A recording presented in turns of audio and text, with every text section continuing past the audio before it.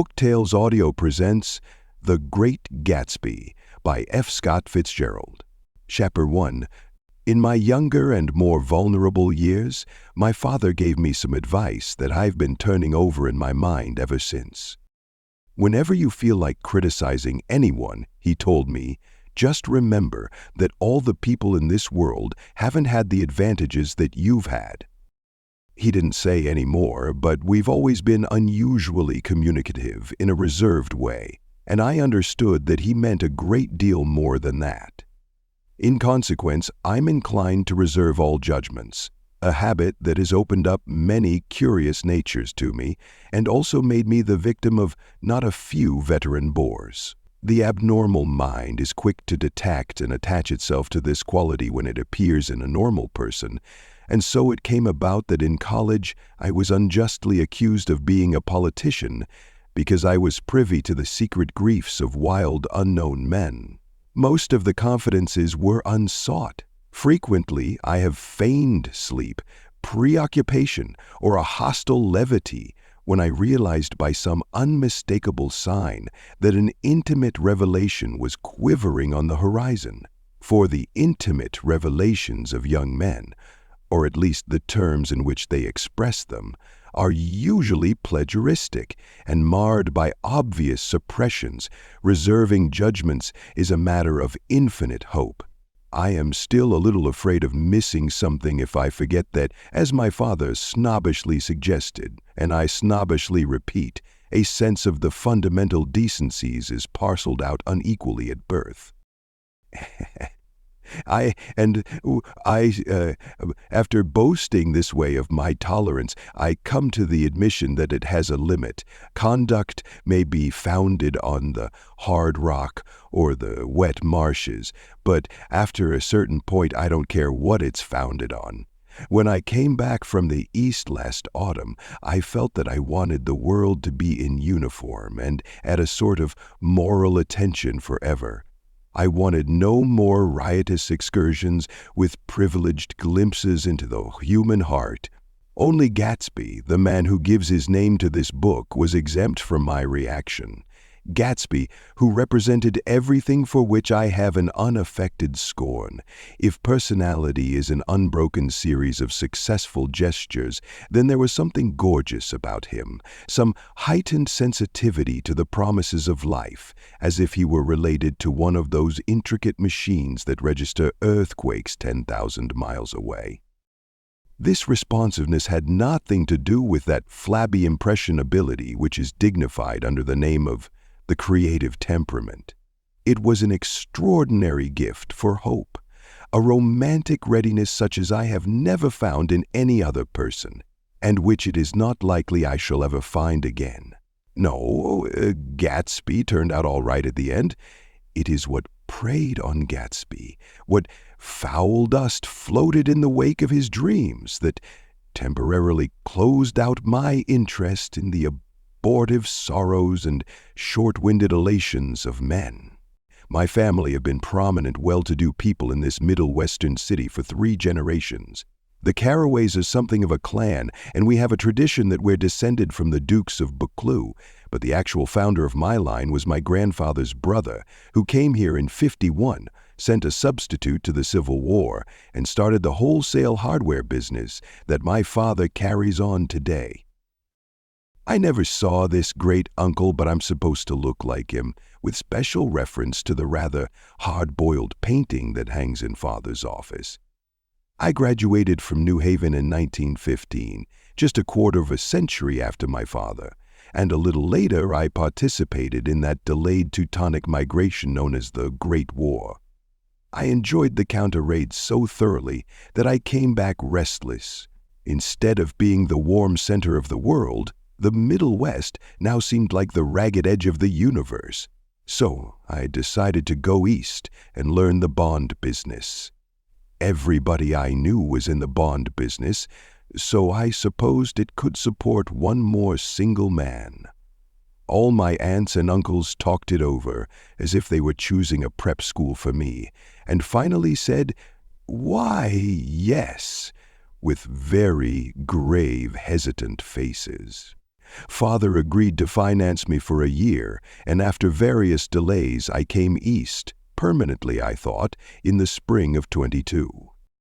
The practical thing was to find rooms in the city, but it was a warm season, and I had just left a country of wide lawns and friendly trees, so when a young man at the office suggested that we take a house together in a commuting town, it sounded like a great idea.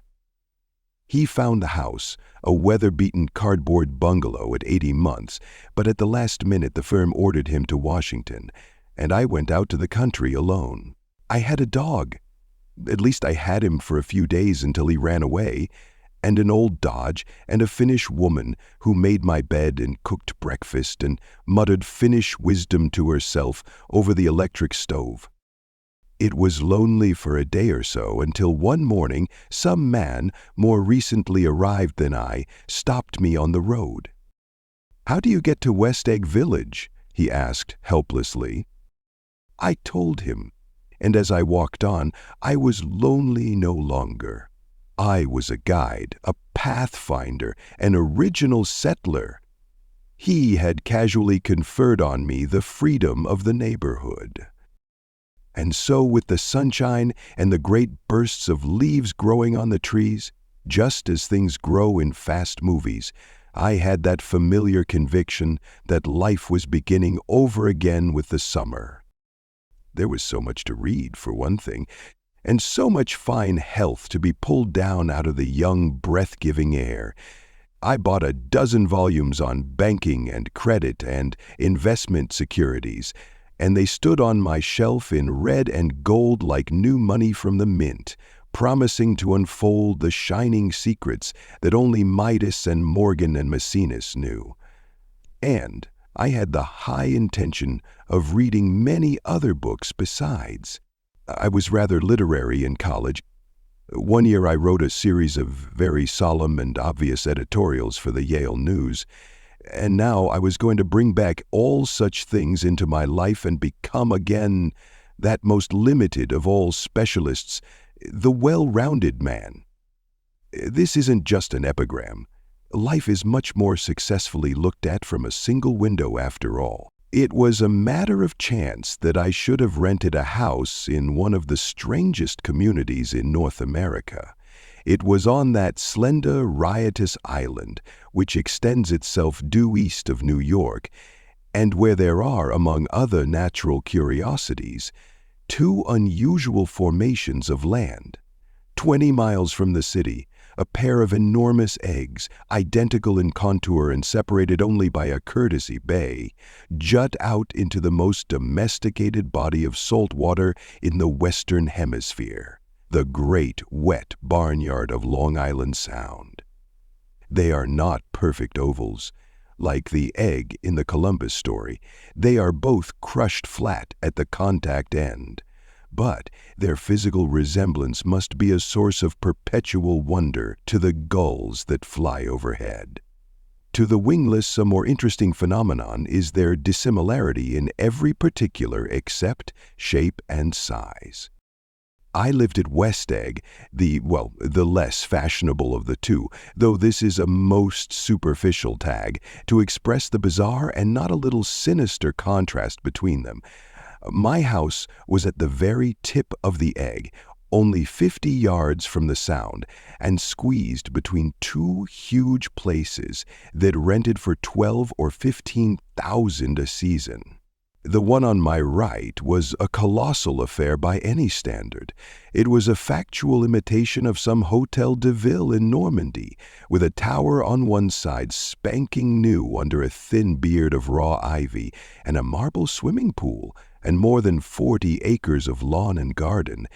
It was Gatsby's mansion.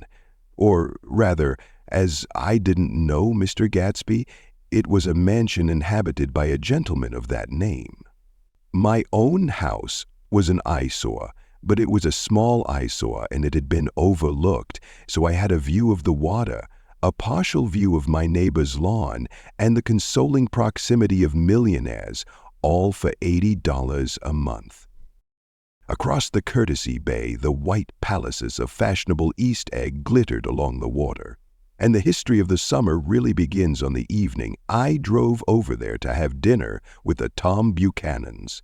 Daisy was my second cousin once removed, and I'd known Tom in college. And just after the war, I spent 2 days with them in Chicago. Her husband, among various physical accomplishments, had been one of the most powerful ends that ever played football at New Haven, a national figure in a way. One of those men who reach such an acute, limited excellence at 21 that everything afterwards savors of anticlimax. His family were enormously wealthy. Even in college, his freedom with money was a matter for reproach. But now, he'd left Chicago and come east in a fashion that rather took your breath away. For instance, he'd brought down a string of polo ponies from Lake Forest. It was hard to realize that a man in my own generation was wealthy enough to do that. Why they came east, I don't know. They had spent a year in France for no particular reason, and then drifted here and there unrestfully wherever people played polo and were rich together. This was a permanent move, said Daisy over the telephone, but I didn't believe it. I had no sight into Daisy's heart, but I felt that Tom would drift on forever, seeking, a little wistfully, for the dramatic turbulence of some irrecoverable football game. And so it happened that on a warm, windy evening, I drove over to East Egg to see 2 old friends whom I scarcely knew at all.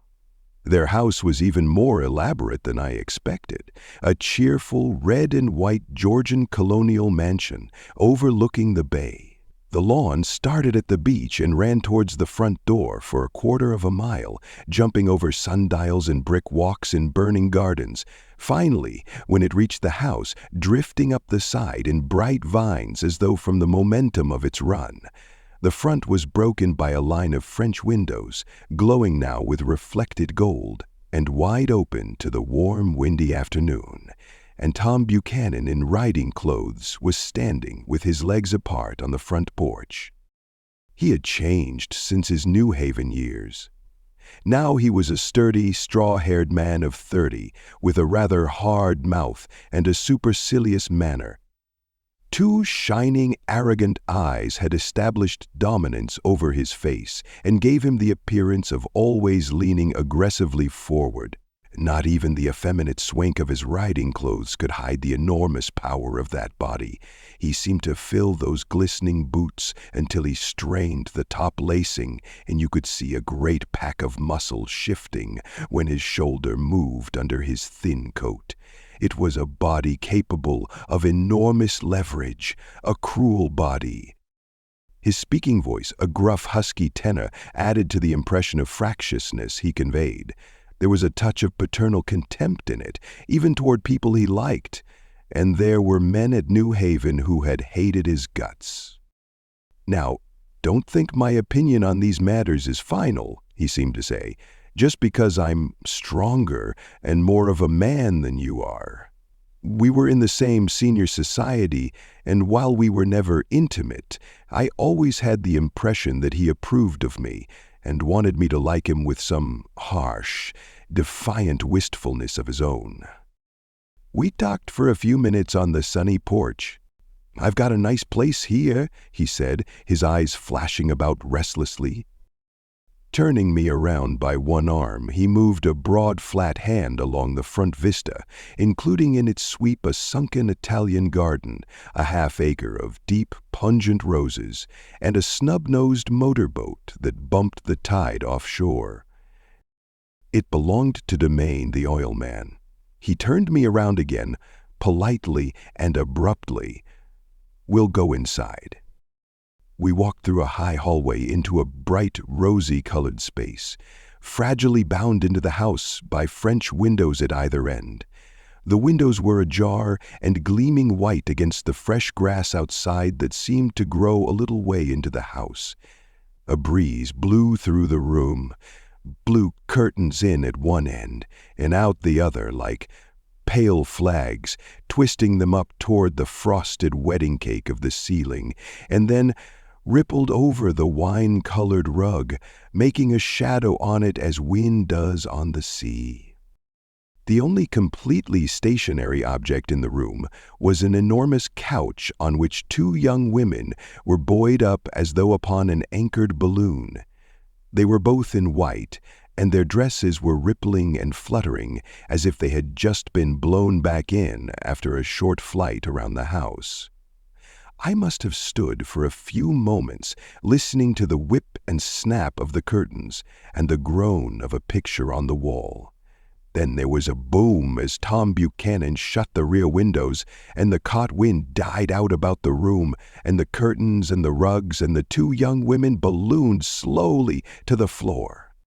The younger of the two was a stranger to me. She was extended full length at her end of the divan, completely motionless, and with her chin raised a little, as if she were balancing something on it which was quite likely to fall.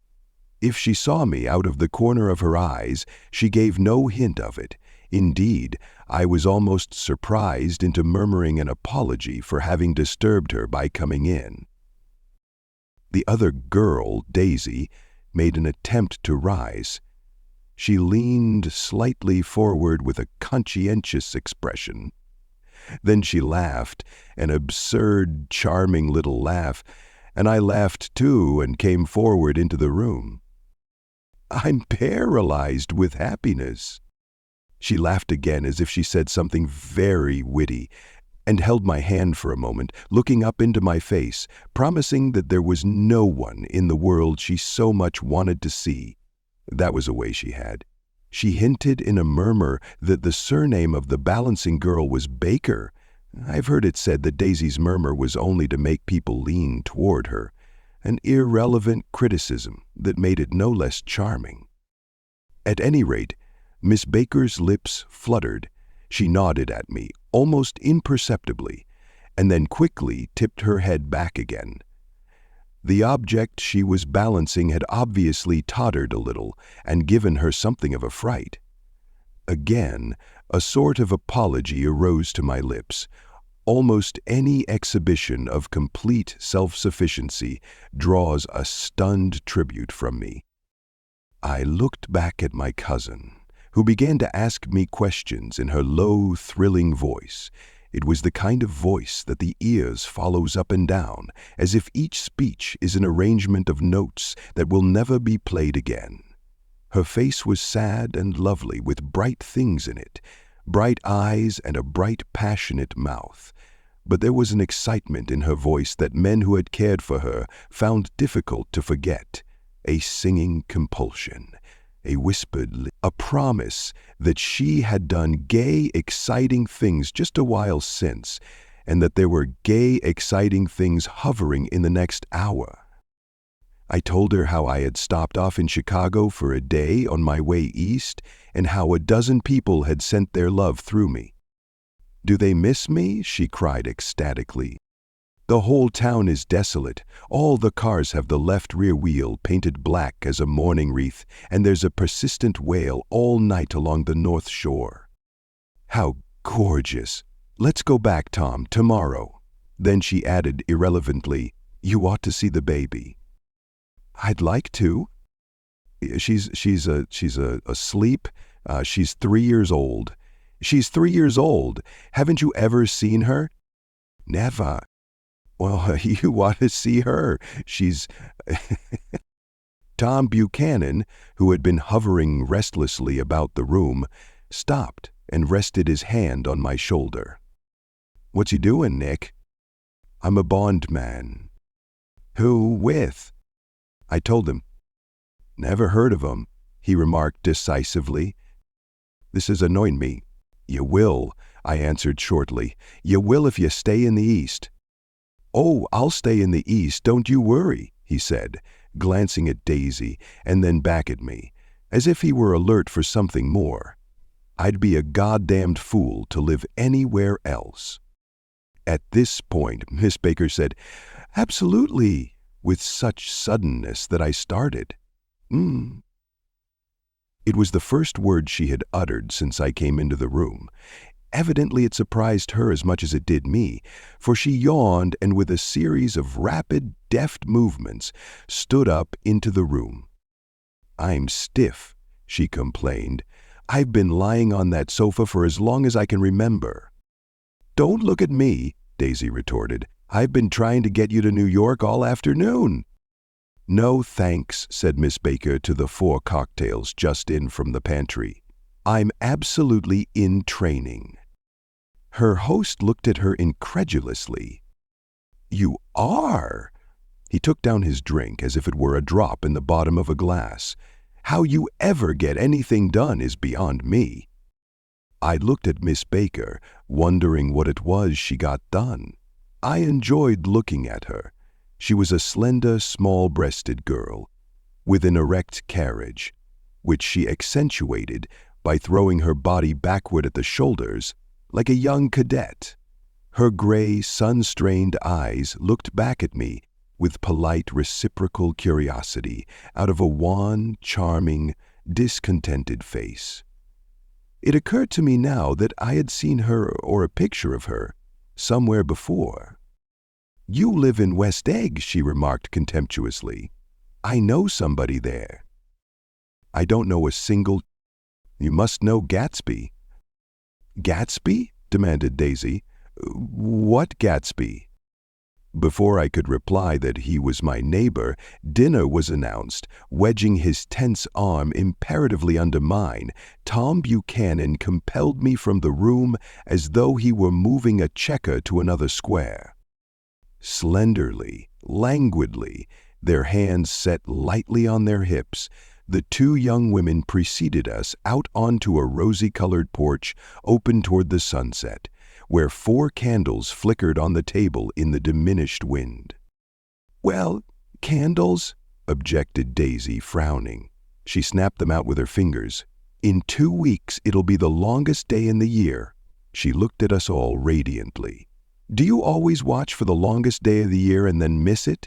I always watch for the longest day in the year and then miss it." "We ought to plan something," yawned Miss Baker, sitting down at the table as if she were getting into bed. "Aye, right," said Daisy. "What'll we plan?" She turned to me helplessly. "What do people plan?" Before I could answer, her eyes fastened with an odd expression on her little finger. "Look," she complained, "I heard it." We all looked. The knuckle was black and blue. "You did it, Tom," she said accusingly. "I know you didn't mean to, but you did do it. That's what I get for marrying a brute of a man, a great, big, hulking, physical specimen of a—" "I hate that word, hulking," objected Tom crossly, "even in kidding." "Hulking," insisted Daisy. Sometimes she and Miss Baker talked at once, unobtrusively and with a bantering inconsequence that was never quite chatter, that was as cool as their white dresses and their impersonal eyes in the absence of all desire. They were here, and they accepted Tom and me, making only a polite, pleasant effort to entertain or to be entertained. They knew that presently dinner would be over, and a little later the evening too would be over and casually put away. It was sharply different from the West, where an evening was hurried from phase to phase towards its close in a continually disappointed anticipation, or else in sheer nervous dread of the moment itself. "You make me feel uncivilized, Daisy," I confessed on my second glass of corky but rather impressive claret. "Can't you talk about crops or something?" I meant nothing in particular by this remark, but it was taken up in an unexpected way. "Civilization's going to pieces," broke out Tom violently. "I've gotten to be a terrible pessimist about things. Have you read The Rise of the Colored Empires by this man Goddard?" "Well, no," I answered, rather surprised by his tone. "Well, it's a fine book, and everybody ought to read it. The idea is if we don't look out, the white race will be utterly submerged. It's all scientific stuff. It's been proved." "Tom's getting very profound," said Daisy, with an expression of unthoughtful sadness. "He reads deep books with long words in them. What was that word Well, these books are all scientific, insisted Tom, glancing at her impatiently. This fellow has worked out the whole thing. It's up to us, who are the dominant race, to watch out, or these other races will have control of things. We've got to beat them down, whispered Daisy, winking ferociously toward the fervent sun. You ought to live in California, began Miss Baker, but Tom interrupted her by shifting heavily in his chair. This idea is that we're Nordics. I am, and you are, and...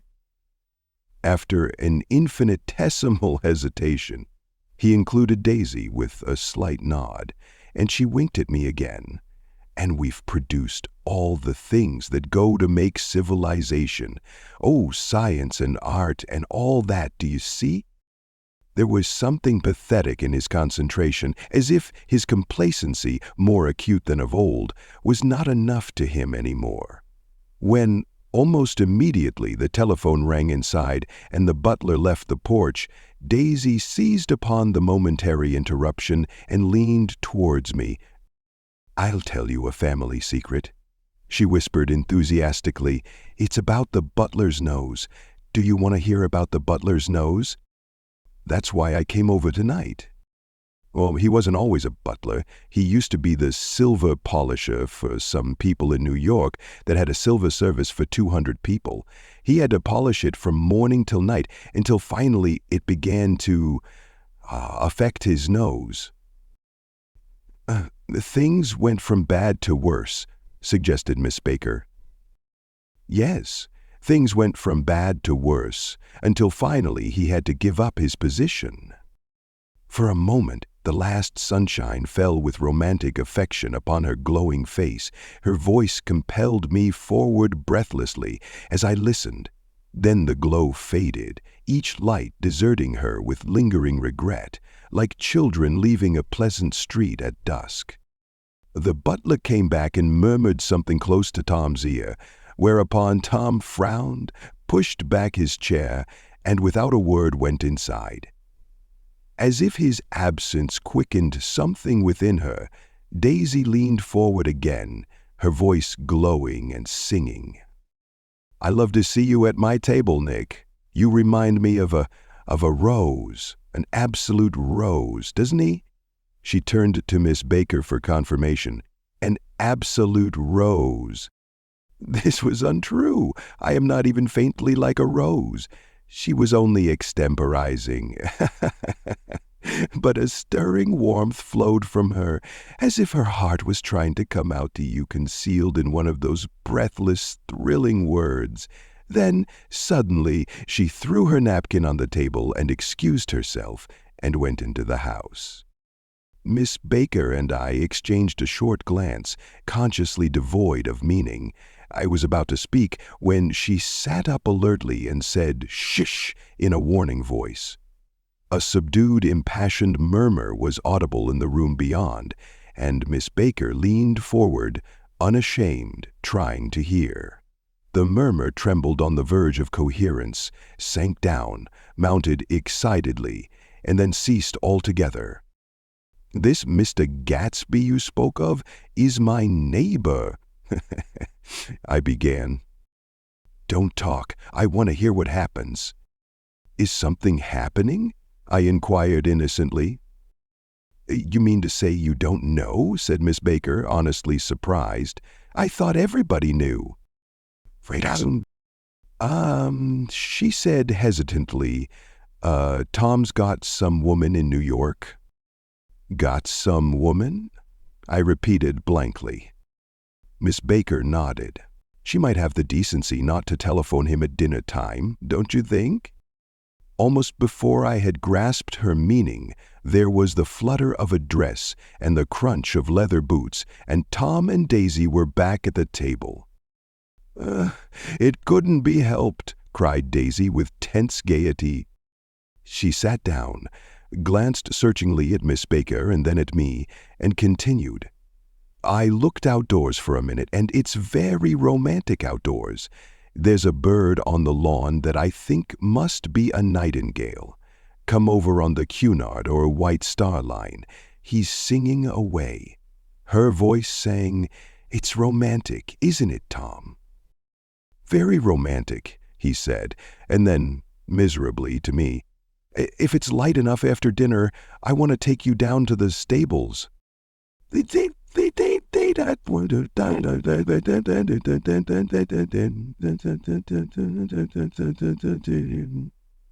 telephone rang inside, startlingly, and as Daisy shook her head decisively at Tom, the subject of the stable, at everyone, and yet, to avoid all eyes, I couldn't guess what Daisy and Tom were thinking, but I doubt if even Miss Baker, who seemed to have mastered a certain hearty skepticism, was able utterly to put this fifth guest's shrill metallic urgency out of mind. To a certain temperament, the situation might have seemed intriguing. My own instinct was to telephone immediately for the police. The horses, needless to say, were not mentioned again. Tom and Miss Baker, with several feet of twilight between them, strolled back into the library as if to a vigil beside a perfectly tangible body, while, trying to look pleasantly interested and a little deaf, I followed Daisy around a chain of connecting verandas to the porch in front. In its deep gloom, we sat down side by side on a wicker settee. Daisy took her face in her hands as if feeling its lovely shape, and her eyes moved gradually out into the velvet dusk. I saw that turbulent emotions possessed her, so I asked what I thought would be some sedative questions about her little girl. "We don't know each other very well, Nick," she said suddenly. "Even if we are cousins, you didn't come to my wedding." "I wasn't back from the war." "That's true." She hesitated.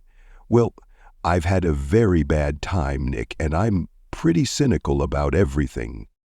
Evidently she had reason to be. I waited, but she didn't say any more, and after a moment I returned rather feebly to the subject of her daughter. "I suppose she talks and eats and everything." "Oh, yes. She looked at me absently. "Listen, Nick, let me tell you what I said when she was born. Would you like to hear?" "Very much. It'll show you how I've gotten a feel about things." Well, she was less than an hour old, and Tom was God knows where. I woke up out of the ether with an utterly abandoned feeling, and asked the nurse right away if it was a boy or a girl. She told me it was a girl, and so I turned my head away and wept. "All right," I said, "I'm glad it's a girl, and I hope she'll be a fool. That's the best thing a girl can be in this world, a beautiful little fool." "You see, I think everything's terrible anyhow," she went on in a convinced way. "Everybody thinks so, the most advanced people. And I know. I've been everywhere and seen everything and done everything." Her eyes flashed around her in a defiant way, rather like Tom's, and she laughed with thrilling scorn. "Ha, sophisticated. God, I'm sophisticated." The instant her voice broke off, ceasing to compel my attention, my belief, I felt the basic insincerity of what she had said. It made me uneasy, as though the whole evening had been a trick of some sort to exact a contributory emotion from me. I waited, and sure enough, in a moment, she looked at me with an absolute smirk on her lovely face, as if she had asserted her membership in a rather distinguished secret society to which she and Tom belonged. Inside, the crimson room bloomed with light. Tom and Miss Baker sat at either end of the long couch, and she read aloud to him from the Saturday Evening Post, the words, murmurous and uninflected, running together in a soothing tune. The lamplight, bright on his boots and dull on the autumn leaf yellow of her hair, glinted along the page with a flutter of slender muscles in her arms. When we came in, she held us silent for a moment with a lifted hand. "To be continued," she said, tossing the magazine on the table, "in our very next issue." Her body asserted itself with a restless movement of her knee, and she stood up. 10 o'clock, she remarked, apparently finding the time on the ceiling. Time for this good girl to go to bed. Jordan's going to play in the tournament tomorrow, explained Daisy, over at Westchester. Jordan Baker. I knew now why her face was familiar. Its pleasing, contemptuous expression had looked out at me from many rotogravure pictures of the sporting life at Asheville and Hot Springs and Palm Beach. I had heard some story of her, too, a critical, unpleasant story, but what it was I had forgotten long ago. Good night, she said softly. Wake me at 8, won't you? If you'll get up. I will. Good night, Mr. Carraway. See you anon. Of course you will, confirmed Daisy. In fact, I think I'll arrange a marriage. Come over often, Nick, and I'll sort of, fling you together. Lock you up accidentally in linen closets and push you out to sea in a boat and all that sort of thing. Good night, called Miss Baker from the stairs. I haven't heard a word. She's a nice girl, said Tom after a moment. They oughtn't to let her run around the country this way. Who oughtn't to? Inquired Daisy coldly. Her family. Her family is one and about 1,000 years old. Besides, Nick's going to look after her, aren't you, Nick? She's going to spend lots of weekends out here this summer. I think the home influence will be very good for her. Daisy and Tom looked at each other for a moment in silence. Is she from New York? I asked quickly. From Louisville. Our white girlhood was passed together there, our beautiful white... Did you give Nick a little heart-to-heart talk on the veranda? Demanded Tom suddenly. Did I? She looked at me. I can't seem to remember, but I think we talked about the Nordic race. Yes, I'm sure we did. It sort of crept up on us, and first thing you know... Don't believe everything you hear, Nick, he advised me. I said lightly that I had heard nothing at all, and a few minutes later I got up to go home. They came to the door with me and stood side by side in a cheerful square of light. As I started my motor, Daisy peremptorily called, "Wait! I forgot to ask you something, and it's important. We heard you were engaged to a girl out west."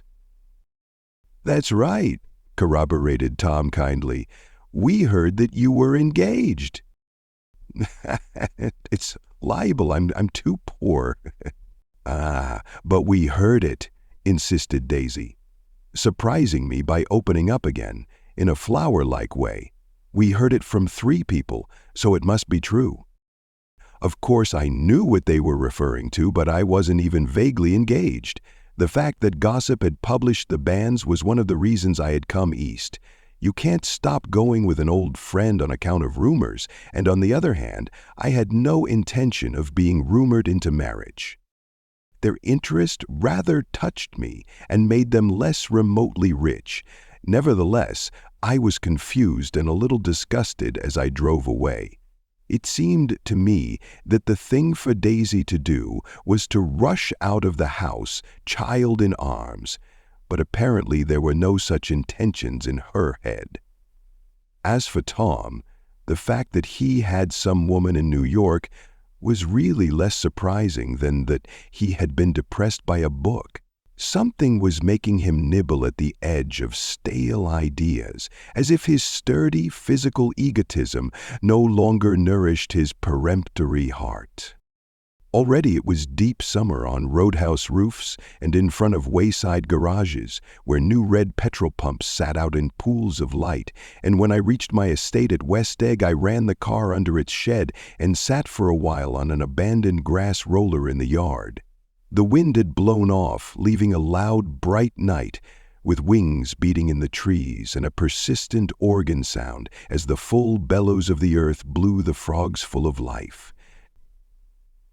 The silhouette of a moving cat wavered across the moonlight, and, turning my head to watch it, I saw that I was not alone. 50 feet away, a figure had emerged from the shadow of my neighbor's mansion and was standing with his hands in his pockets regarding the silver pepper of the stars. Something in his leisurely movements and the secure position of his feet upon the lawn suggested that it was Mr. Gatsby himself come out to determine what share was his of our local heavens. I decided to call to him. Miss Baker had mentioned him at dinner, and that would do for an introduction. But I didn't call to him, for he gave a sudden intimation that he was content to be alone. He stretched out his arms toward the dark water in a curious way, and, far as I was from him, I could have sworn he was trembling. Involuntarily I glanced seaward and distinguished nothing except a single green light, minute and far away, that might have been the end of a dock. When I looked once more for Gatsby, he had vanished, and I was alone again in the unquiet darkness. Chapter 2. About halfway between West Egg and New York, the motor road hastily joins the railroad and runs beside it for a quarter of a mile, so as to shrink away from a certain desolate area of land. This is a valley of ashes, a fantastic farm where ashes grow like wheat into ridges and hills and grotesque gardens, where ashes take the forms of houses and chimneys and rising smoke and, finally, with a transcendent effort, of ash-gray men who move dimly and rob their raising crumbling through the powdery air.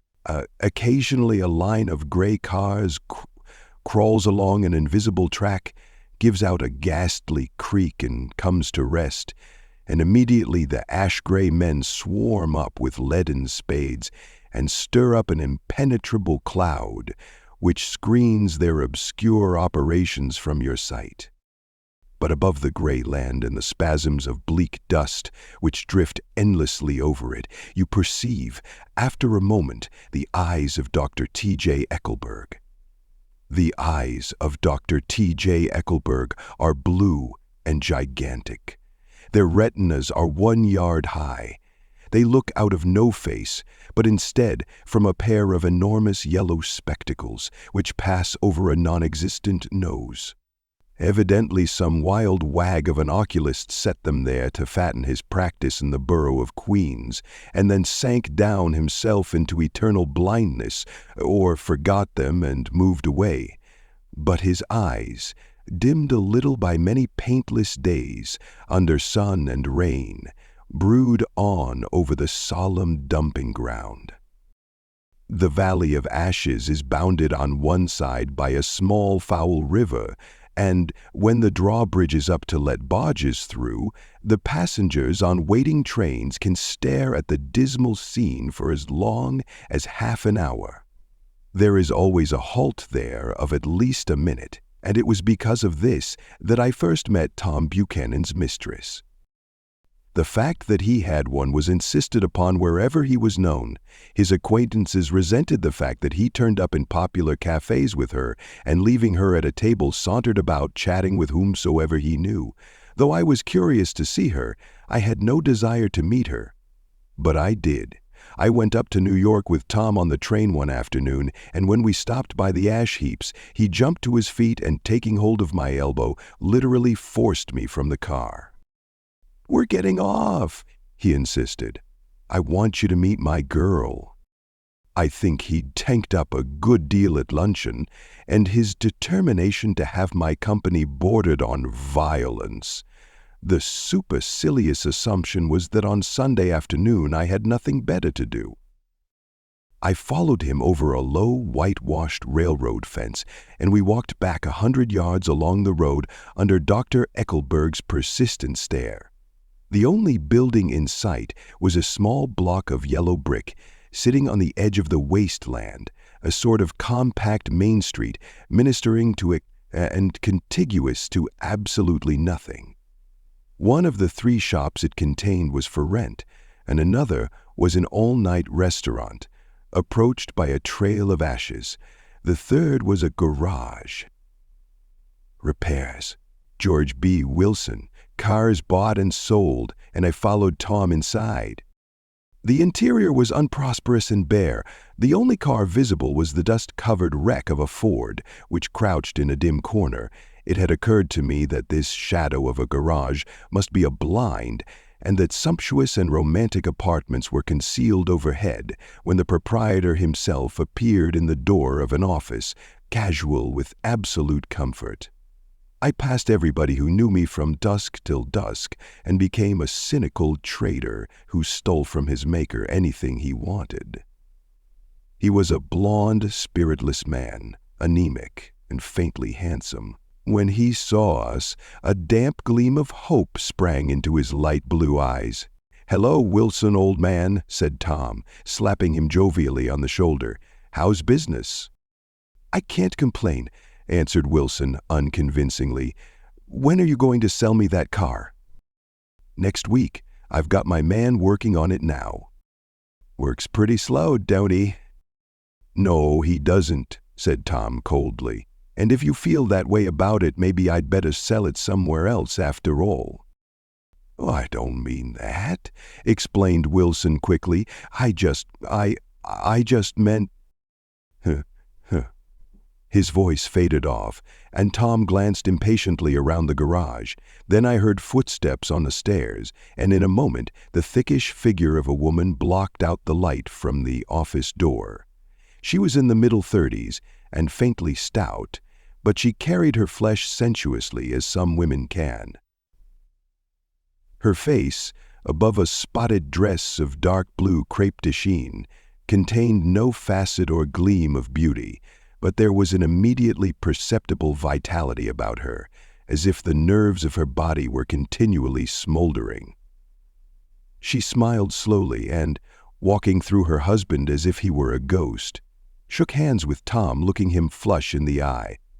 Then she wet her lips and, without turning around, spoke to her husband in a soft, coarse voice.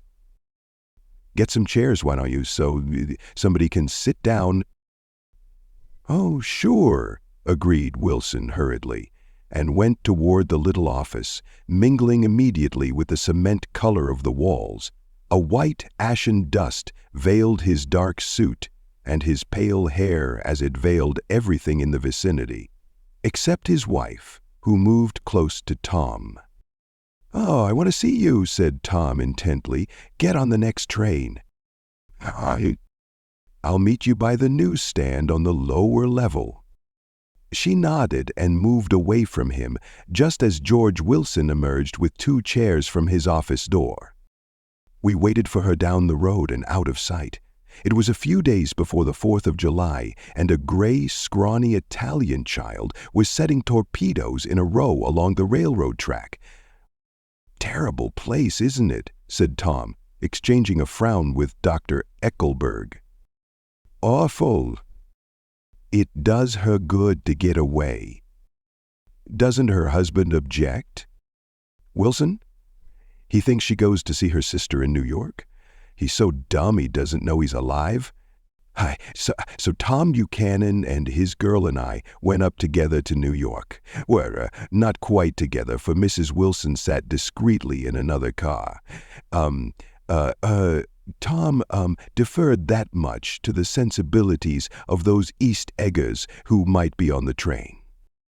She had changed her dress to a brown-figured muslin, which stretched tight over her rather wide hips, as Tom helped her to the platform in New York.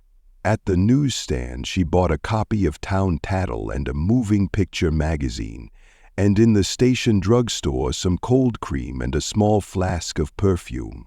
Upstairs, in the solemn, echoing drive, she let 4 taxicabs drive away before she selected a new one, lavender-colored, with gray upholstery, and in this we slid out from the mass of the station into the glowing sunshine. But immediately she turned sharply from the window and, leaning forward, tapped on the front glass. "I want to get one of those dogs," she said earnestly. "I want to get one for the apartment. They're nice to have. A dog." We backed up to a gray old man who bore an absurd resemblance to John D. Rockefeller. In a basket swung from his neck cowered a dozen very recent puppies of an indeterminate breed. "What kind are they?" asked Mrs. Wilson eagerly as he came to the taxi window. "All kinds. What kind do you want, lady?" I'd like to get one of those police dogs. I don't suppose you got that kind?" The man peered doubtfully into the basket plunged in his hand and drew one up, wriggling, by the back of the neck. "That's no police dog," said Tom. "No, it's not exactly a police dog," said the man with disappointment in his voice. "It's more of an Airedale." He passed his hand over the brown wash rag of a back. "Look at that coat." "Some coat? That's a dog that'll never bother you with catching cold." "I think it's cute," said Mrs. Wilson enthusiastically. "How much is it?" The Airedale. Undoubtedly there was an Airedale concerned in it somewhere, though its feet were startlingly white, changed hands, and settled down into Mrs. Wilson's lap, where she fondled the weatherproof coat with rapture. "Is it a boy or a girl?" she asked delicately. That dog's a boy." "It's a bitch," said Tom decisively. "Here's your money. Go and buy 10 more dogs with it." We drove over to Fifth Avenue, warm and soft, almost pastoral on a summer Sunday afternoon. I wouldn't have been surprised to see a great flock of white sheep turn the corner. "Hold on," I said. I have to leave you here." "No, you don't," interposed Tom quickly.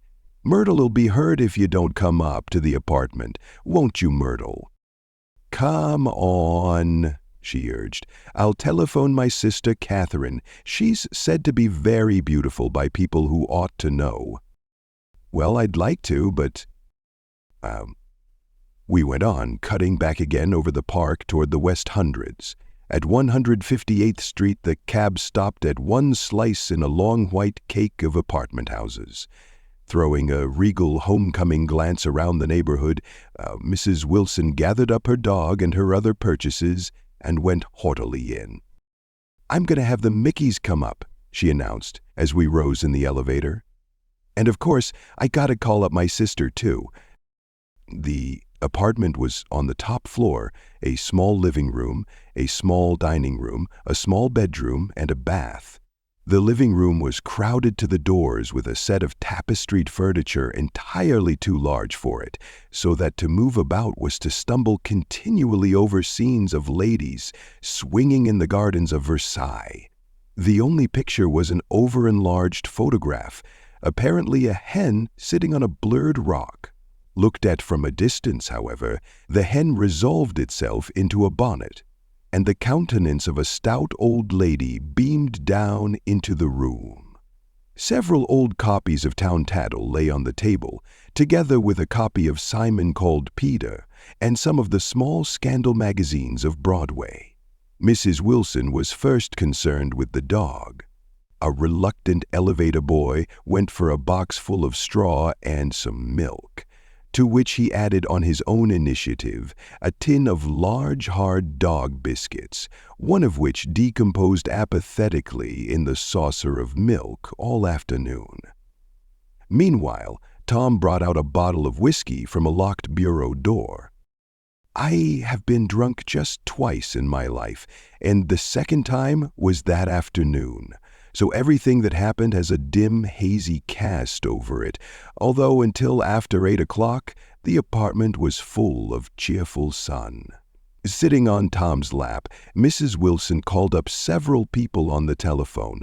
Then there were no cigarettes, and I went out to buy some at the drugstore on the corner.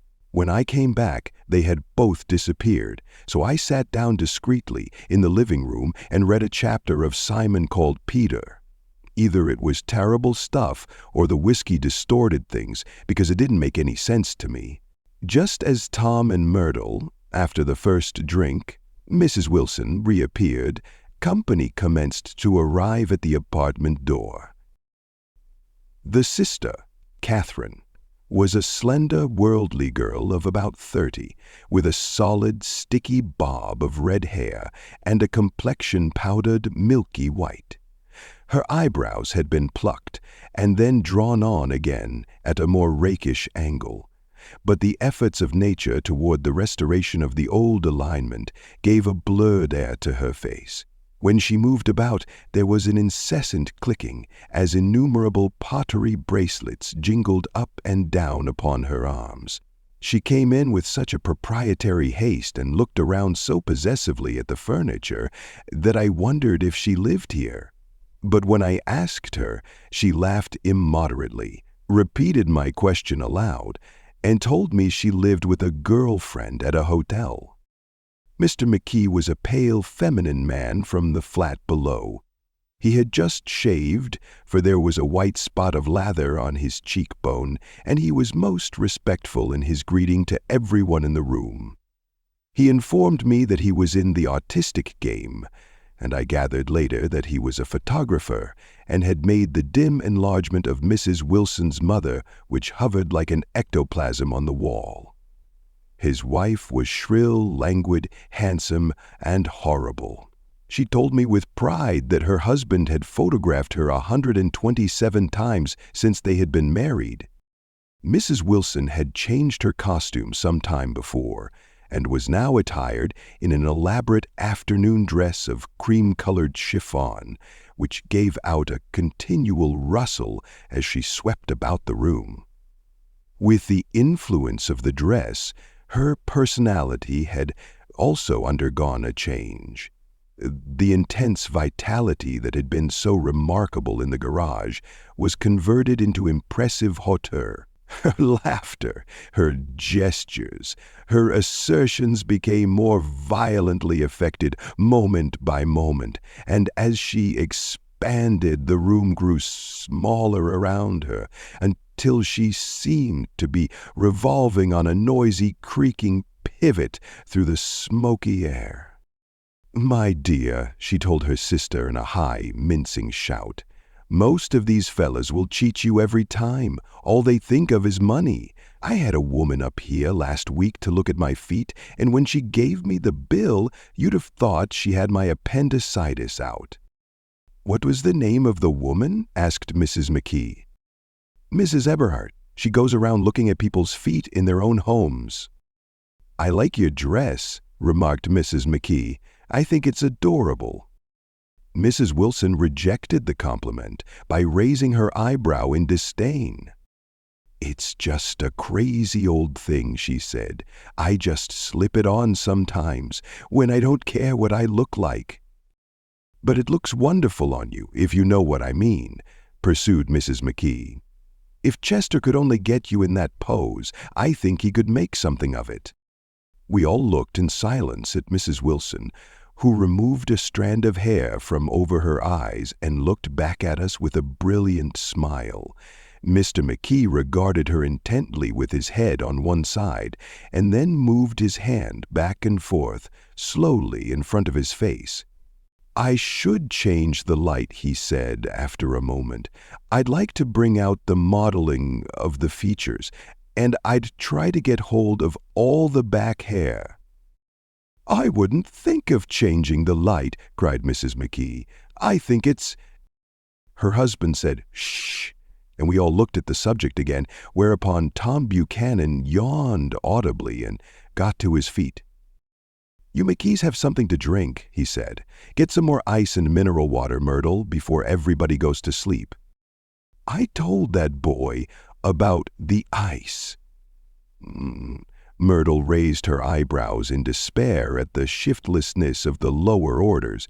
"These people, you have to keep after them all the time." She looked at me and laughed pointlessly.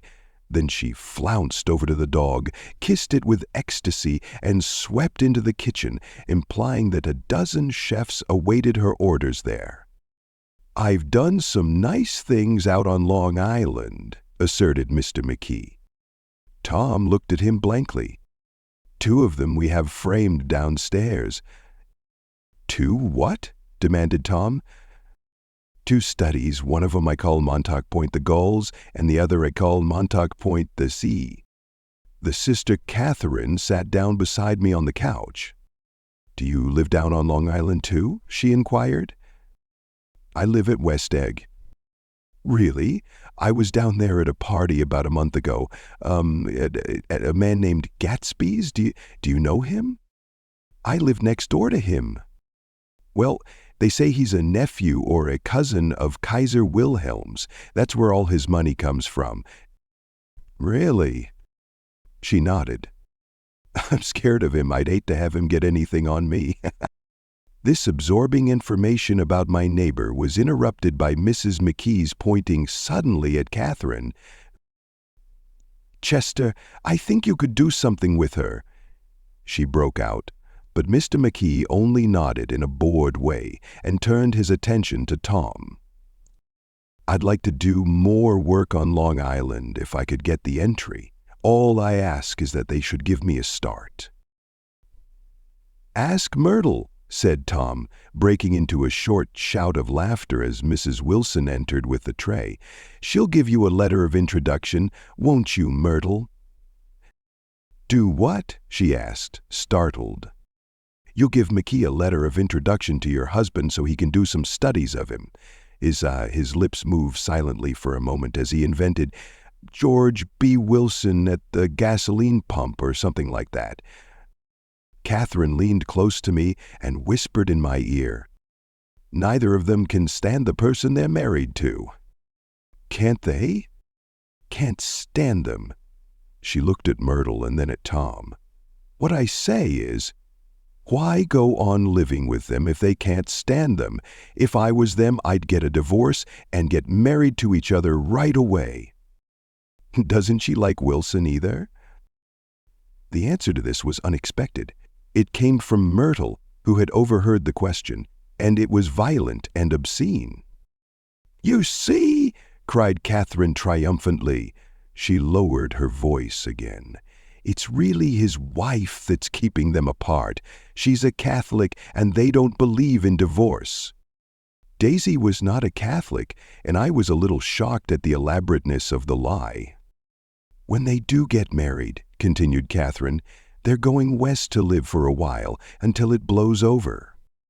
It'd be more discreet to go to Europe. Oh, do you like Europe? She exclaimed surprisingly.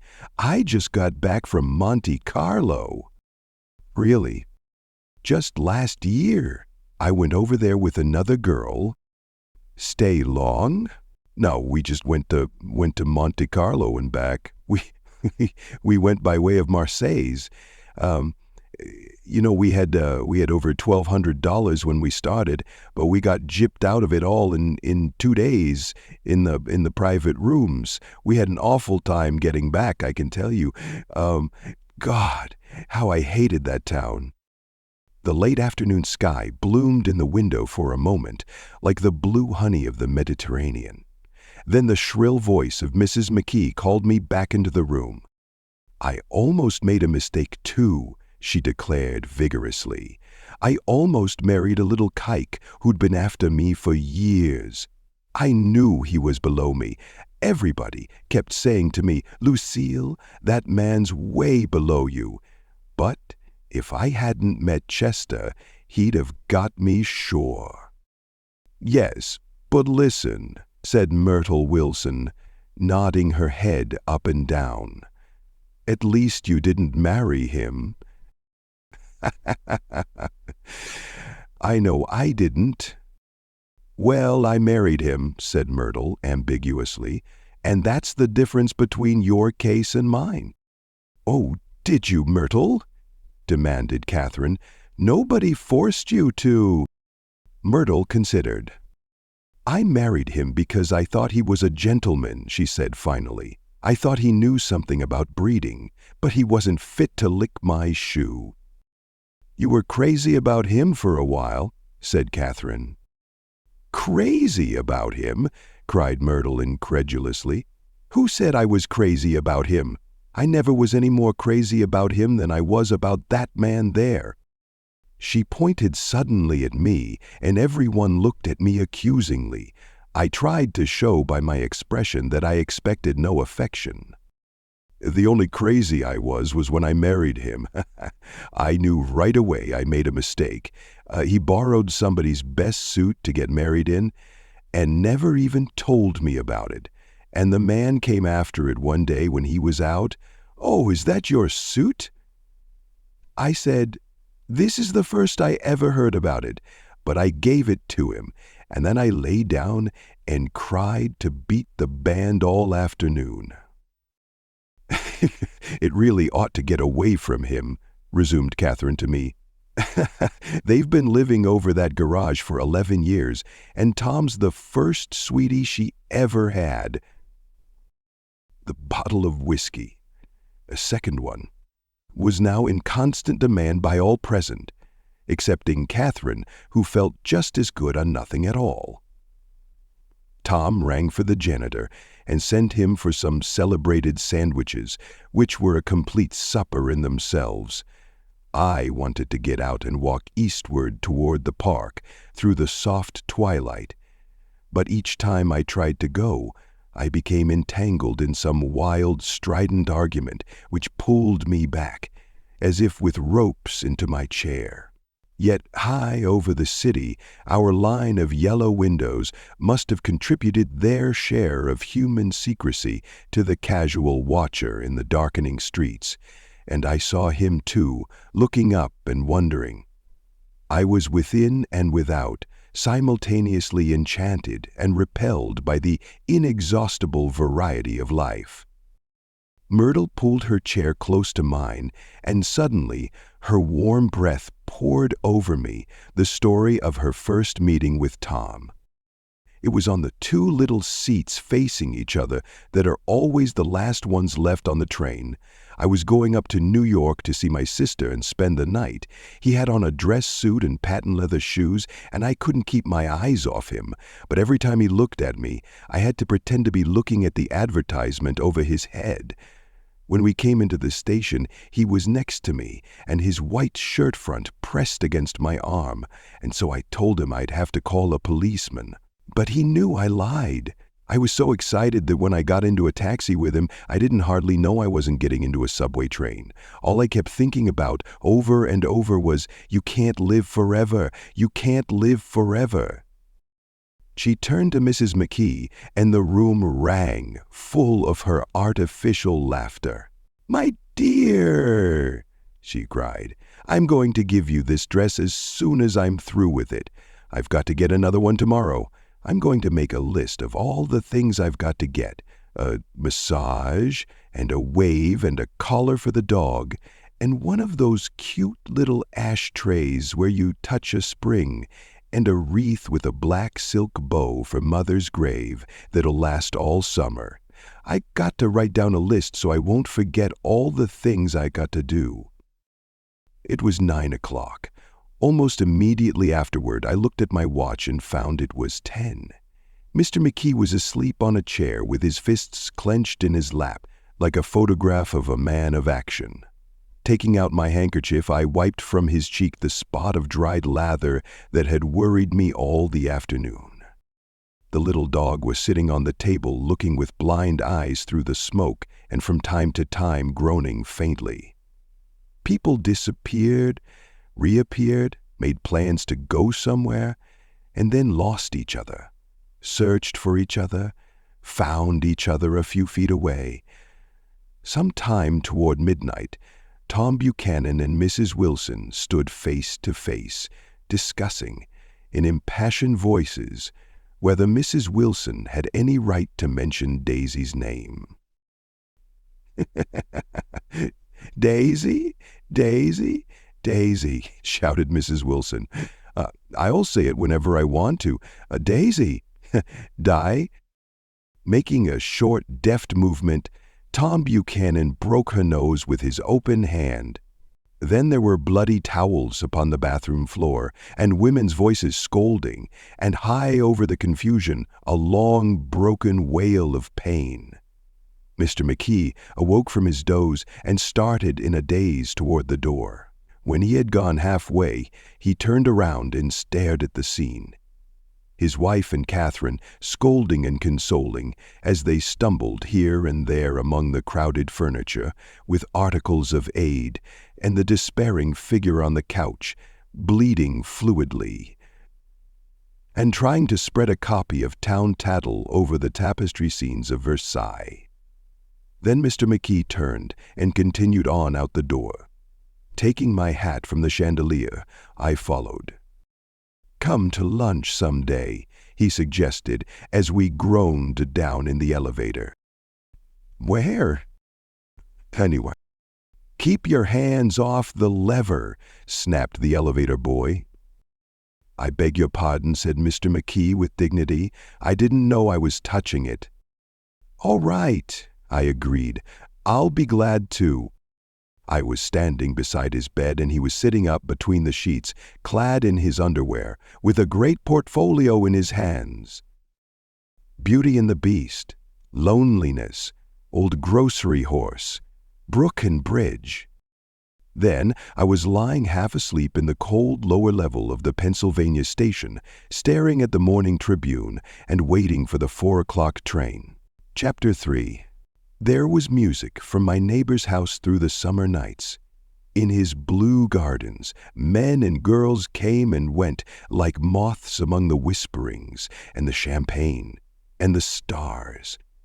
At high tide in the afternoon, I watched his guests diving from the tower of his raft or taking the sun on the hot sand of his beach, while his 2 motorboats slit the waters of the Sound, drawing aquaplanes over cataracts of foam. On weekends, his Rolls-Royce became an omnibus bearing parties to and from the city between 9 in the morning and long past midnight, while his station wagon scampered like a brisk yellow bug to meet all trains. And on Mondays, 8 servants, including an extra gardener, toiled all day with mops and scrubbing brushes and hammers and garden shears, repairing the ravages of the night before. Every Friday, 5 crates of oranges and lemons arrived from a fruiterer in New York. Every Monday, these same oranges and lemons left his back door in a pyramid of pulpless halves. There was a machine in the kitchen which could extract the juice of 200 oranges in half an hour if a little button was pressed 200 times by a butler's thumb. At least once a fortnight, a corps of caterers came down with several hundred feet of canvas and enough colored lights to make a Christmas tree of Gatsby's enormous garden. On buffet tables, garnished with glistening hors d'oeuvre, spiced baked hams, crowded against salads of harlequin designs, and pastry, pigs and turkeys, bewitched to a dark gold. In the main hall, a bar with a real brass rail was set up, and stocked with gins and liquors, and with cordials so long forgotten that most of his female guests were too young to know one from another. By 7 o'clock, the orchestra has arrived, no thin 5-piece affair, but a whole pit full of oboes and trombones and saxophones and viols and cornets and piccolos and low and high drums, and the last swimmers have come in from the beach now and are dressing upstairs. The last swimmers have come in from the beach now and are dressing upstairs. By 7 o'clock, the orchestra has arrived by deep in the drive, and already the halls and saloons and verandas are gaudy with primary colors and hair bobs in strange new ways, and shawls beyond the dreams of Castile. The bar is in full swing, and floating rounds of cocktails permeate the garden outside until the air is alive with chatter and laughter, and casual innuendo and introductions forgotten on the spot, and enthusiastic meetings between women who never knew each other's names. The lights grow brighter as the earth lurches away from the sun, and now the orchestra is playing yellow cocktail music, and the opera of voices pitches a key higher. Laughter is easier minute by minute, spilled with prodigality, tipped out at a cheerful word. The groups change more swiftly, swell with new arrivals, dissolve and form in the same breath.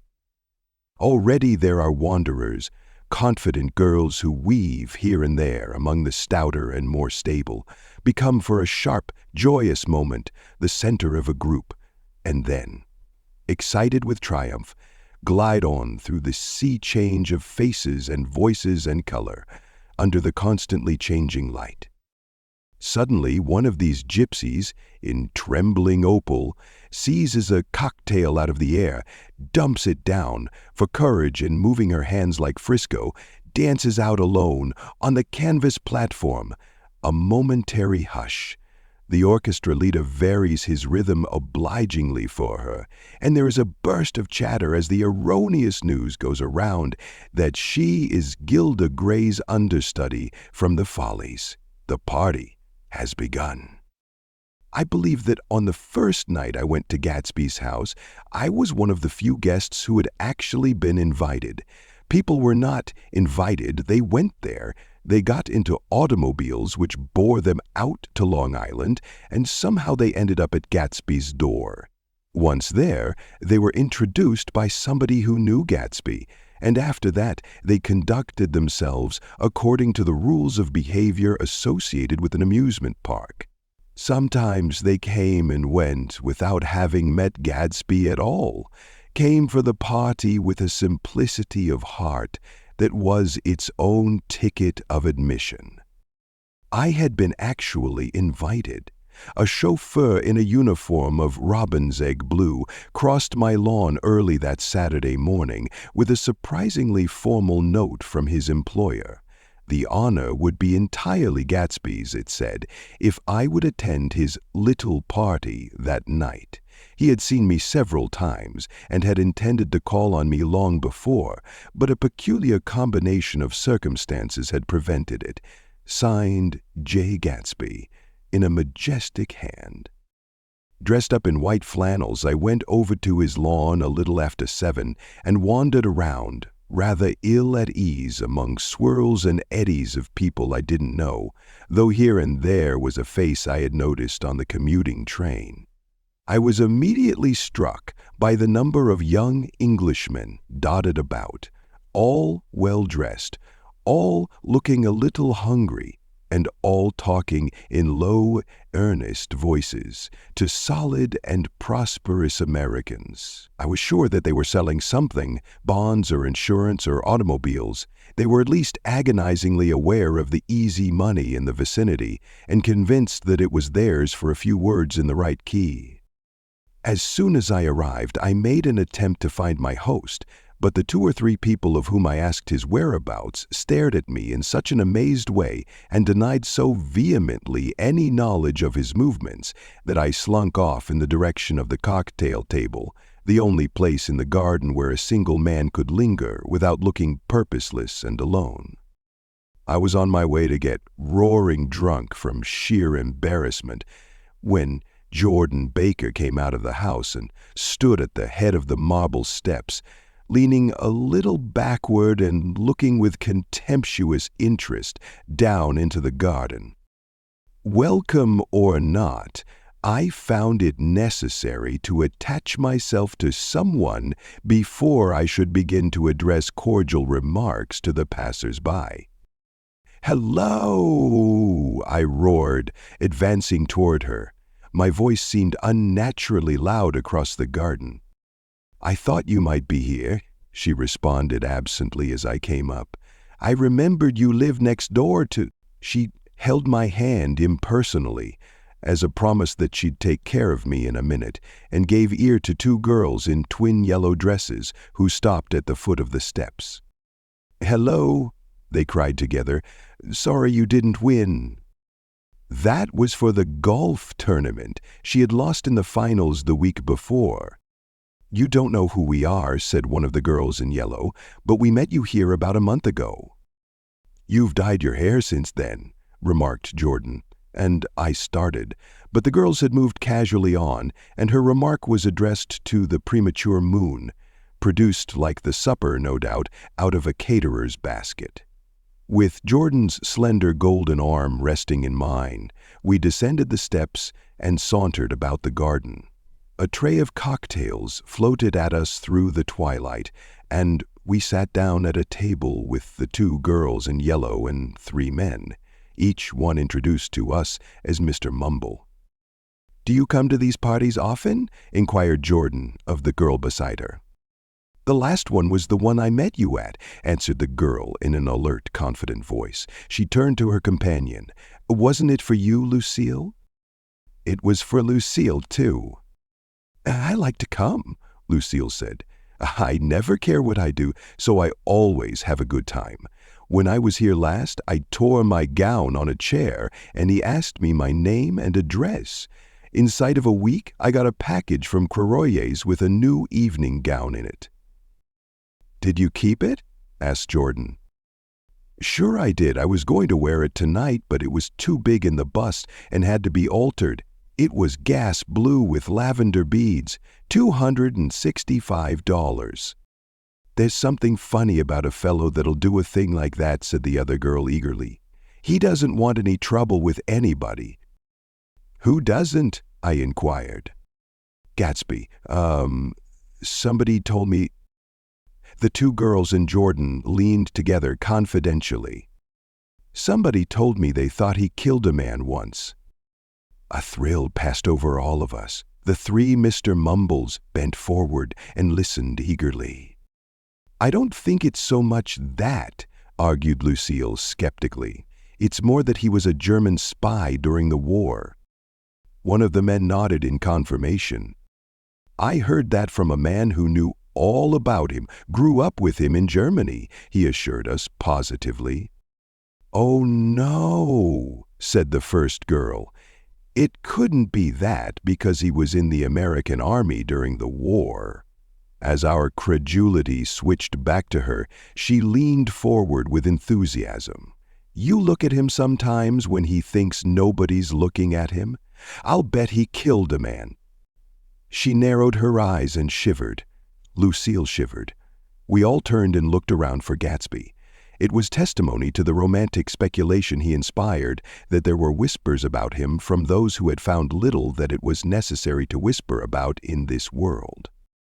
The first supper, there would be another one after midnight, was now being served, and Jordan invited me to join her own party, who were spread around a table on the other side of the garden.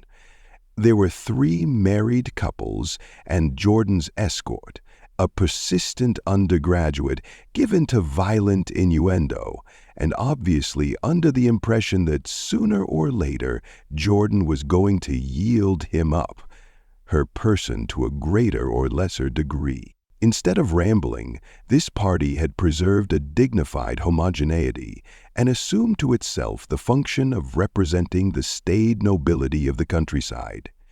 East Egg condescending to West Egg and carefully on guard against its spectroscopic gaiety. Let's get out, whispered Jordan after a somehow wasteful and inappropriate half-hour. This is much too polite for me. We got up, and she explained that we were going to find the host. I had never met him, she said, and it was making me uneasy. The undergraduate nodded in a cynical, melancholy way. The bar, where we glanced first, was crowded, but Gatsby was not there. She couldn't find him from the top of the steps, and he wasn't on the veranda. On a chance, we tried an important-looking door and walked into a high Gothic library paneled with carved English oak and probably transported complete from some ruin overseas. A stout, middle-aged man with enormous owl-eyed spectacles was sitting somewhat drunk on the edge of a great table, staring with unsteady concentration at the shelves of books. As we entered, he wheeled excitedly around and examined Jordan from head to foot. "What do you think?" he demanded impetuously. "About what?" He waved his hand toward the bookshelves. "About that. As a matter of fact, you needn't bother to ascertain. I ascertained. They're real." "It's the books?" He nodded. "Absolutely real. How pages and everything. I thought they'd be a nice durable cardboard. Matter of fact, they're absolutely real. Pages and, here, let me show you." Taking our skepticism for granted, he rushed to the bookcases and returned with Volume 1 of the Stoddard Lectures. "See," he cried triumphantly. "It's a bona fide piece of printed matter. It fooled me. This fella's a regular Belasco. It's a triumph. What thoroughness, what realism. Knew when to stop, too. Didn't cut the pages. But what do you want? What do you expect?" He snatched the book from me and replaced it hastily on its shelf, muttering that if one brick was removed, the whole library was liable to collapse. "Who brought you?" he demanded. "Or did you just come? I was brought. Most people were brought." Jordan looked at him alertly, cheerfully, without answering. "I was brought by a woman named Roosevelt," he continued. "Mrs. Claude Roosevelt. Do you know her? I met her somewhere last night. I've been drunk for about a week now, and I thought it might sober me up to sit in a library." "A little bit, I think. I can't tell yet. I've only been here an hour. Did I tell you about the books? They're real. You told us." We shook hands with him gravely and went back outdoors. There was dancing now on the canvas in the garden, old men pushing young girls backward in eternal graceless circles, superior couples holding each other tortuously, fashionably, and keeping in the corners, and a great number of single girls dancing individually or relieving the orchestra for a moment of the burden of the banjo or the traps. By midnight, the hilarity had increased. A celebrated tenor had sung in Italian, and a notorious contralto had sung in jazz, and between the numbers, people were doing stunts all over the garden, while happy, vacuous bursts of laughter rose toward the summer sky.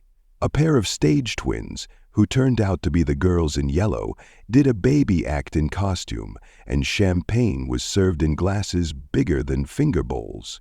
The moon had risen higher, and floating in the sound was a triangle of silver scales, trembling a little to the stiff, tinny drip of the banjos on the lawn. I was still with Jordan Baker. We were sitting at a table with a man of about my age and a rowdy little girl who gave way upon the slightest provocation to uncontrollable laughter. I was enjoying myself now. I had taken 2 finger bowls of champagne, and the scene had changed before my eyes into something significant, elemental, and profound. At a lull in the entertainment, the man looked at me and smiled. "Your face is familiar," he said politely. "Weren't you in the 1st Division during the war?"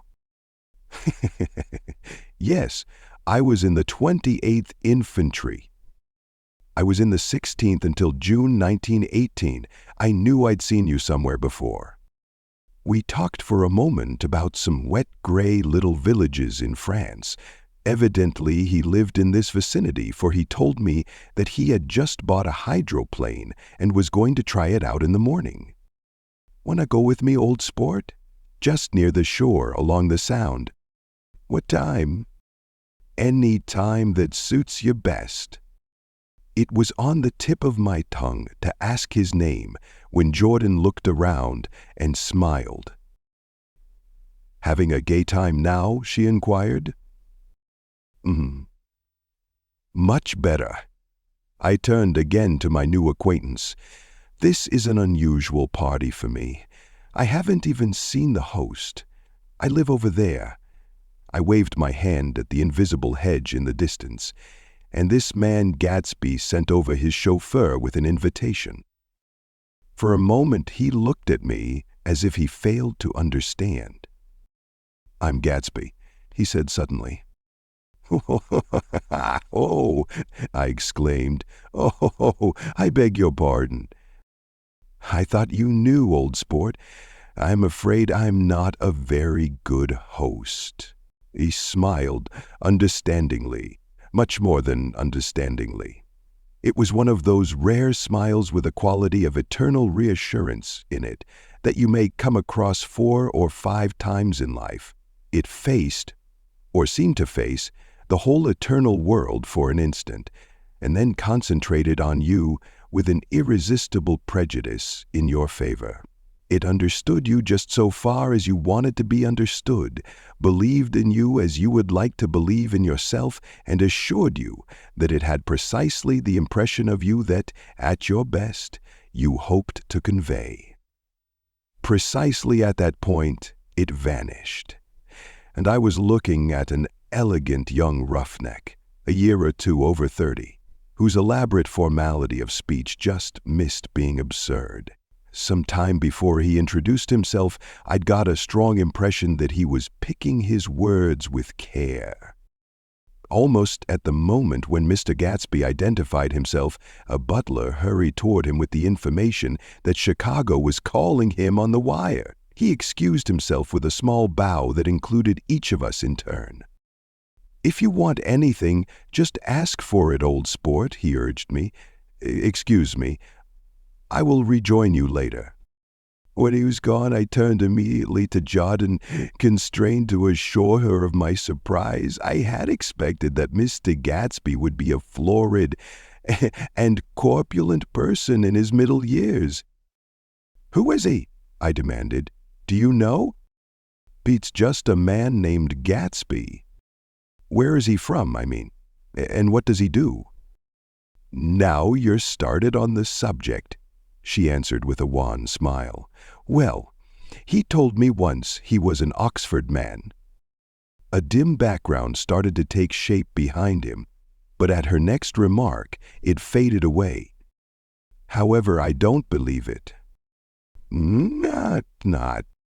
"I don't know," she insisted.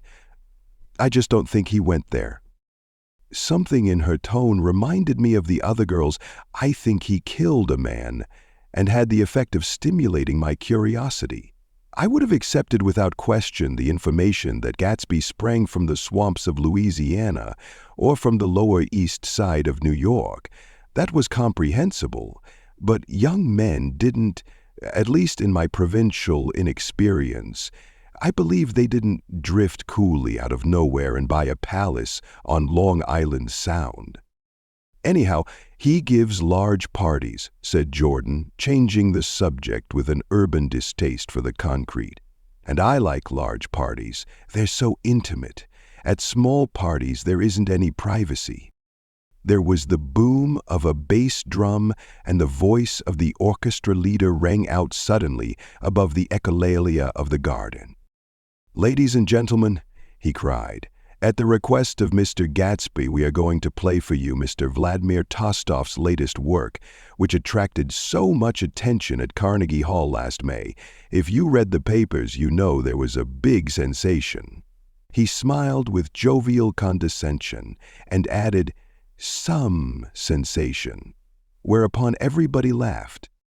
"The piece is known," he concluded lustily, "as Vladimir Tostof's Jazz History of the World." The nature of Mr. Tostof's composition eluded me, because just as it began, my eyes fell on Gatsby, standing alone on the marble steps and looking from one group to another with approving eyes. His tanned skin was drawn attractively tight on his face, and his short hair looked as though it were trimmed every day. I could see nothing sinister about him. I wondered if the fact that he was not drinking helped to set him off from his guests, for it seemed to me that he grew more correct as the fraternal hilarity increased. When the Jazz History of the World was over, girls were putting their heads on men's shoulders in a puppyish, convivial way. Girls were swooning backward playfully into men's arms, even into groups, knowing that someone would arrest their falls. But no one swooned backward on Gatsby, and no French bob touched Gatsby's shoulder, and no singing quartets were formed with Gatsby's head for one link. "I beg your pardon."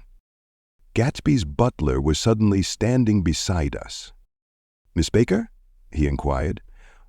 "I beg your pardon, but Mr. Gatsby would like to speak to you alone." "With me?" she exclaimed in surprise. "Yes, madame." She got up slowly, raising her eyebrows at me in astonishment, and followed the butler toward the house. I noticed that she wore her evening dress, all her dresses like sports clothes.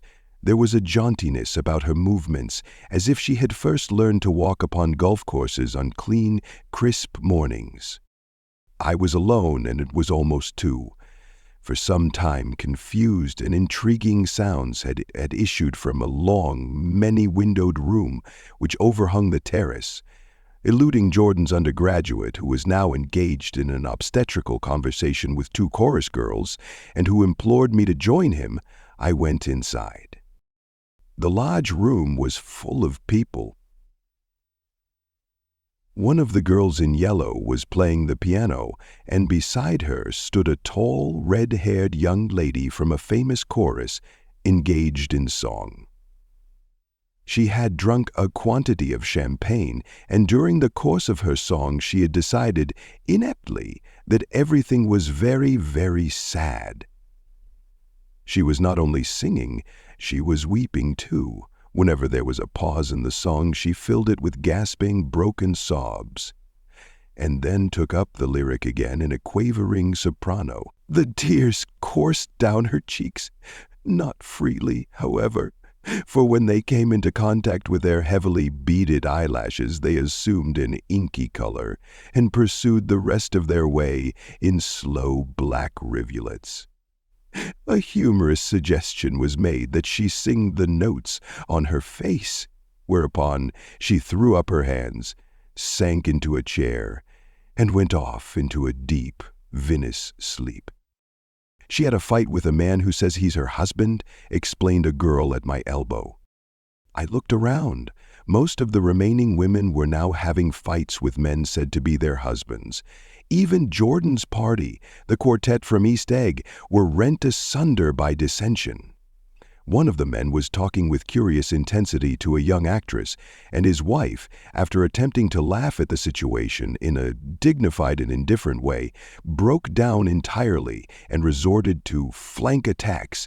At intervals she appeared suddenly at his side like an angry diamond and hissed, "Oh, you province, you," into his ear. The reluctance to go home was not confined to wayward men. The hall was at present occupied by 2 deplorably sober men and their highly indignant wives. The wives were sympathizing with each other in slightly raised voices. Whenever he sees I'm having a good time, he wants to go home. Never heard anything so selfish in my life. We're always the first ones to leave. So are we. Well, we're almost the last tonight, said one of the men sheepishly. The orchestra left half an hour ago.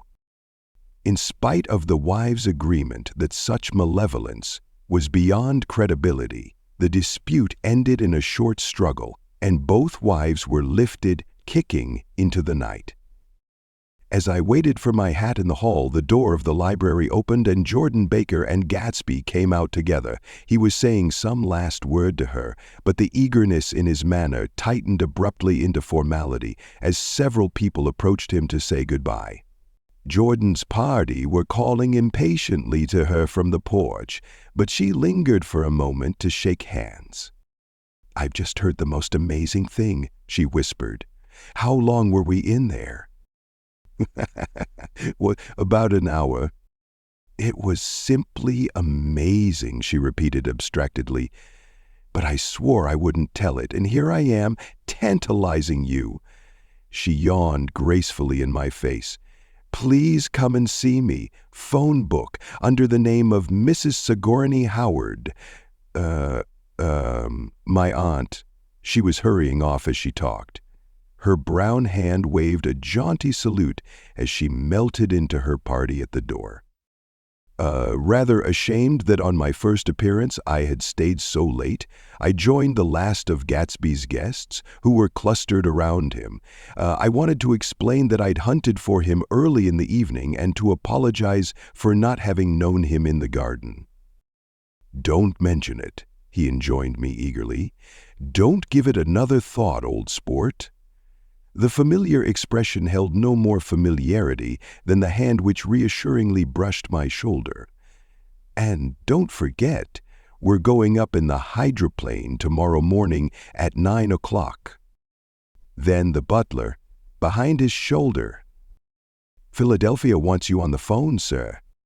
"All right. Oh, i- in a minute. Uh, um, good night. Uh, good night. Good night.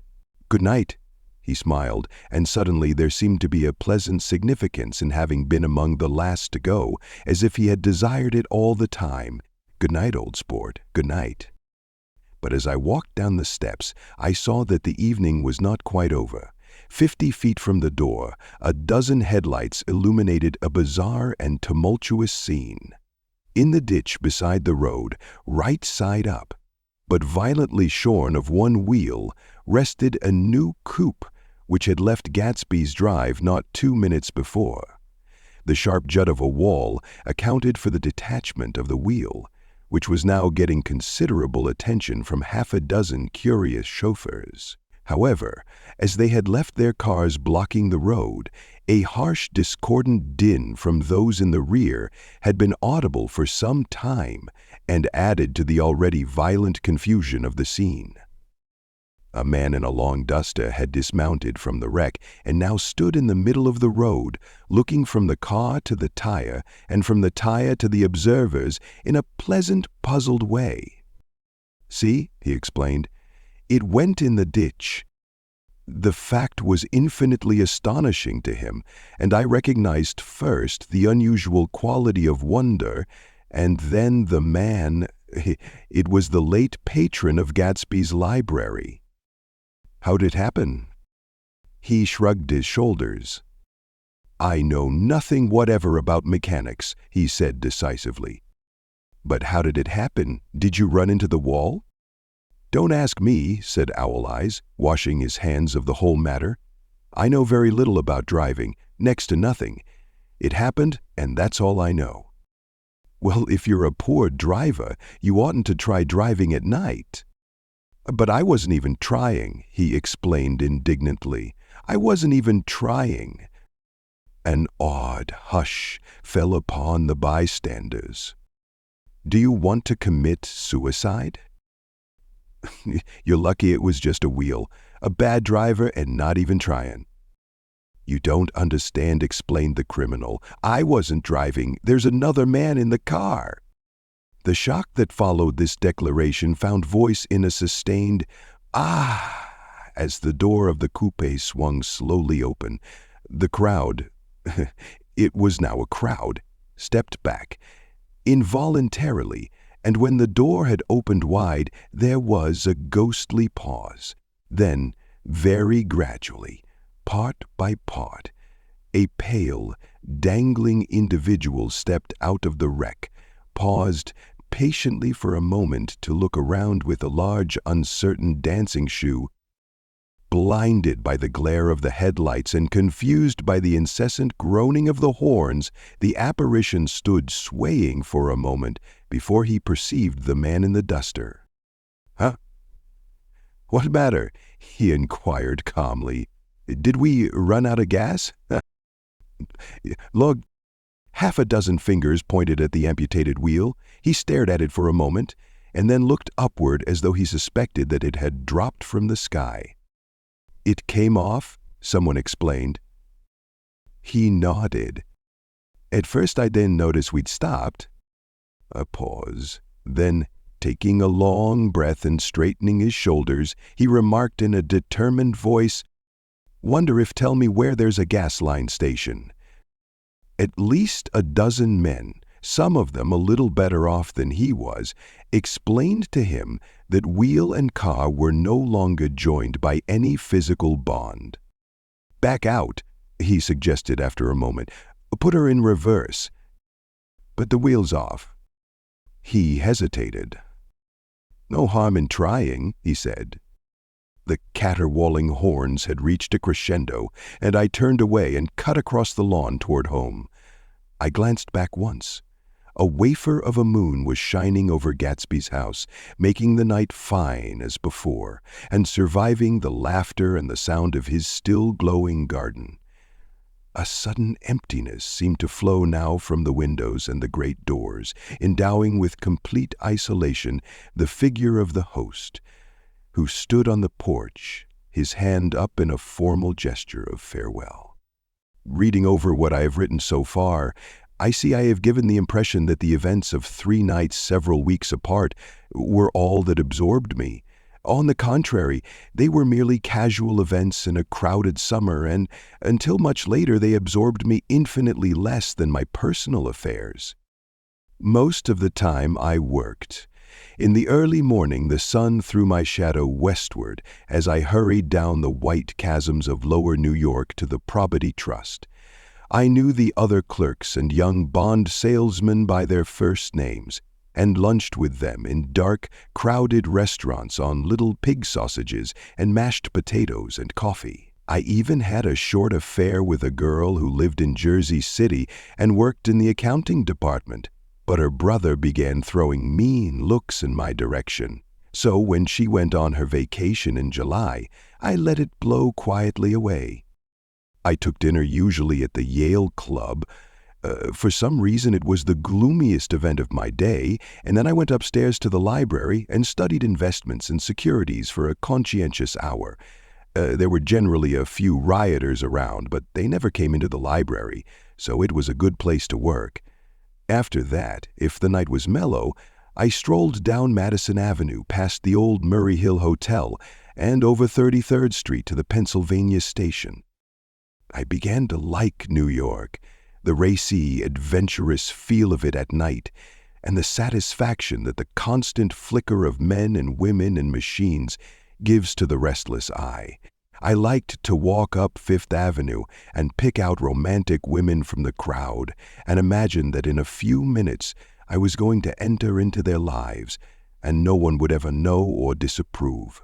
Sometimes, in my mind, I followed them to their apartments and on the corners of hidden streets, and they turned and smiled back at me before they faded through a door into warm darkness. At the enchanted metropolitan twilight, I felt a haunting loneliness sometimes, and felt it in others. Poor young clerks who loitered in front of windows waiting until it was time for a solitary restaurant dinner. Young clerks in the dusk, waiting to find the most poignant moments of night and life. Again at 8 o'clock, when the dark lanes of the 40s were lined 5 deep with throbbing taxicabs bound for the theater district, I felt a sinking in my heart. Forms leaned together in the taxis as they waited, and voices sang, and there was laughter from unheard jokes, and lighted cigarettes made unintelligible circles inside.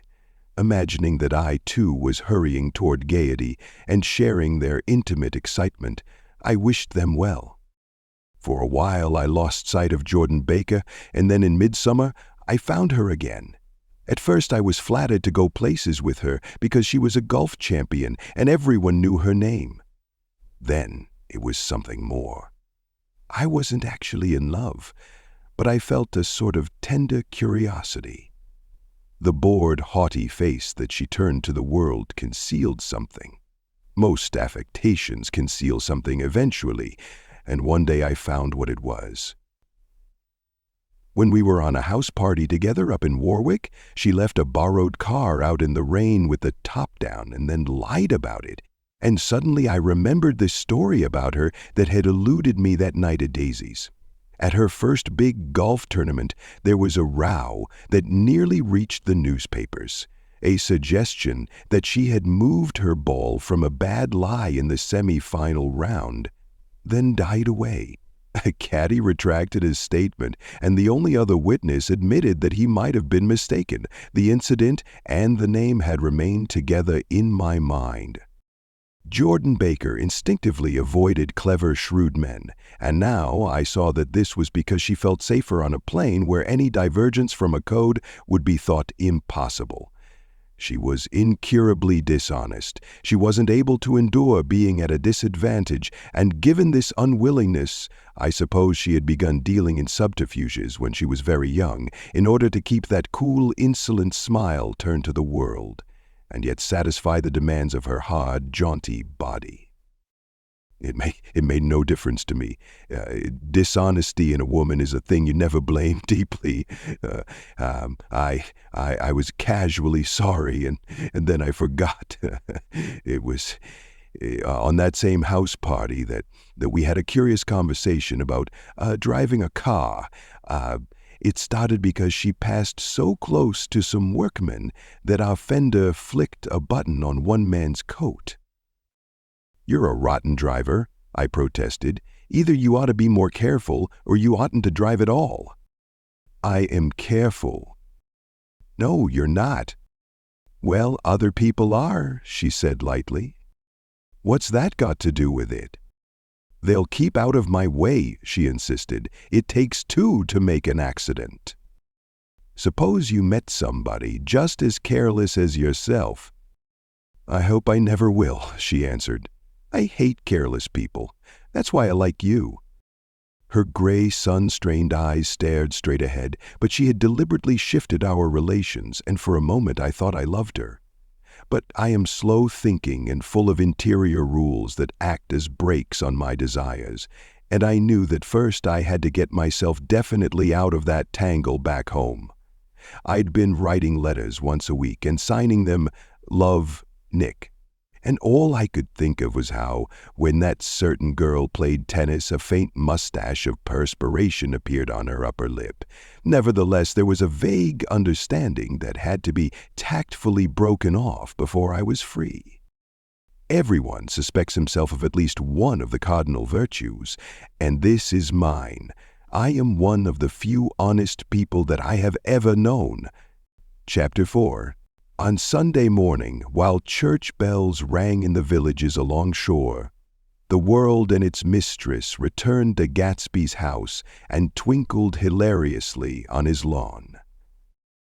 "It's a bootlegger," said the young ladies, moving somewhere between his cocktails and his flowers. "One time he killed a man who had found out that he was nephew to von Hindenburg and second cousin to the devil. Reach me a rose, honey, and pour me a last drop into that there crystal glass." Once I wrote down on the empty spaces of a timetable the names of those who came to Gatsby's house that summer. It is an old timetable now, disintegrating at its folds, and headed, "This schedule in effect July 5th, 1922. But I can still read the gray names, and they will give you a better impression than my generalities of those who accepted Gatsby's hospitality and paid him the subtle tribute of knowing nothing whatever about him.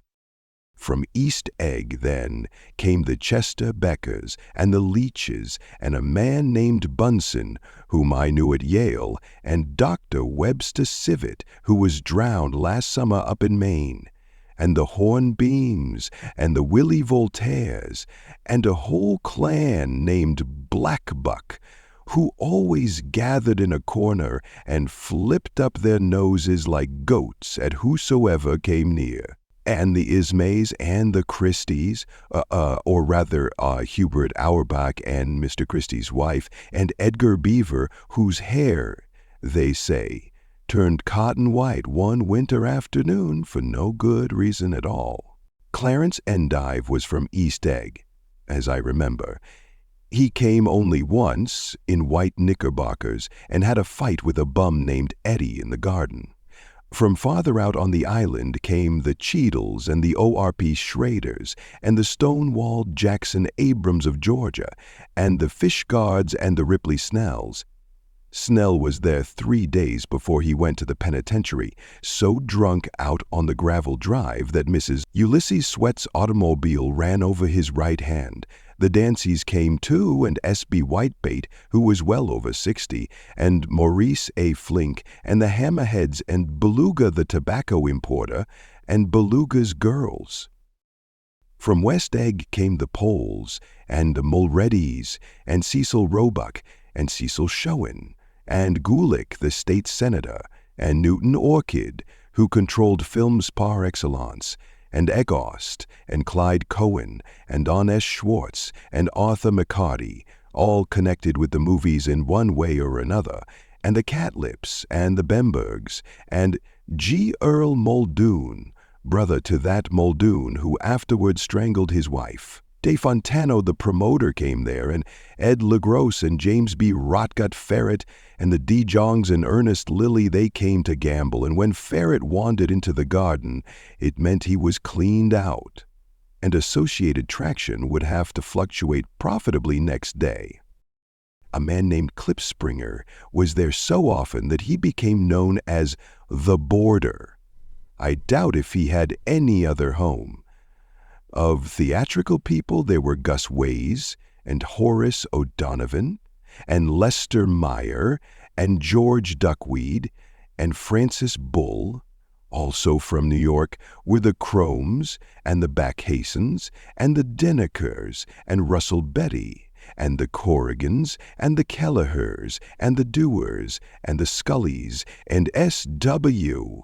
Belcher and the Smirks and the Young Quinns, divorced now, and Henry L. Palmetto, who killed himself by jumping in front of a subway train in Times Square. Benny McClanahan arrived always with 4 girls. They were never quite the same ones in physical person, but they were so identical one with another that it inevitably seemed they had been there before. I have forgotten their names.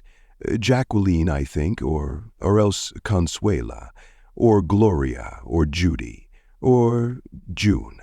And their last names were either the melodious names of flowers and months, or the sterner ones of the great American capitalists whose cousins, if pressed, they would confess themselves to be.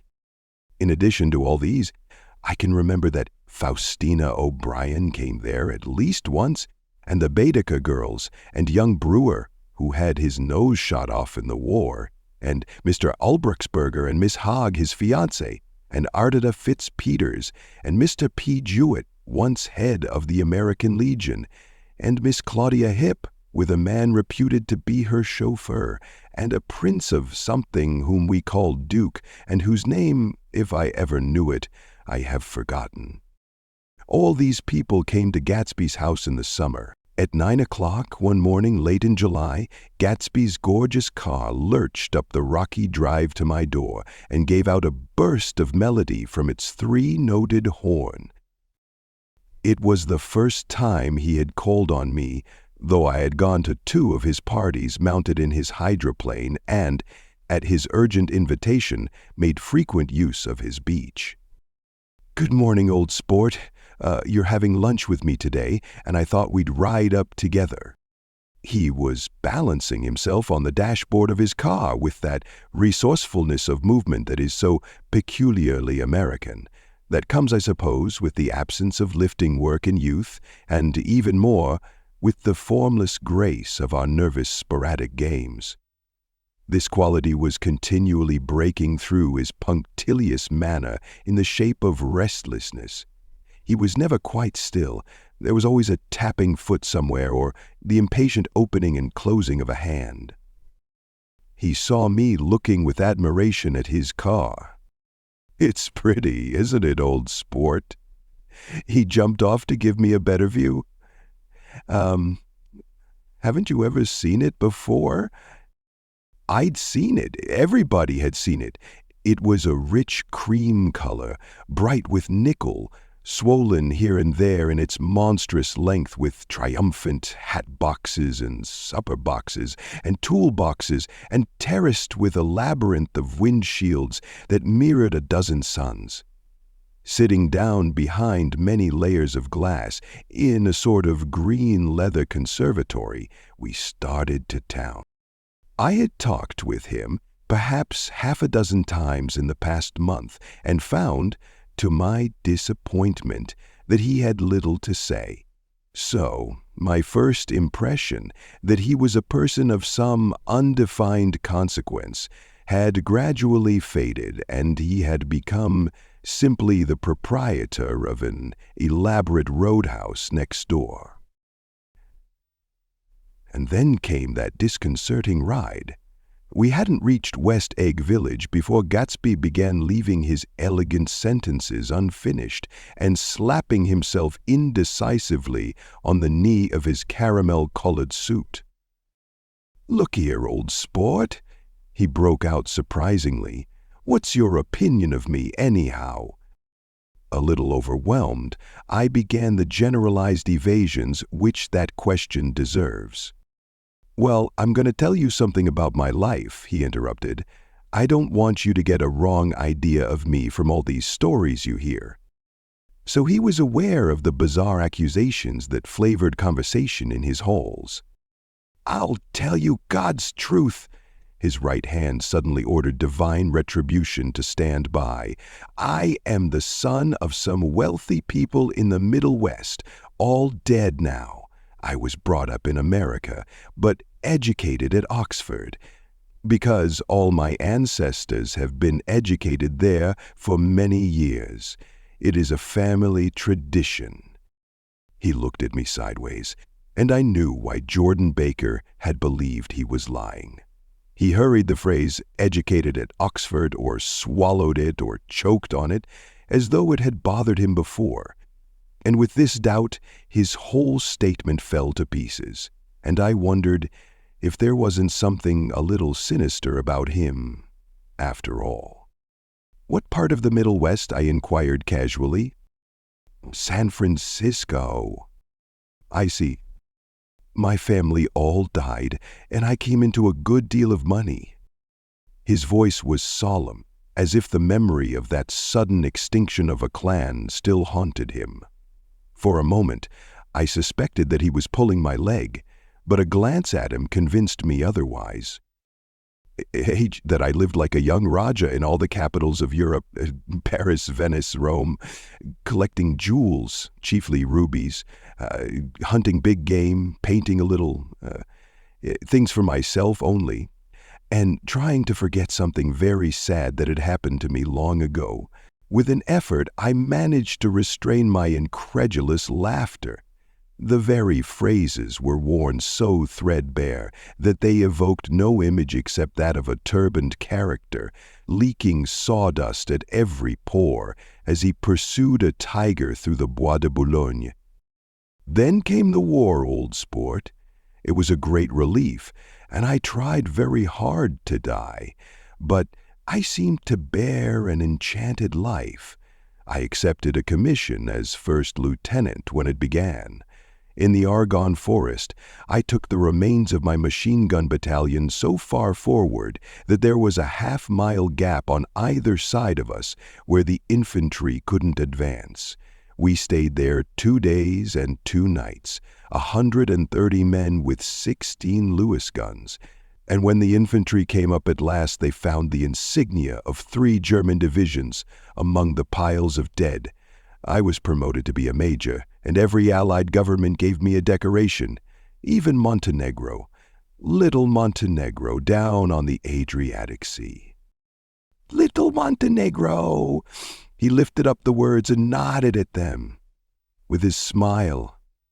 The smile comprehended Montenegro's troubled history and sympathized with the brave struggles of the Montenegrin people. It appreciated fully the chain of national circumstances which had elicited this tribute from Montenegro's warm little heart. My incredulity was submerged in fascination now. It was like skimming hastily through a dozen magazines. He reached in his pocket, and a piece of metal, slung on a ribbon, fell into my palm. That's the one from Montenegro. To my astonishment, the thing had an authentic look. Orderi di Danilo, ran the circular legend.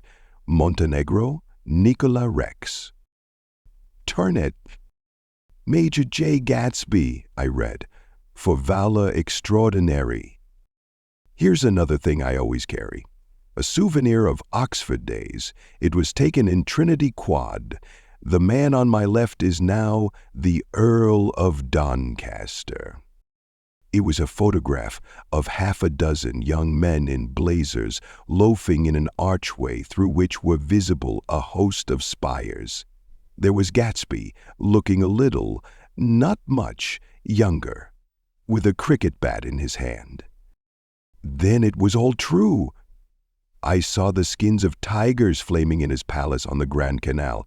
I saw him opening a chest of rubies to ease with their crimson-lighted depths the gnawings of his broken heart. "I'm going to make a big request of you today," he said, pocketing his souvenirs with satisfaction, "so I thought you ought to know something about me. I didn't want you to think I was just some nobody. You see, I usually find myself among strangers because I drift here and there, trying to forget the sad things that happened to me." He hesitated. "You'll hear about it this afternoon." "At lunch?" "No, this afternoon. I happened to find out that you're taking Miss Baker to tea." "Do you mean you're in love with Miss Baker?" "No, old sport, I'm not. But Miss Baker has kindly consented to speak to you about this matter." I hadn't the faintest idea what this matter was, but I was more annoyed than interested. I hadn't asked Jordan to tea in order to discuss Mr. Jay Gatsby. I was sure the request would be something utterly fantastic, and for a moment I was sorry I'd ever set foot upon his overpopulated lawn. He wouldn't say another word. His correctness grew on him as we neared the city. We passed Port Roosevelt, where there was a glimpse of red-belted ocean-going ships, and sped along a cobbled slum lined with the dark, undeserted saloons of the faded gilt 1900s.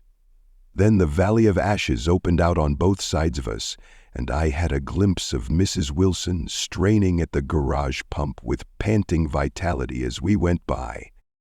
With fenders spread like wings, we scattered light through half Astoria, only half, for as we twisted among the pillars of the elevated, I heard the familiar jug-jug spat of a motorcycle, and a frantic policeman rode alongside.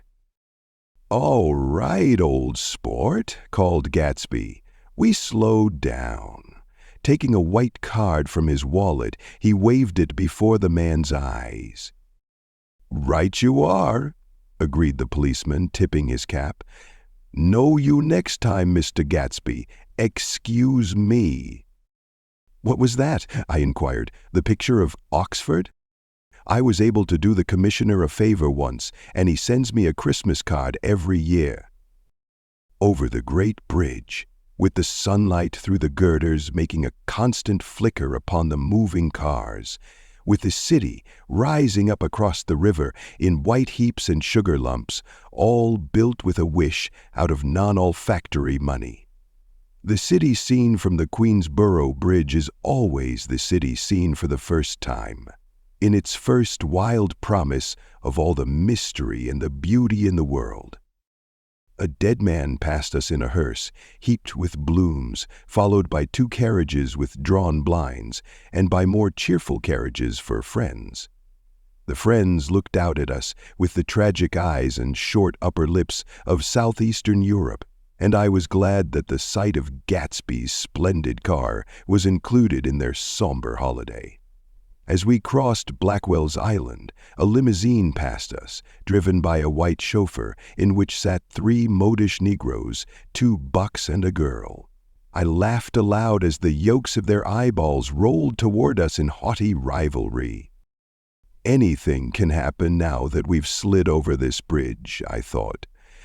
Anything at all. Even Gatsby could happen, without any particular wonder. Roaring noon, in a well-fanned 42nd Street cellar, I met Gatsby for lunch. Blinking away the brightness of the street outside, my eyes picked him out, obscurely in the anteroom, talking to another man. "Mr. Carraway, this is my friend, Mr. Wolfsheim." A small, flat-nosed Jew raised his large head and regarded me with 2 fine growths of hair which luxuriated in either nostril. After a moment, I discovered his tiny eyes in the half-darkness. So I took one look at him," said Mr. Wolfheim, shaking my hand earnestly, "and what do you think I did?" "What?" I inquired politely. But evidently he was not addressing me, for he dropped my hand and covered Gatsby with his expressive nose. I handed the money to Catspaw, and I said, "All right, Catspaw, don't pay him a penny till he shuts his mouth." He shut it then and there. Gatsby took an arm of each of us and moved forward into the restaurant, whereupon Mr. Wolfsheim swallowed a new sentence he was starting and lapsed into a somnambulatory abstraction. "Highballs?" asked the head waiter. "This is a nice restaurant here," said Mr. Wolfsheim, looking at the Presbyterian nymphs on the ceiling, "but I like across the street better." "Yes, highballs," agreed Gatsby, and then to Mr. Wolfsheim, "It's too hot over there."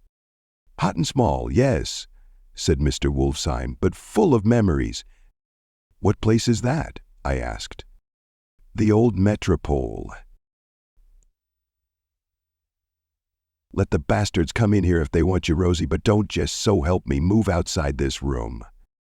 It was 4 o'clock in the morning then, and if we'd 'a' raised the blinds, we'd 'a' seen daylight. "Did he go?" I asked, innocently. "Sure he went." Mr. Wolfsheim's nose flashed at me indignantly. He turned around in the door and says, "Don't let that waiter take away my coffee." Then he went out on the sidewalk, and they shot him 3 times in his full belly and drove away. 4 of them were electrocuted, I said, remembering. 5, with Becker. His nostrils turned to me in an interested way. "I understand you're looking for a business connection." The juxtaposition of these 2 remarks was startling. Gatsby answered for me. "Oh, no," he exclaimed, "this isn't the man." "No." Mr. Wolfsheim seemed disappointed. "This is just a friend. I told you we'd talk about that some other time." "I beg your pardon," said Mr. Wolfsheim. "I had a wrong man." A succulent hash arrived, and Mr. Wolfsheim, forgetting the more sentimental atmosphere of the old metropole, began to eat with ferocious delicacy. His eyes, meanwhile, roved very slowly all around the room. He completed the arc by turning to inspect the people directly behind. I think that, except for my presence, he would have taken one short glance beneath our own table. "Look here, old sport," said Gatsby, leaning toward me. "I'm afraid I made you a little angry this morning in the car." There was the smile again, but this time I held out against it. "I don't like mysteries," I answered, "and I don't understand why you won't come out frankly and tell me what you want. Why has it all got to come through Miss Baker?" "Oh, it's nothing underhand," he assured me. "Miss Baker's a great sportswoman, you know, and she'd never do anything that wasn't all right." Suddenly he looked at his watch, jumped up, and hurried from the room, leaving me with Mr. Wolfsheim at the table. "And has to telephone," said Mr. Wolfsheim, following him with his eyes. "Fine fellow, isn't he? Handsome to look at, and a perfect gentleman." "Yeah, he's an Oxford man." "Oh. Went to Oxford College in England. You know Oxford College?" "I've heard of it." "It's one of the most famous colleges in the world." "Have you known Gatsby for a long time?" I inquired. "Several years," he answered in a gratified way. "I made the pleasure of his acquaintance just after the war, but I knew I had discovered a man of fine breeding after I talked with him an hour. I said to myself, there's the kind of man you'd like to take home and introduce to your mother and sister." He paused. "I see you're looking at my cuff buttons." I hadn't been looking at them, but I did now. They were composed of oddly familiar pieces of ivory. "Finest specimens of human molars," he informed me. "Well, I inspected them. That's a very interesting idea." "Yeah." He flipped his sleeves up under his coat. "Yeah, Gatsby's very careful about women. He would never so much as look at a friend's wife." When the subject of this instinctive trust returned to the table and sat down, Mr. Wolfsheim drank his coffee with a jerk and got to his feet. "I have enjoyed my lunch," he said, and I'm going to run off from you two young men before I outstay my welcome." "Don't hurry, Meyer," said Gatsby, without enthusiasm. Mr. Wolfheim raised his hand in a sort of benediction. "You're very polite, but I belong to another generation," he announced solemnly.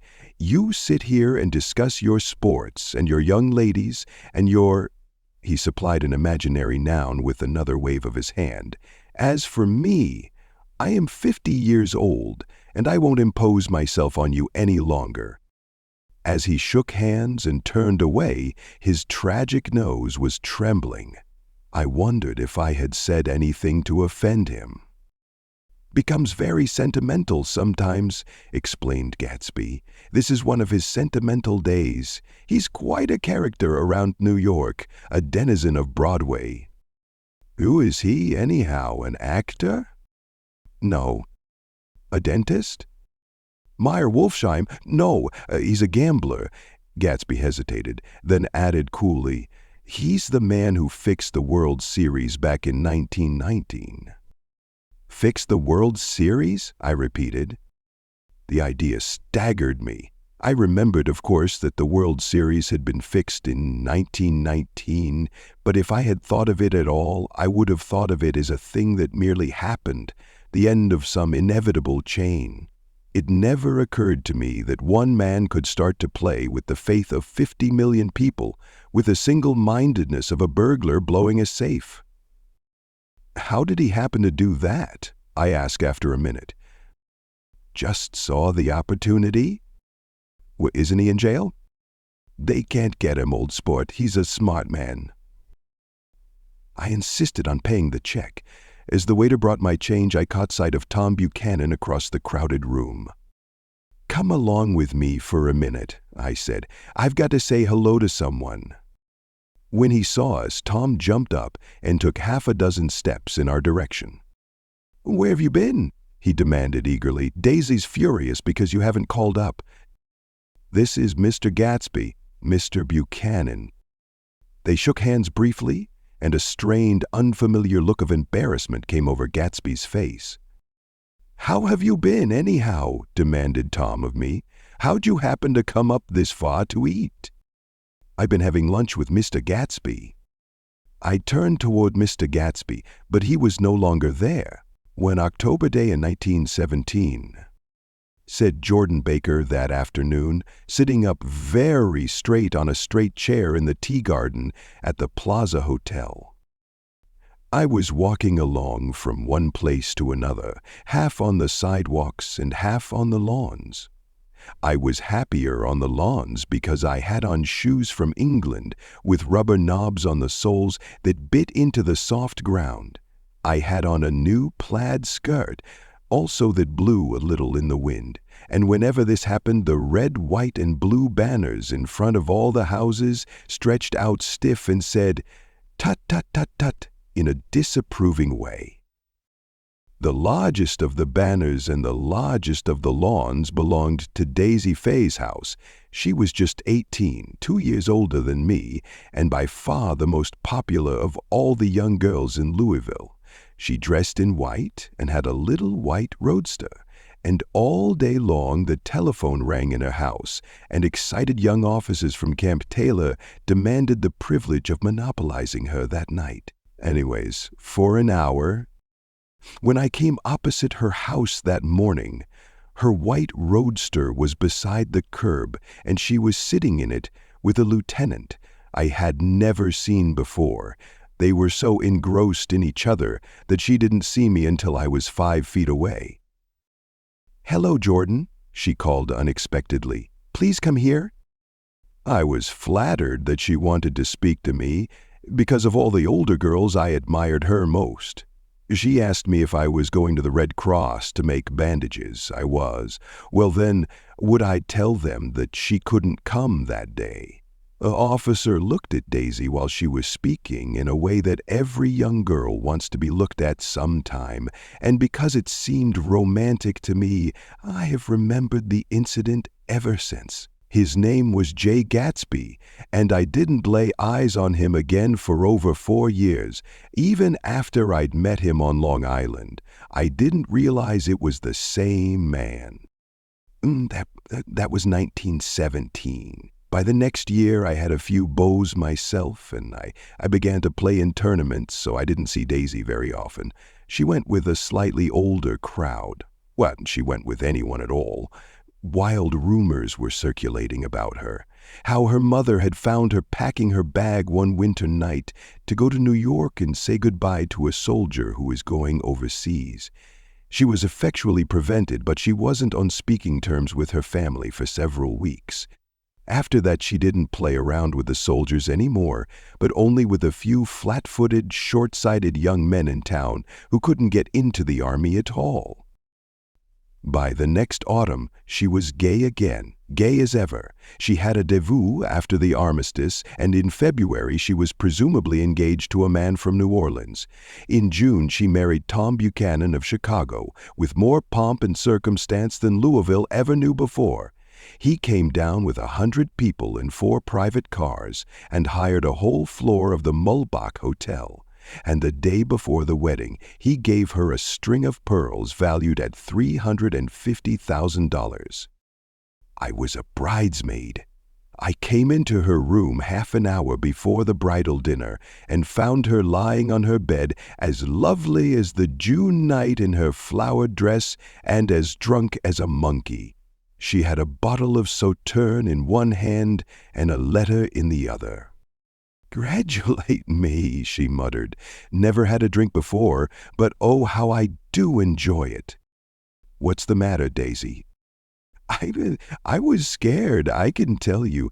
I'd never seen a girl like that before. "Here, dearies." She groped around in a wastebasket she had with her on the bed and pulled out the string of pearls. "Take 'em downstairs and give 'em back to whoever they belong to. Tell 'em all daisies change her mind. Say, daisies change her mind." She began to cry. She cried and cried. I rushed out and found her mother's maid, and we locked the door and got her into a cold bath. She wouldn't let go of the letter. She took it into the tub with her and squeezed it up in a wet ball, and only let me leave it in the soap dish when she saw that it was coming to pieces like snow. But she didn't say another word. We gave her spirits of ammonia and put ice on her forehead and hooked her back into her dress, and half an hour later, when we walked out of the room, the pearls were around her neck and the incident was over. Next day at 5 o'clock, she married Tom Buchanan without so much as a shiver and started off on a 3-month trip to the South Seas. I saw them in Santa Barbara when they came back, and I thought I'd never seen a girl so mad about her husband. If he left the room for a minute, she'd look around uneasily and say, "Where's Tom gone?" and wear the most abstracted expression until she saw him coming in the door. She used to sit on the sand with his head in her lap by the hour, rubbing her fingers over his eyes and looking at him with unfathomable delight. It was touching to see them together. It made you laugh in a hushed, fascinated way. That was in August.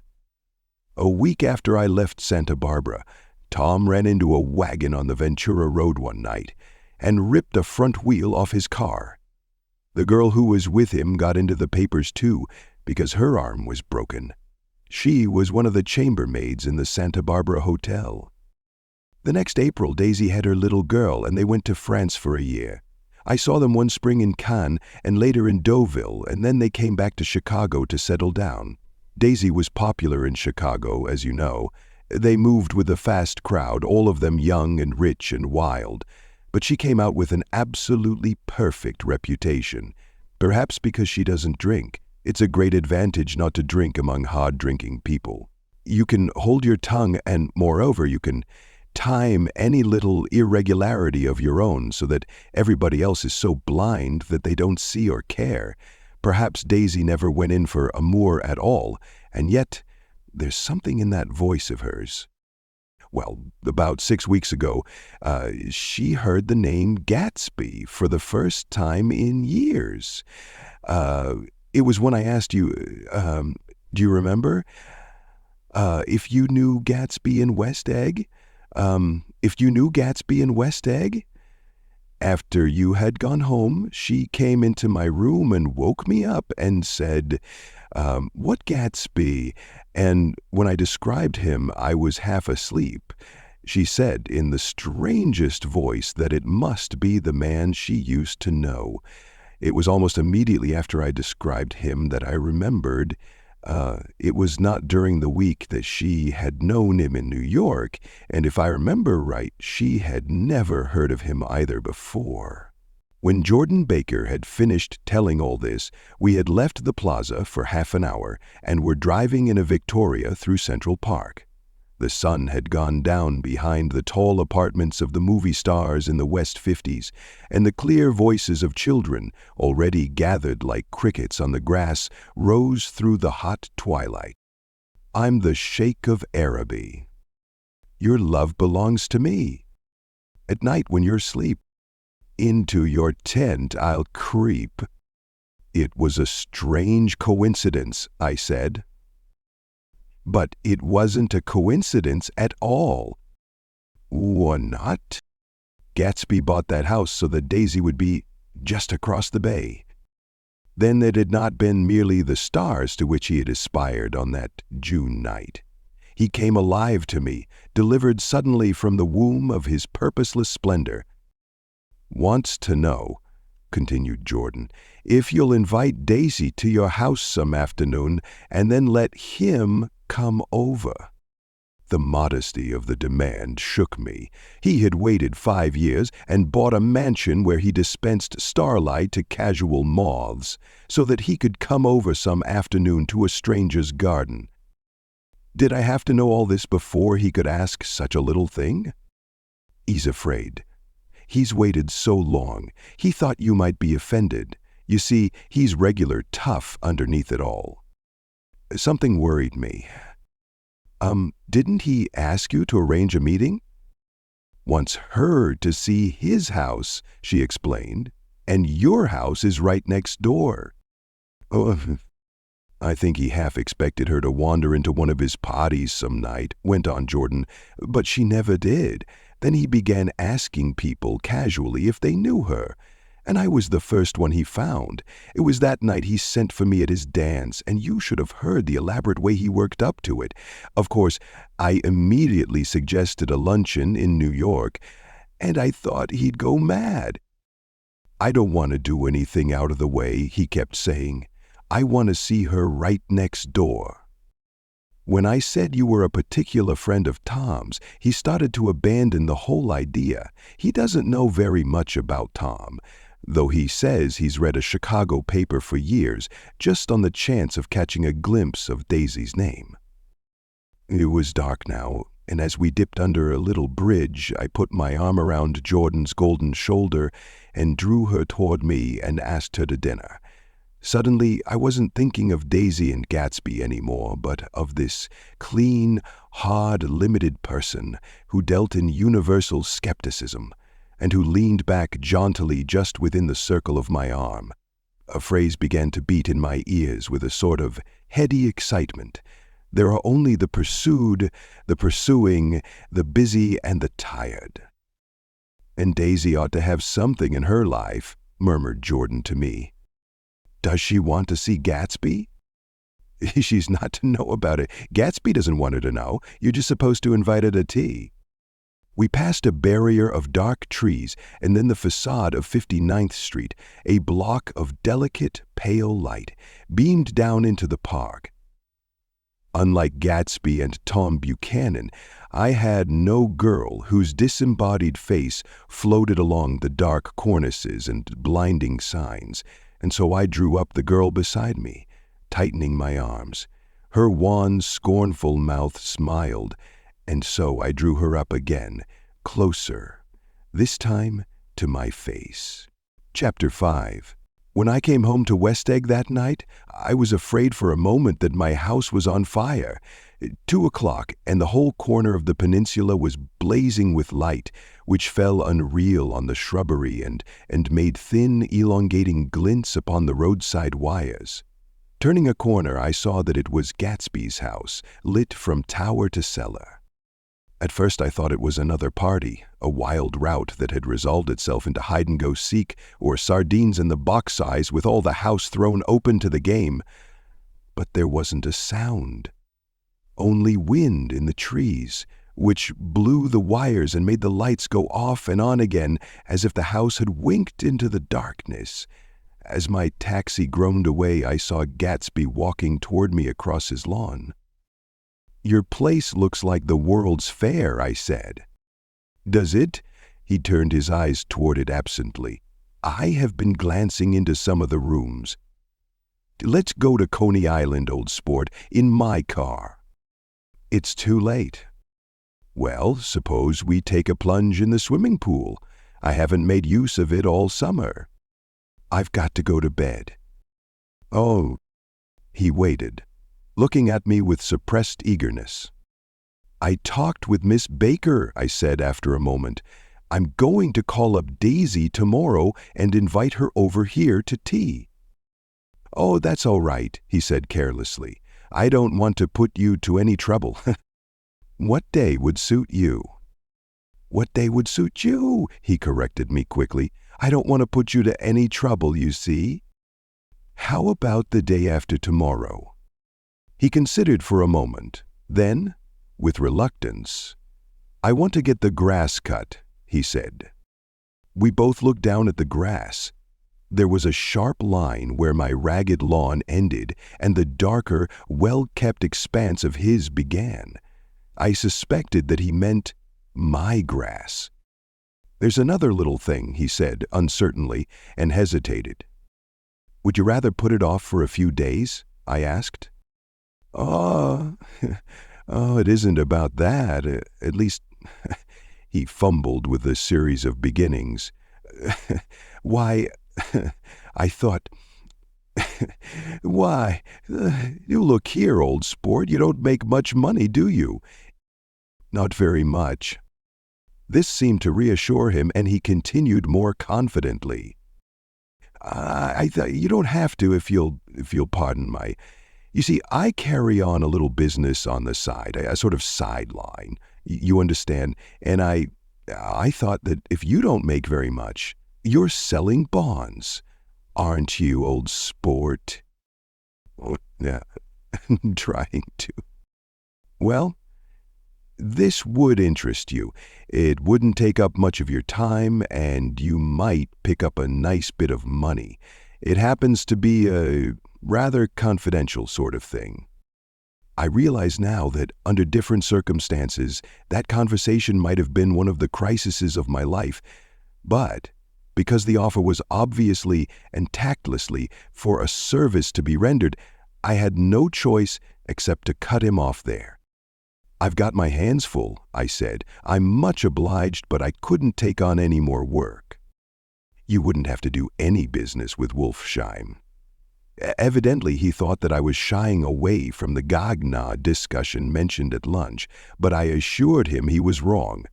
He waited a moment longer, hoping I'd begin a conversation, but I was too absorbed to be responsive, so he went unwillingly home.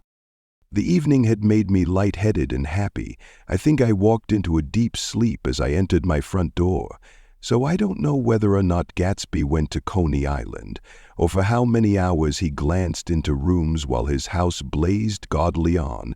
I called up Daisy from the office next morning and invited her to come to tea. "Don't bring Tom," I warned her. "What?" "Don't bring Tom." "Who is Tom?" she asked innocently. The day agreed upon was pouring rain. At 11 o'clock, a man in a raincoat, dragging a lawnmower, tapped at my front door and said that Mr. Gatsby had sent him over to cut my grass. This reminded me that I had forgotten to tell my Finn to come back, so I drove into West Egg Village to search for her among soggy whitewashed alleys and to buy some cups and lemons and flowers. The flowers were unnecessary, for at 2 o'clock a greenhouse arrived from Gatsby's with innumerable receptacles to contain it. An hour later, the front door opened nervously, and Gatsby, in a white flannel suit, silver shirt, and gold-colored tie, hurried in. He was pale, and there were dark signs of sleeplessness beneath his eyes. "Is everything all right?" he asked immediately. "The grass looks fine, if that's what you mean." What grass?" he inquired blankly. "Oh, the grass in the yard." He looked out the window at it, but judging from his expression, I don't believe he saw a thing. "Looks very good," he remarked vaguely.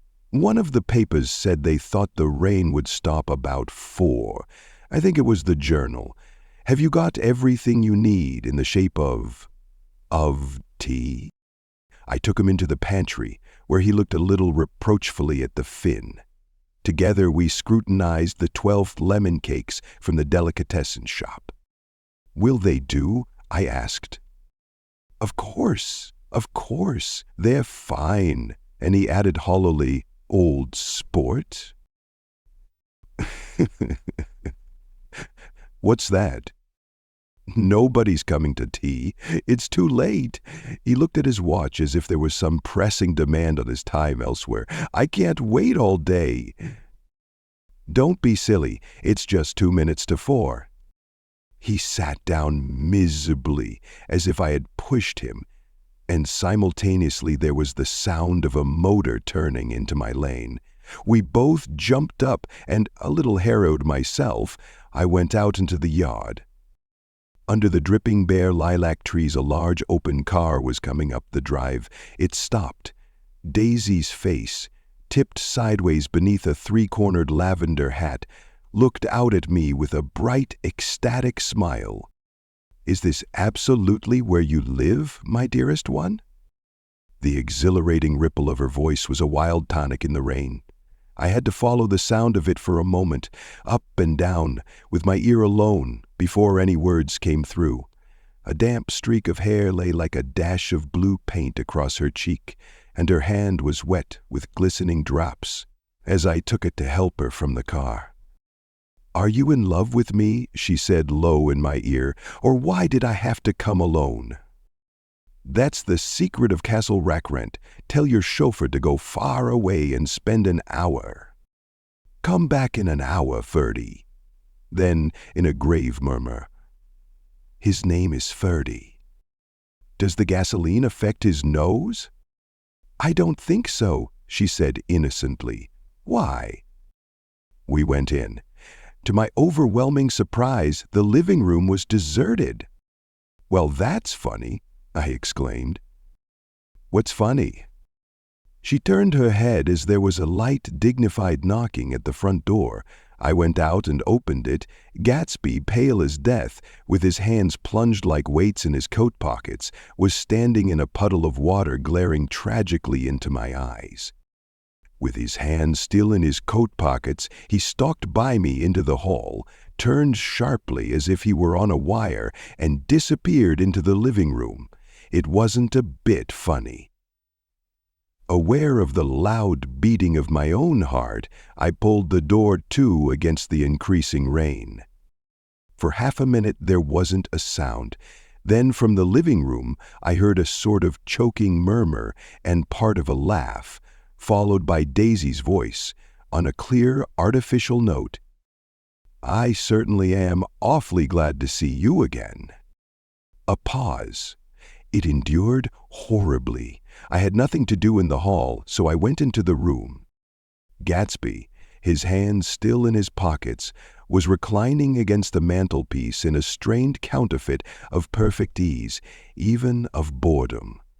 His head leaned back so far that it rested against the face of a defunct mantelpiece clock, and from this position his distraught eyes stared down at Daisy, who was sitting, frightened but graceful, on the edge of a stiff chair.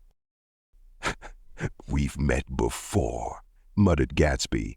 His eyes glanced momentarily at me, and his lips parted with an abortive attempt at a laugh. Luckily, the clock took this moment to tilt dangerously at the pressure of his head, whereupon he turned and caught it with trembling fingers and set it back in place. Then he sat down, rigidly, his elbow on the arm of the sofa and his chin in his hand. "I'm sorry about the clock," he said. My own face had now assumed a deep tropical burn. I couldn't muster up a single commonplace out of the 1,000 in my head. "It's an old clock," I told them idiotically. I think we all believed, for a moment, that it had smashed in pieces on the floor. "We haven't met for many years," said Daisy, her voice as matter-of-fact as it could ever be. 5 years next November. The automatic quality of Gatsby's answer set us all back at least another minute. I had them both on their feet with a desperate suggestion that they help me make tea in the kitchen when the demoniac Finn brought it in on a tray. Amid the welcome confusion of cups and cakes, a certain physical decency established itself. Gatsby got himself into a shadow and, while Daisy and I talked, looked conscientiously from one to the other of us with tense, unhappy eyes.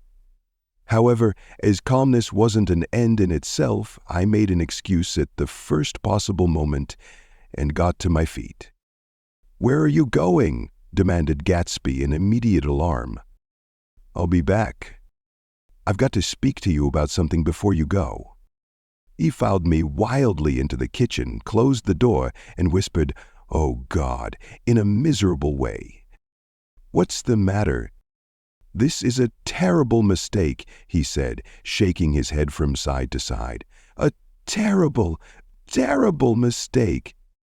"You're just embarrassed, that's all, and luckily I added Daisy's embarrassed too."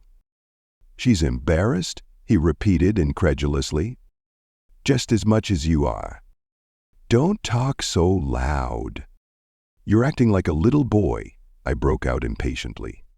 "Not only that, but you're rude. Daisy's sitting in there all alone." He raised his hand to stop my words, looked at me with unforgettable reproach, and, opening the door cautiously, went back into the other room. I walked out the back way, just as Gatsby had when he had made his nervous circuit of the house half an hour before, and ran for a huge black knotted tree whose massed leaves made a fabric against the rain. Once more it was pouring, and my irregular lawn, well shaved by Gatsby's gardener, abounded in small muddy swamps and prehistoric marshes. There was nothing to look at from under the tree except Gatsby's enormous house, so I stared at it, like Kant at his church steeple, for half an hour. A brewer had built it early in the period craze, a decade before, and there was a story that he'd agreed to pay 5 years' taxes on all the neighboring cottages if the owners would have their roofs thatched with straw. Perhaps their refusal took the heart out of his plan to found a family. He went into an immediate decline. His children sold his house with the black wreath still on the door. Americans, while willing, even eager to be serfs, have always been obstinate about being peasantry. After half an hour, the sun shone again, and the grocer's automobile rounded Gatsby's drive with the raw material for his servant's dinner. I felt sure he wouldn't eat a spoonful. A maid began opening the upper windows of his house, appeared momentarily in each, and leaning from the large central bay, spat meditatively into the garden. It was time I went back. While the rain continued, it had seemed like the murmur of their voices, rising and swelling a little now and then with gusts of emotion. But in the new silence, I felt that silence had fallen within the house, too.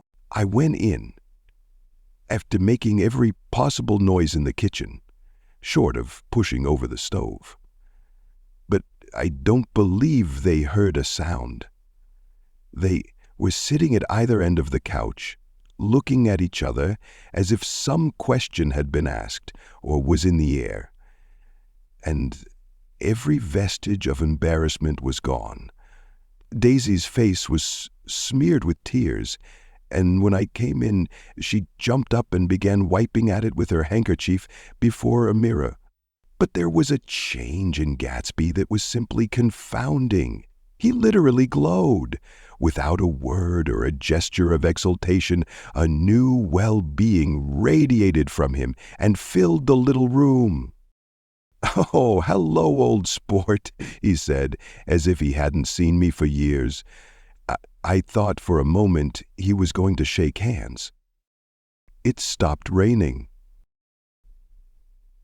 Has it? When he realized what I was talking about, that there were twinkle bells of sunshine in the room, he smiled like a weatherman, like an ecstatic patron of recurrent light, and repeated the news to Daisy. "What do you think of that? It stopped raining." "I'm glad, Jay." Her throat, full of aching, grieving beauty, told only of her unexpected joy. "I want you and Daisy to come over to my house," he said. "I'd like to show her around." "You're sure you want me to come?" "Absolutely, old sport." Daisy went upstairs to wash her face. Too late, I thought, with humiliation of my towels, while Gatsby and I waited on the lawn. "My house looks well, doesn't it?" he demanded. "See how the whole front of it catches the light?" I agreed that it was splendid. Yes. His eyes went over it, every arched door and square tower. It took me just 3 years to earn the money that bought it. "I thought you inherited your money." "I did, old sport," he said automatically, "but I lost most of it in the big panic, the panic of the war." I think he hardly knew what he was saying, for when I asked him what business he was in, he answered, "That's my affair," before he realized that it wasn't an appropriate reply. "Oh, I've been in several things," he corrected himself. "I was in the drug business, and then I was in the oil business, but I'm not in either one now." He looked at me with more attention. "Do you mean you've been thinking over what I proposed the other night?" Before I could answer, Daisy came out of the house and 2 rows of brass buttons on her dress gleamed in the sunlight. "Huge place there," she cried, pointing. "Do you like it?" "I love it, but I don't see how you live there all alone." "I keep it always full of interesting people, night and day, people who do interesting things, celebrated people." Instead of taking the shortcut along the Sound, we went down to the road and entered by the big postern. With enchanting murmurs, Daisy admired this aspect or that of the feudal silhouette against the sky, admired the gardens, the sparkling odor of jonquils and the frothy odor of hawthorn and plum blossoms, and the pale gold odor of kiss-me-at-the-gate. It was strange to reach the marbled steps and find no stir of bright dresses in and out to the door, and hear no sound but bird voices in and out the door. And inside, as we wandered through Marie Antoinette music rooms and restoration salons, I felt that there were guests concealed behind every couch and table, under orders to be breathlessly silent until we had passed through. As Gatsby closed the door of the Merton College Library, I could have sworn I heard the owl-eyed man break into ghostly laughter. We went upstairs, through period bedrooms swathed in rose and lavender silk and vivid with new flowers, through dressing rooms and pool rooms and bathrooms with sunken baths, intruding into one chamber where a disheveled man in pajamas was doing liver exercises on the floor. It was Mr. Klipspringer, the boarder. I had seen him wandering hungrily about the beach that morning.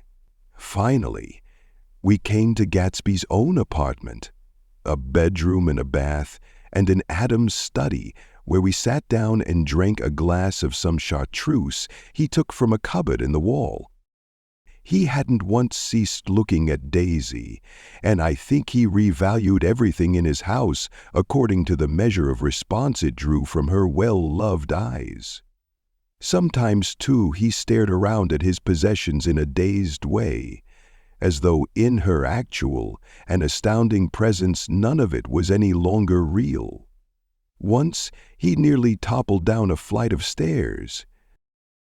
His bedroom was the simplest room of all, except where the dresser was garnished with a toilet set of pure dull gold. Daisy took the brush with delight and smoothed her hair, whereupon Gatsby sat down and shaded his eyes and began to laugh. "It's the funniest thing, old sport," he said hilariously. "I can't.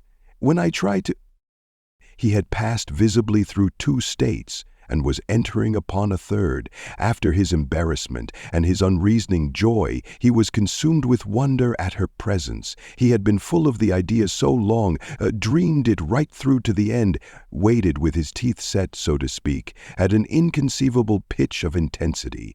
Now, in the reaction, he was running down like an overwound clock.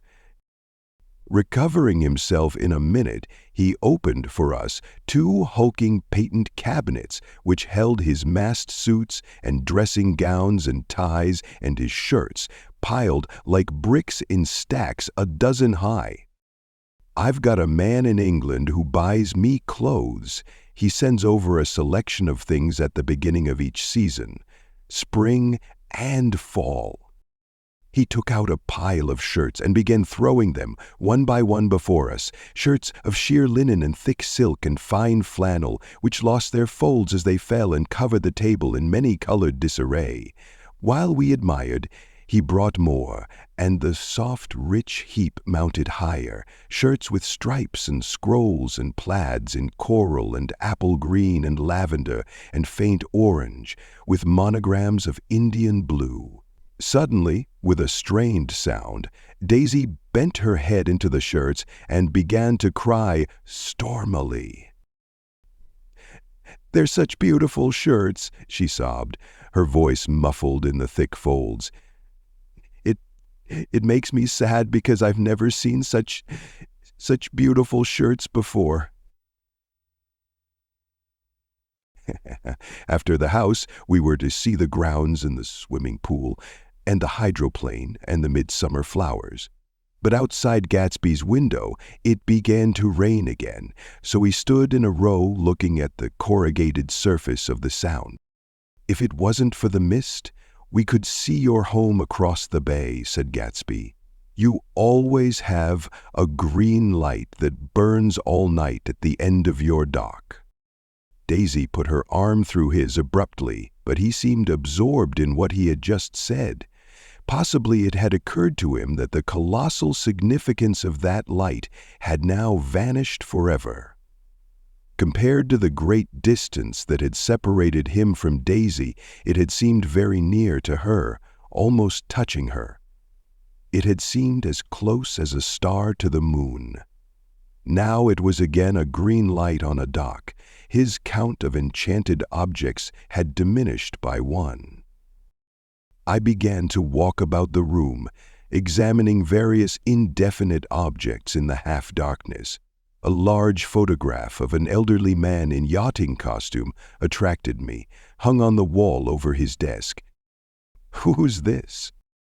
"That's Mr. Dan Cody, old sport." The name sounded faintly familiar.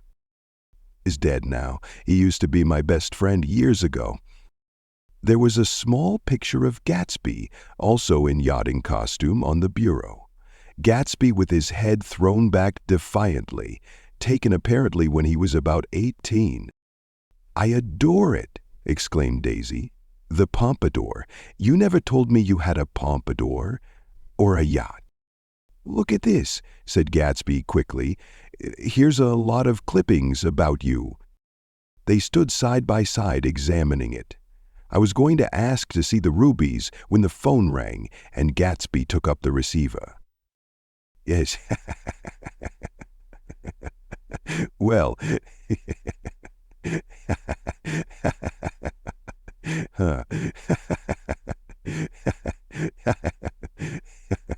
um,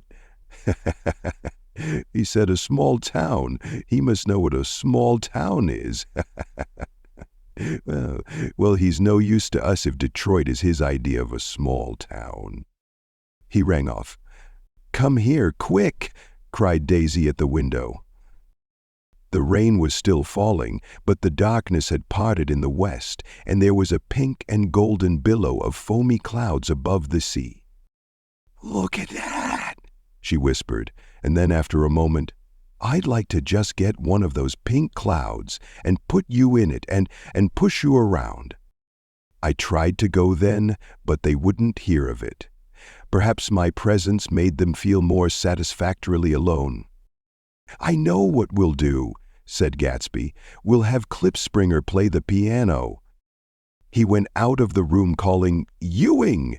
and returned in a few minutes accompanied by an embarrassed, slightly worn young man with shell-rimmed glasses and scanty blonde hair. He was now decently clothed in a sport trousers, open at the neck, sneakers, and duck trousers of a nebulous hue. "Did we interrupt your exercise?" inquired Daisy politely. "I was asleep," cried Mr. Klipspringer in a spasm of embarrassment. "That is, I'd been asleep, then I got up." "Klipspringer plays the piano," said Gatsby, cutting him off. "Don't you Ewing, old sport." "I don't play well, I hardly play at all. I'm all out of practice." "We'll go downstairs," interrupted Gatsby. He flipped a switch. The gray windows disappeared as the house glowed full of light. In the music room, Gatsby turned on a solitary lamp beside the piano. He lit Daisy's cigarette from a trembling match and sat down with her on a couch far across the room, where there was no light save what the gleaming floor bounced in from the hall. When Klipspringer had played the Love Nest, he turned around on the bench and searched unhappily for Gatsby in the gloom. "I'm all out of practice, you see. I told you I couldn't play. I'm all out of practice." "You don't talk so much, old sport," commanded Gatsby. "Play!" "In the morning?" "In the evening." "Ain't we got fun!" Outside, the wind was loud, and there was a faint flow of thunder along the sound. All the lights were going on in West Egg now. The electric trains, men carrying, were plunging home through the rain from New York. It was the hour of a profound human change, and excitement was generating on the air. "Nothing shorter, nothing shorter. The rich get richer and the poor get..." Children. "In the meantime," "in between time." As I went over to say goodbye, I saw that the expression of bewilderment had come back into Gatsby's face, as though a faint doubt had occurred to him as to the quality of his present happiness. Almost 5 years. There must have been moments, even that afternoon, when Daisy tumbled short of his dreams, not through her own fault, but because of the colossal vitality of his illusion. It had gone beyond her, beyond everything. He had thrown himself into it with a creative passion, adding to it all the time, decking it out with every bright feather that drifted his way. No amount of fire or freshness can challenge what a man can store up in his ghostly heart. As I watched him, he adjusted himself a little, visibly. His hand took hold of hers, and as she said something low in his ear, he turned toward her with a rush of emotion. I think that voice held him most, with its fluctuating, feverish warmth, because it couldn't be overdreamed. That voice was a deathless song. They had forgotten me, but Daisy glanced up and held out her hand. Gatsby didn't know me now at all. I looked once more at them, and they looked back at me, remotely, possessed by intense life. Then I went out of the room and down the marble steps into the rain, leaving them there together. Chapter 6. About this time, an ambitious young reporter from New York arrived one morning at Gatsby's door and asked him if he had anything to say. "Anything to say about what?" inquired Gatsby politely. "Any statement to give out." It transpired, after a confused 5 minutes, that the man had heard Gatsby's name around his office in a connection which he either wouldn't reveal or didn't fully understand. This was his day off, and with laudable initiative he had hurried out to see. It was a random shot, and yet the reporter's instinct was right. Gatsby's notoriety, spread about by the hundreds who had accepted his hospitality and so become authorities upon his past, had increased all summer until he fell just short of being news.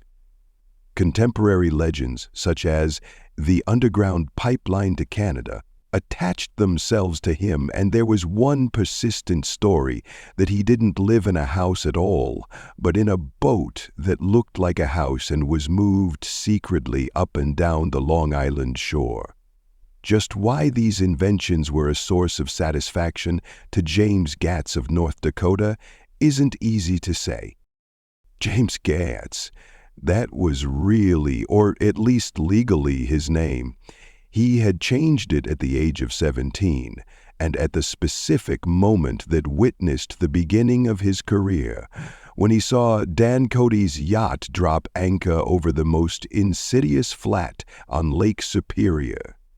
It was James Gatz who had been loafing along the beach that afternoon in a torn green jersey and a pair of canvas pants, but it was already Jay Gatsby who borrowed a rowboat, pulled out to the Tuolumne, and informed Cody that a wind might catch him and break him up in half an hour. I suppose he'd had the name ready for a long time even then. His parents were shiftless and unsuccessful farm people. His imagination had never really accepted them as his parents at all. The truth was that Jay Gatsby of West Egg, Long Island, sprang from his platonic conception of himself. He was a son of God. A phrase which, if it means anything, means just that, and he must be about his father's business, the service of a vast, vulgar, and meretricious beauty. So he invented just the sort of Jay Gatsby that a 17-year-old boy would be likely to invent, and to this conception he was faithful to the end. For over a year he had been beating his way along the south shore of Lake Superior as a clam digger and a salmon fisher, or in any other capacity that brought him food and bed. His brown, hardening body lived naturally through the half-fierce, half-lazy work of the bracing days. He knew women early, and since they spoiled him, he became contemptuous of them, of young virgins because they were ignorant, of the others because they were hysterical about things which in his overwhelming self-absorption he took for granted. But his heart was in a constant turbulent riot. The most grotesque and fantastic conceits haunted him in his bed at night. A universe of ineffable gaudiness spun itself out in his brain, while the clock ticked on the washstand, and the moon soaked with wet light his tangled clothes upon the floor. Each night, he added to the pattern of his fancies until drowsiness closed down upon some vivid scene with an oblivious embrace. For a while these reveries provided an outlet for his imagination. They were a satisfactory hint of the unreality of reality, a promise that the rock of the world was founded securely on a fairy's wing. An instinct toward his future glory had led him, some months before, to the small Lutheran college of St. Olaf's in southern Minnesota. He stayed there 2 weeks, dismayed at its ferocious indifference to the drums of his destiny, to destiny itself, and despising the janitor's work with which he was to pay his way through. Then he drifted back to Lake Superior, and he was still searching for something to do on the day that Dan Cody's yacht dropped anchor in the shallows along shore. Cody was 50 years old then, a product of the Nevada silver fields, of the Yukon, of every rush for metal since '75. The transactions in Montana copper that made him many times a millionaire found him physically robust, but on the verge of soft-mindedness. And, suspecting this, an infinite number of women tried to separate him from his money. The none too savory ramifications by which Ella Kay, the newspaper woman, played Madame de Maintenon to his weakness and sent him to sea in a yacht were common property of the turgid journalism in 1902. He had been coasting along all too hospitable shores for 5 years when he turned up as James Gats's destiny in Little Girl Bay. To young Gats, resting on his oars and looking up at the railed deck, that yacht represented all the beauty and glamour in the world. I suppose he smiled at Cody. He had probably discovered that people liked him when he smiled. At any rate, Cody asked him a few questions. One of them elicited the brand new name and found that he was quick and extravagantly ambitious. A few days later, he took him to Duluth and bought him a blue coat, 6 pairs of white duck trousers, and a yachting cap. And when the Tuolumne left for the West Indies and the Barbary Coast, Gatsby left too. He was employed in a vague personal capacity. While he remained with Cody, he was in turn steward, mate, skipper, secretary, and even jailer. For Dan Cody sober knew what lavish doings Dan Cody drunk might soon be about, and he provided for such contingencies by reposing more and more trust in Gatsby. The arrangement lasted 5 years, during which the boat went 3 times around the continent. It might have lasted indefinitely except for the fact that Ella Kay came on board one night in Boston, and a week later Dan Cody inhospitably died. I remember the portrait of him up in Gatsby's bedroom, a gray, florid man with a hard, empty face, the pioneer debauchee, who during one phase of American life brought back to the eastern seaboard the savage violence of the frontier brothel and saloon. It was indirectly due to Cody that Gatsby drank so little. Sometimes in the course of gay parties, women used to rub champagne into his hair. For himself, he formed the habit of letting liquor alone. And it was from Cody that he inherited money, a legacy of $25,000. He didn't get it. He never understood the legal device that was used against him, but what remained of the millions went intact to Ella Kay. He was left with his singularly appropriate education. The vague contour of Jay Gatsby had filled out to the substantiality of a man. He told me all this very much later, but I've put it down here with the idea of exploding those first wild rumors about his antecedents, which weren't even faintly true. Moreover, he told it to me at a time of confusion, when I had reached the point of believing everything and nothing about him. So I take advantage of this short halt, while Gatsby, so to speak, caught his breath to clear this set of misconceptions away. It was a halt, too, in my association with his affairs. For several weeks I didn't see him or hear his voice on the phone. Mostly I was in New York, trotting around with Jordan and trying to ingratiate myself with her senile aunt. But finally I went over to his house one Sunday afternoon. I hadn't been there 2 minutes when somebody brought Tom Buchanan in for a drink. I was startled, naturally, but the really surprising thing was that it hadn't happened before. They were a party of 3 on horseback, Tom and a man named Sloan, and a pretty woman in a brown riding habit who had been there previously. "I'm delighted to see you," said Gatsby, standing on his porch. "I'm delighted that you dropped in." As though they cared. "Sit right down. Have a cigarette or a cigar." He walked around the room quickly, ringing bells. "I'll have something to drink for you in just a minute." He was profoundly affected by the fact that Tom was there, but he would be uneasy anyhow until he had given them something, realizing in a vague way that that was all they came for. Mr. Sloane wanted nothing. Lemonade? No thanks. A little champagne? Nothing at all, thanks. I'm sorry. Did you have a nice ride? Very good roads around here. I suppose the automobiles... Yeah. Moved by an irresistible impulse, Gatsby turned to Tom, who had accepted the introduction as a stranger. I believe we've met somewhere before, Mr. Buchanan? Oh, yes, said Tom, gruffly polite but obviously not remembering. So we did. I remember very well.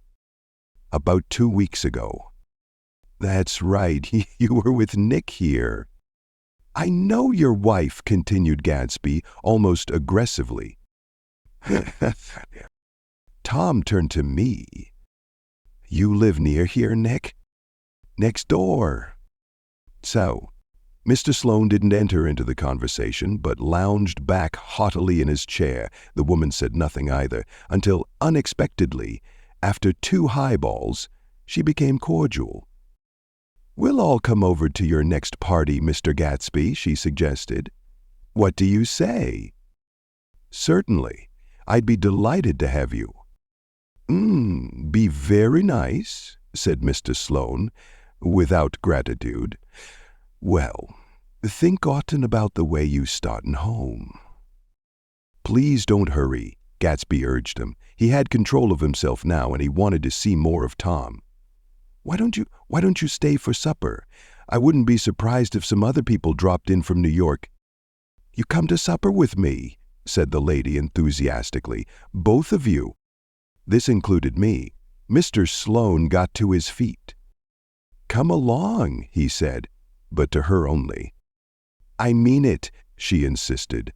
I'd love to have you. Lots of room. Gatsby looked at me questioningly. He wanted to go, and he didn't see that Mr. Sloane had determined he shouldn't. I'm afraid I won't be able to, I said.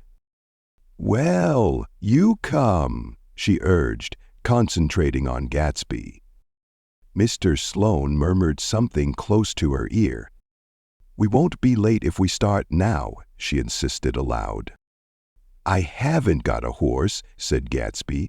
I used to ride in the army, but I've never bought a horse.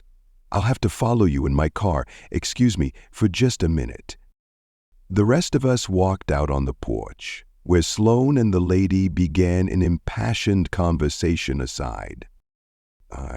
God, I believe the man's coming, said Tom. Doesn't he know she doesn't want him? She says she does want him. She has a big dinner party and he won't know a soul there. He frowned. I wonder where in the devil he met Daisy. By God, I may be old-fashioned in my ideas, but women run around too much these days to suit me. They meet all kinds of crazy fish. Suddenly, Mr. Sloane and the lady walked down the steps and mounted their horses.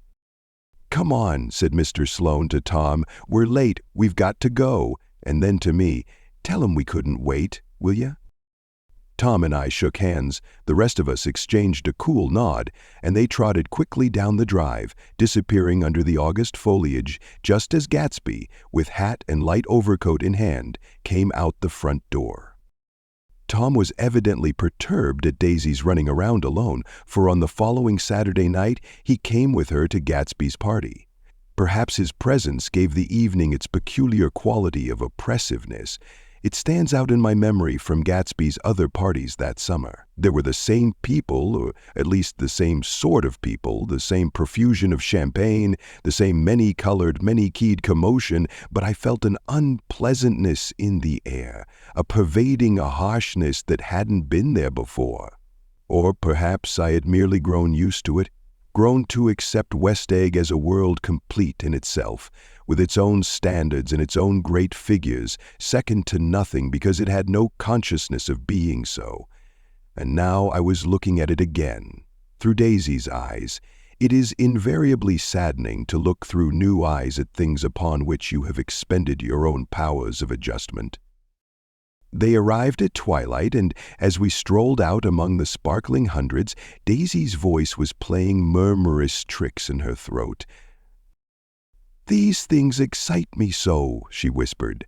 "If you want to kiss me any time during the evening, Nick, just let me know and I'll be glad to arrange it for you. Just mention my name. Or present a green card. I'm giving out green cards." "Look around," suggested Gatsby. I'm looking around. I'm having a marvelous time." "You must see the faces of many people you've heard about." Tom's arrogant eyes roamed the crowd. "We don't go around very much," he said. "In fact, I was just thinking I don't know a soul here." "Perhaps you know that lady." Gatsby indicated a gorgeous, scarcely human orchid of a woman who sat in state under a white plum tree. Tom and Daisy stared, with that peculiarly unreal feeling that accompanies the recognition of a hitherto ghostly celebrity of the movies. "She's lovely," said Daisy. "The man bending over her is her director." He took them ceremoniously from group to group. "Ah, Mrs. Buchanan and Mr. Buchanan." After an instant's hesitation, he added, "The polo player." "Oh, no," objected Tom quickly. "Not me." But evidently the sound of it pleased Gatsby, for Tom remained the polo player for the rest of the evening.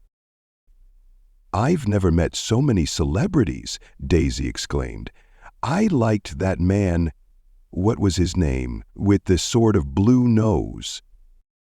Gatsby identified him, adding that he was a small producer.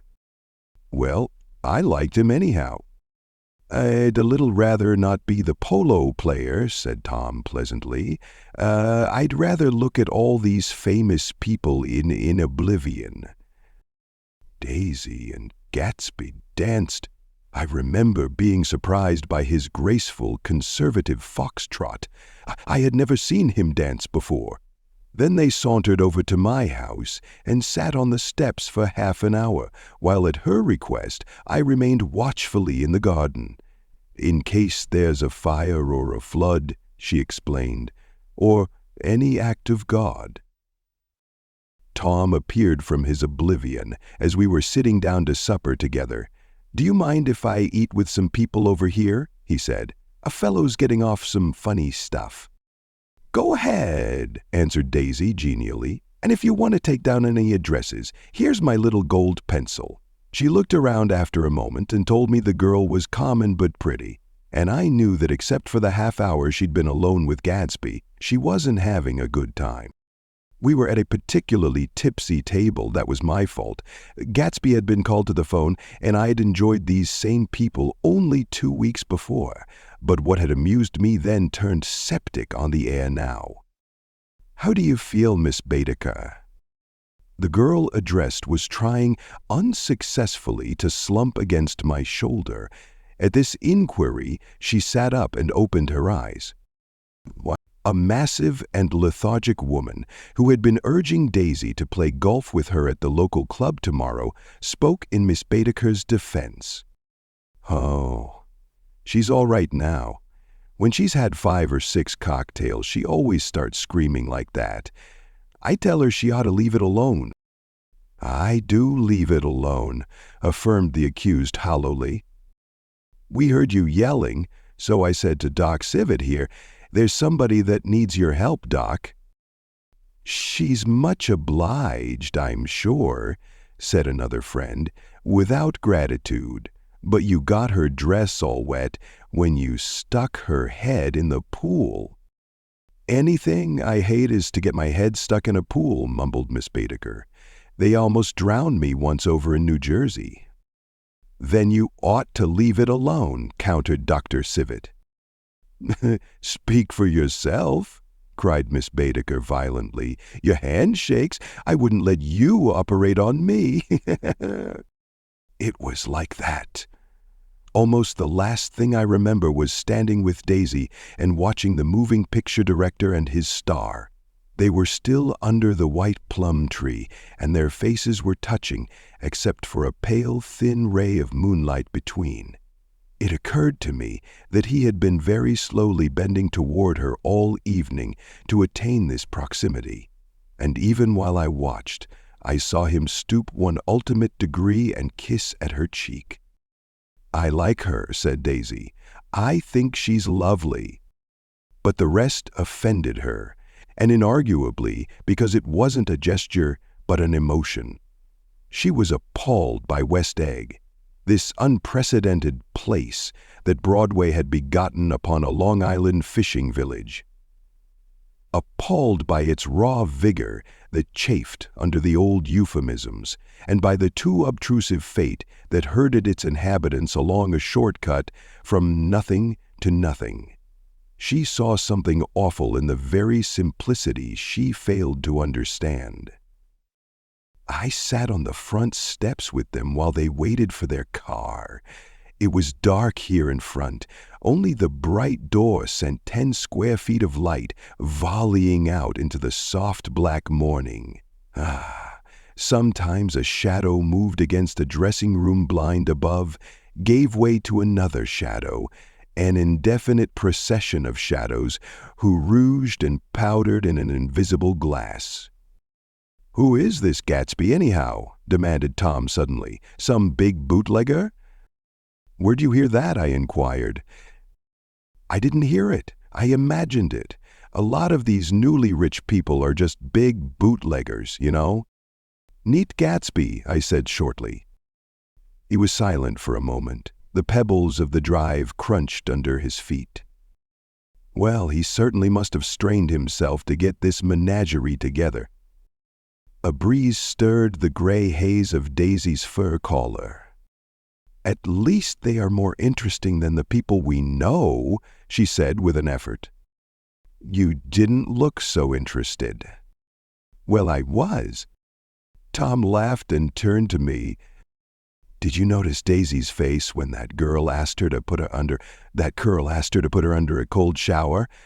Daisy began to sing with the music in a husky, rhythmic whisper, bringing out a meaning in each word that it had never had before and would never have again. When the melody rose, her voice broke up sweetly, following it, in a way contralto voices have, and each change tipped out a little of her warm human magic upon the air. "Lots of people come who haven't been invited," she said suddenly. That girl hadn't been invited. They simply force their way in, and he's too polite to object. "I'd like to know who he is and what he does," insisted Tom, "and I think I'll make a point of finding out." "I can tell you right now," she answered. "He owned some drugstores, a lot of drugstores. He built them up himself." The dilatory limousine came rolling up the drive.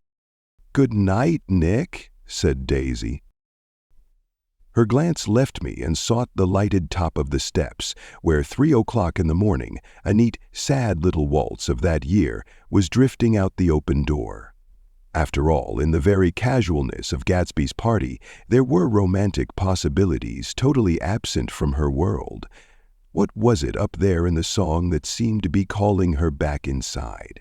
What would happen now in the dim, incalculable hours? Perhaps some unbelievable guest would arrive, a person infinitely rare and to be marveled at, some authentically radiant young girl who, with one fresh glance at Gatsby, one moment of magical encounter, would blot out those 5 years of unwavering devotion. I stayed late that night. Gatsby asked me to wait until he was free, and I lingered in the garden until the inevitable swimming party had run up, chilled and exalted from the black beach, until the lights were extinguished in the guest rooms overhead. When he came down the steps at last, the tanned skin was drawn unusually tight on his face, and his eyes were bright and tired.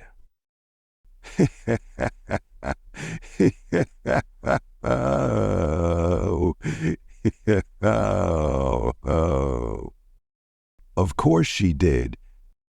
She didn't like it, he insisted. She didn't have a good time.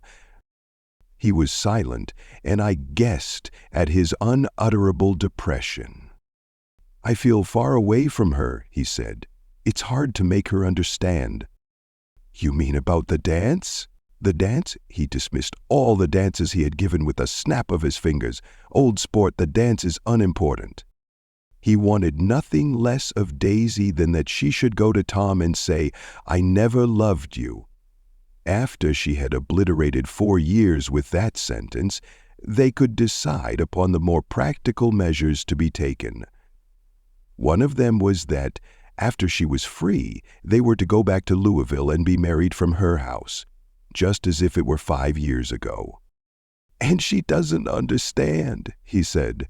She used to be able to understand. We'd sit for hours. He broke off and began to walk up and down a desolate path of fruit rinds and discarded favors and crushed flowers. I wouldn't ask too much of her, I ventured. You can't repeat the past. Can't repeat the past? He cried incredulously. Why, of course you can. He looked round him wildly, as if the past were lurking here in the shadow of his house, just out of reach of his hand. I'm going to fix everything just the way it was before, he said, nodding determinedly. She'll see. He talked a lot about the past, and I gathered that he wanted to recover something, some idea of himself perhaps, that had gone into loving Daisy. His life had been confused and disordered since then, but if he could once return to a certain starting place and go over it all slowly, he could find out what that thing was.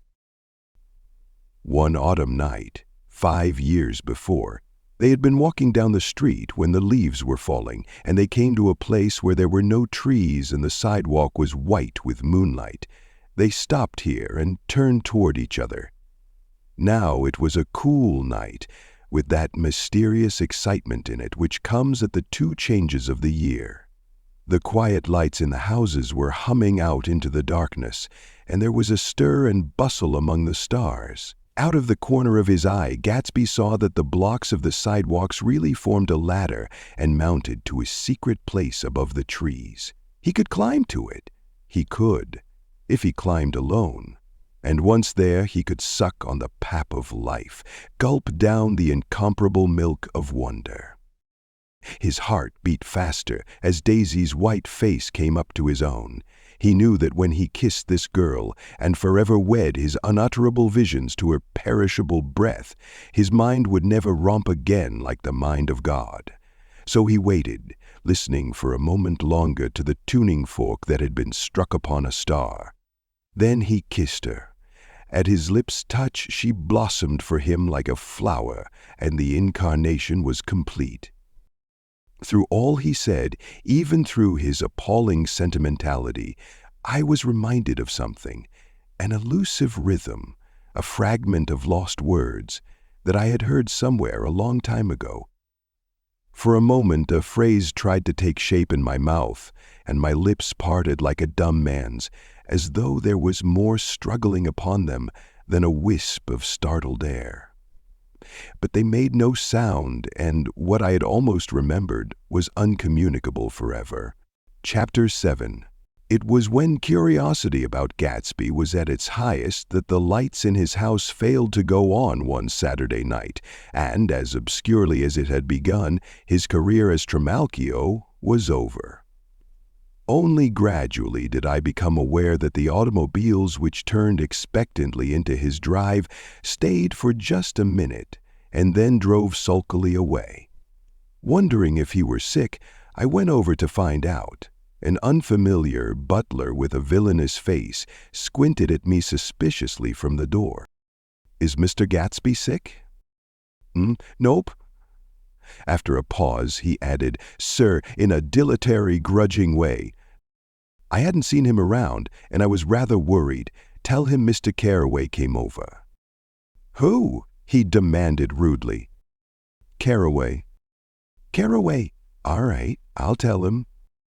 Abruptly, he slammed the door. My Finn informed me that Gatsby had dismissed every servant in his house a week ago and replaced them with half a dozen others, who never went into Westegg Village to be bribed by the tradesmen, but ordered moderate supplies over the telephone. The grocery boy reported that the kitchen looked like a pigsty, and the general opinion in the village was that the new people weren't servants at all. Next day, Gatsby called me on the phone. "Going away?" I inquired. "No, old sport. I hear you fired all your servants." I wanted somebody who wouldn't gossip. Daisy comes over quite often in the afternoons, so the whole caravansary had fallen in like a card house at the disapproval in her eyes. "There's some people Wolfsheim wanted to do something for. They're all brothers and sisters. They used to run a small hotel. I see." He was calling up at Daisy's request. Would I come to lunch at her house tomorrow? Miss Baker would be there. Half an hour later, Daisy herself telephoned and seemed relieved to find that I was coming. Something was up, and yet I couldn't believe that they would choose this occasion for a scene, especially for the rather harrowing scene that Gatsby had outlined in the garden. The next day was broiling, almost the last, certainly the warmest of the summer. As my train emerged from the tunnel into sunlight, only the hot whistles of the National Biscuit Company broke the simmering hush at noon. The straw seats of the car hovered on the edge of combustion. The woman next to me perspired delicately for a while into her white shirtwaist, and then, as her newspaper dampened under her fingers, lapsed despairingly into deep heat with a desolate cry. Her pocketbook slapped to the floor. "Oh, my," she gasped. I picked it up with a weary bend and handed it back to her, holding it at arm's length and by the extreme tip of the corners to indicate that I had no designs upon it, but everyone nearby, including the woman, suspected me just the same. "Hot," said the conductor to familiar faces. "Some weather, hot, hot, hot. Is it hot enough for you? Is it hot? Is it—" My commutation ticket came back to me with a dark stain from his hand. That anyone should care in this heat, whose flushed lips he kissed, whose head made damp the pajama pocket over his heart. Through the hall of the Buchanan's house blew a faint wind, carrying the sound of the telephone bell out to Gatsby and me as we waited at the door. "The master's body?" roared the butler into the mouthpiece. "I'm sorry, madame, but we can't furnish it. It's far too hot to touch this noon." What he really said was, "Yes, yes. I'll see." He set down the receiver and came toward us, glistening slightly to take our stiff straw hats. "Madam expects you in the salon," he cried, needlessly indicating the direction. In this heat, every extra gesture was an affront to the common store of life. The room, shadowed well with awnings, was dark and cool. Daisy and Jordan lay upon an enormous couch, like silver idols weighing down their own white dresses against the singing breeze of the fans. "We can't move," they said together. Jordan's fingers, powdered white over their tan, rested for a moment in mine. "And Mr. Thomas Buchanan, the athlete?" I inquired. Simultaneously, I heard his voice, gruff, muffled, husky, at the hall telephone. Gatsby stood in the center of the crimson carpet and gazed around with fascinated eyes. Daisy watched him and laughed, her sweet, exciting laugh. A tiny gust of powder rose from her bosom into the air. "The rumor is," whispered Jordan, "that that's Tom's girl on the telephone." We were silent. The voice in the hall rose high with annoyance. "Very well, then. I won't sell you the car at all. I am under no obligations to you at all. And as for your bothering me about it at lunchtime, I won't stand that at all." Holding down the receiver, said Daisy cynically. No, he's not, I assured her. It's a bona fide deal. I happen to know about it. Tom flung open the door, blocked out its space for a moment with his thick body, and hurried into the room. Mr. Gatsby! He put out his broad, flat hand with well-concealed dislike. I'm glad to see you, sir. Nick! Make us a cold drink, cried Daisy. As he left the room again, she got up and went over to Gatsby and pulled his face down, kissing him on the mouth. You know I love you, she murmured. You forget there's a lady present, said Jordan. Daisy looked around doubtfully. You kiss Nick, too? What a low, vulgar girl. I don't care, cried Daisy, and began to clog on the brick fireplace. Then she remembered the heat and sat down guiltily on the couch, just as a freshly laundered nurse leading a little girl came into the room. An idea of everyone who's in this house as it is, and Happy New Year, and great health and disposal to you, for I am bumping the disease, and you do it well, a light heart and a smile. The child, relinquished by the nurse, rushed across the room and rooted shyly into her mother's dress. The bless-feeded precious. Did mother get powder on your old yellowy hair? Stand up now and say, how to do. Gatsby and I, in turn, leaned down and took the small, reluctant hand. Afterward, he kept looking at the child with surprise. I don't think he had ever really believed in its existence before. I got dressed before luncheon, said the child, turning eagerly to Daisy. That's because your mother wanted to show you off. Her face bent into the single wrinkle of the small white neck. You dream, you. You absolute little dream. Yes, admitted the child calmly. Aunt Jordan's got on a white dress, too. How do you like Mother's friends? Daisy turned her around so that she faced Gatsby. Do you think they're pretty? Where's Daddy? She doesn't look like her father, explained Daisy. She looks like me. She's got my hair and shape of the face. Daisy sat back upon the couch. The nurse took a step forward and held out her hand. Come, Pammy. Goodbye, sweetheart. With a reluctant backward glance, the well-disciplined child held to her nurse's hand and was pulled out the door, just as Tom came back, preceding 4 gin rickeys that clicked full of ice. Gatsby took up his drink. They certainly look cool, he said with visible tension. We drank in long, greedy swallows. I read somewhere that the sun's getting hotter every year, said Tom genially. It seems that pretty soon the Earth's going to fall into the sun, or, wait a minute, it's just the opposite. The sun's getting colder every year. Come outside, he suggested to Gatsby. I'd like you to have a look at the place. I went with them out to the veranda. On the green Sound, stagnant in the heat, one small sail crawled slowly toward the fresher sea. Gatsby's eyes followed it momentarily. He raised his hand and pointed across the bay. I'm right across from you. That you are. Our eyes lifted over the rose beds and the hot lawn and the weedy refuse of the dog days along shore. Slowly the white wings of the boat moved against the blue, cool limit of the sky. Ahead lay the scalloped ocean and the abounding blessed isles. There's sport for you, said Tom, nodding. I'd like to be out there with him for about an hour. We had luncheon in the dining room, darkened too against the heat, and drank down nervous gaiety with the cold ale. What'll we do with ourselves this afternoon, cried Daisy, and the day after that, and the next 30 years? Don't be morbid, Jordan said. Life starts all over again when it gets crisp in the fall. But it's so hot, insisted Daisy, on the verge of tears, and everything's so confused.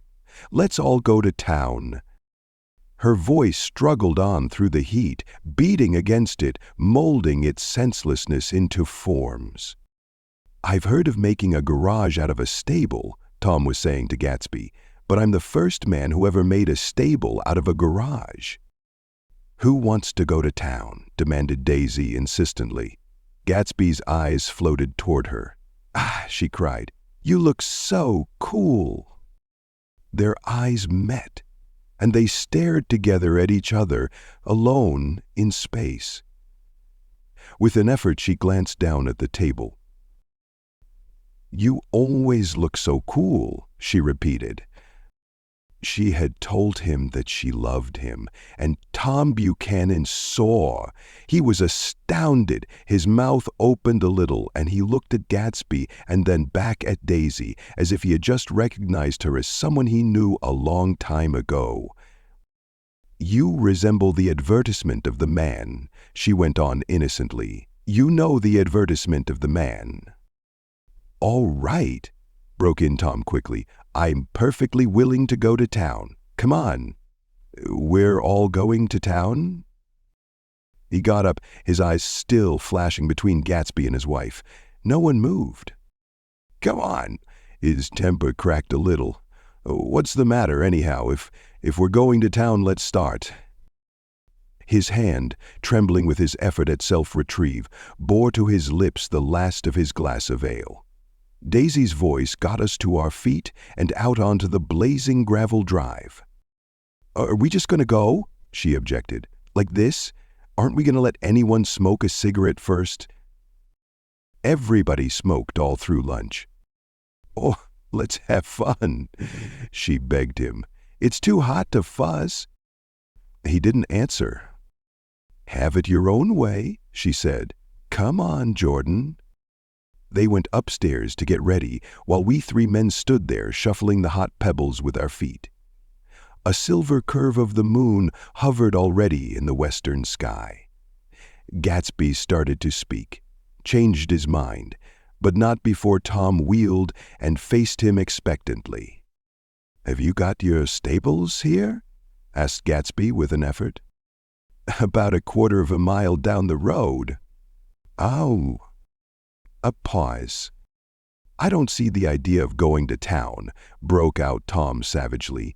"Women get these notions in their heads." "Shall we take anything to drink?" called Daisy from an upper window. "I'll get some whiskey," answered Tom. He went inside. Gatsby turned to me rigidly. "I can't say anything in his household, sport." "She's got an indiscreet voice," I remarked. "It's full of—" I hesitated. "Her voice is full of money," he said suddenly. That was it. I'd never understood before. It was full of money. That was the inexhaustible charm that rose and fell in it, the jingle of it, the cymbals' song of it. High in a white palace, the king's daughter, the golden girl. Tom came out of the house wrapping a quart bottle in a towel, followed by Daisy and Jordan wearing small tight hats of metallic cloth and carrying light capes over their arms. "Shall we all go in my car?" suggested Gatsby. He felt the hot green leather of the seat. I ought to have left it in the shade. "Is it standard shift?" demanded Tom. "Yes." "Well, you take my coupe and let me drive your car to town." The suggestion was distasteful to Gatsby. "I don't think there's much gas," he objected. "Plenty of gas," said Tom boisterously. He looked at the gauge. "And if it runs out, I can stop at a drugstore. You can buy anything at a drugstore nowadays." A pause followed this apparently pointless remark. Daisy looked at Tom, frowning, and an indefinable expression, at once definitely unfamiliar and vaguely recognizable, as if I had only heard it described in words, passed over Gatsby's face. "Come on, Daisy," said Tom, pressing her with his hand toward Gatsby's car. "I'll take you in this circus wagon." He opened the door, but she moved out from the circle of his arm. "You take Nick and Jordan. We'll follow you in the coupe." She walked close to Gatsby, touching his coat with her hand. Jordan and Tom and I got into the front seat of Gatsby's car. Tom pushed the unfamiliar gears tentatively, and we shot off into the oppressive heat, leaving them out of sight behind. "Did you see that?" demanded Tom. "See what?" He looked at me keenly, realizing that Jordan and I must have known all along. "You think I'm pretty dumb, don't you?" he suggested. "Perhaps I am, but I have almost a second sight sometimes that tells me what to do. Maybe you don't believe that, but science—" He paused. The immediate contingency overtook him, pulled him back from the edge of theoretical abyss. "I've made a small investigation of this fellow," he continued. "I could have gone deeper if I'd known." "Do you mean you've been to a medium?" inquired Jordan humorously. "Whoa!"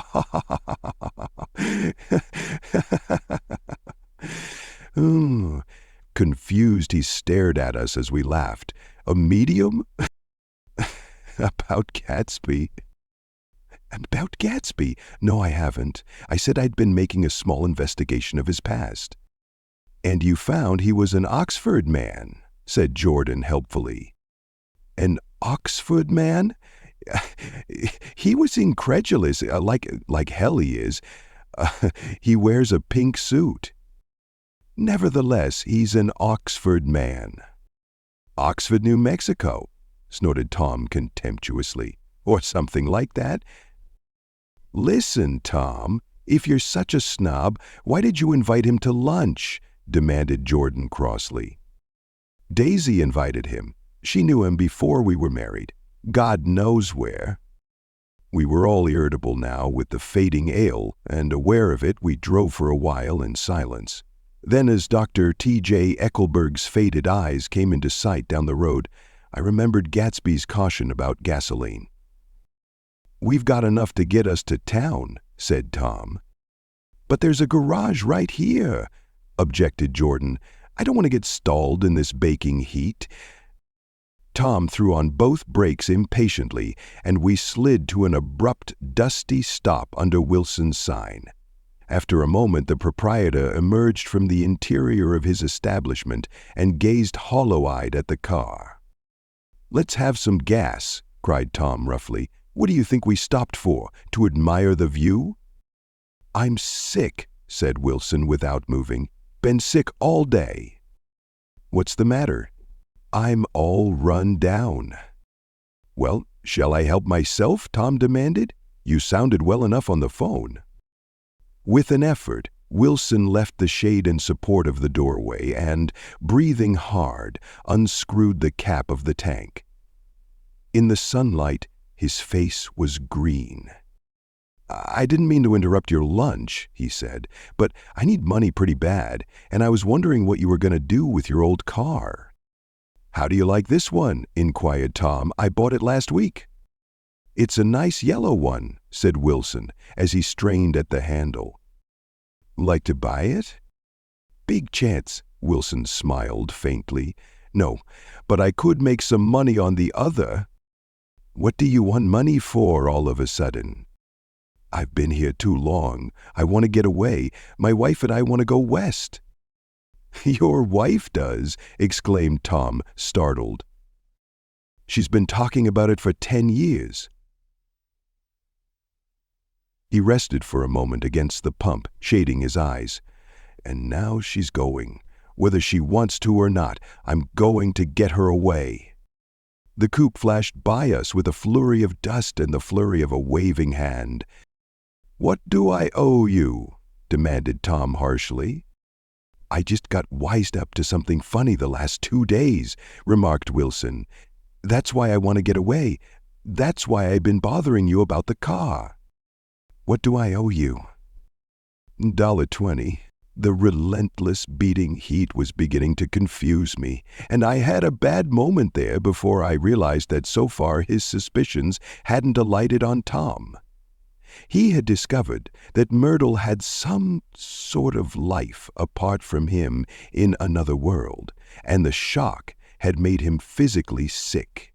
I stared at him and then at Tom, who had made a parallel discovery less than an hour before, and it occurred to me that there was no difference between men in intelligence or race so profound as the difference between the sick and the well. Wilson was so sick that he looked guilty, unforgivably guilty, as if he had just got some poor girl with child. "I'll let you have that car," said Tom. "I'll send it over tomorrow afternoon." That locality was always vaguely disquieting, even in the broad glare of afternoon, and now I turned my head as though I had been warned of something behind. Over the ash heaps, the giant eyes of Dr. T.J. Eckelberg kept their vigil, but I perceived after a moment that other eyes were regarding us with peculiar intensity from less than 20 feet away. In one of the windows over the garage, the curtains had been moved aside a little, and Myrtle Wilson was peering down at the car. So engrossed was she that she had no consciousness of being observed, and one emotion after another crept into her face, like objects into a slowly developing picture. Her expression was curiously familiar. It was an expression I had often seen on women's faces, but on Myrtle Wilson's face it seemed purposeless and inexplicable until I realized that her eyes, wide with jealous terror, were fixed not on Tom, but on Jordan Baker, whom she took to be his wife. There is no confusion like the confusion of a simple mind. And as we drove away, Tom was feeling the hot whips of panic. His wife and his mistress, until an hour ago secure and inviolate, were slipping precipitately from his control. Instinct made him step on the accelerator with the double purpose of overtaking Daisy and leaving Wilson behind, and we sped along toward Astoria at 50 miles an hour until, among the spidery girders of the elevated, we came in sight of the easy-going blue coupe. "Those big movies around 50th Street are cool," suggested Jordan.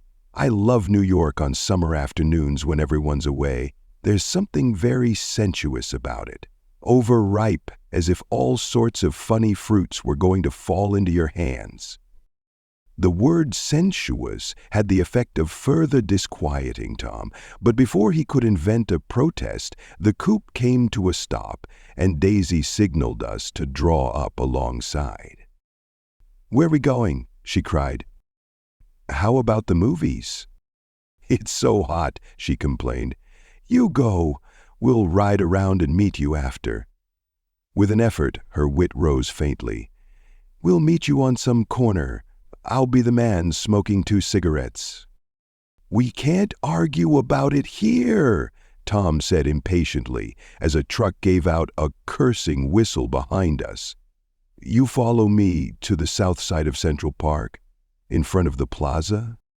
Several times he turned his head and looked back for their car, and if the traffic delayed them, he slowed up until they came into sight. I think he was afraid they would dart down a side street and out of his life forever.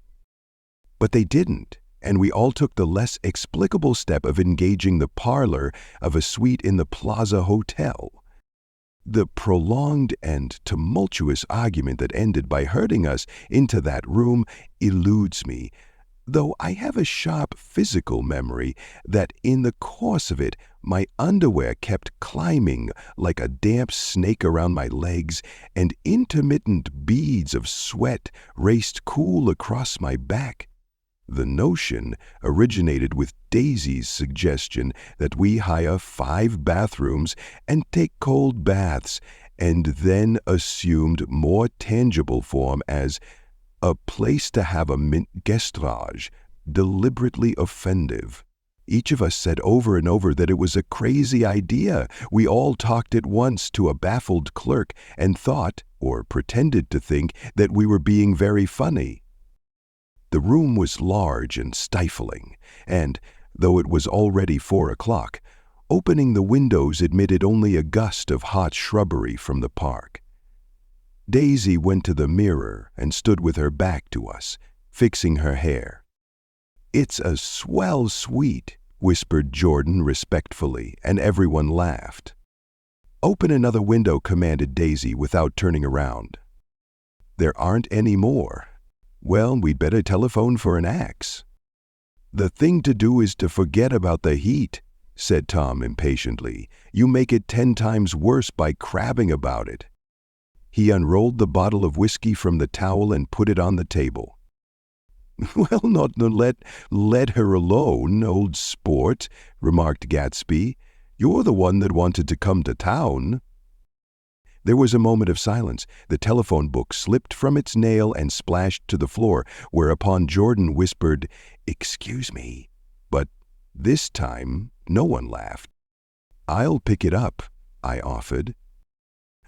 "I've got it." Gatsby examined the parted string, muttered, in an interested way, and tossed book on a chair. "That's a great expression of yours, isn't it?" said Tom sharply. "What is?" "All this old sport business. Where'd you pick that up?" "Now see here, Tom," said Daisy, turning around from the mirror. "If you're going to make personal remarks, I won't stay here a minute. Call up and order some ice for the mint julep." As Tom took up the receiver, the compressed heat exploded into sound, and we were listening to the portentous chords of Mendelssohn's Wedding March from the ballroom below. "Imagine marrying anybody in this heat," cried Jordan dismally. "Still, I was married in the middle of June," Daisy remembered. "Louisville in June, somebody fainted." "Who was it fainted, Tom?"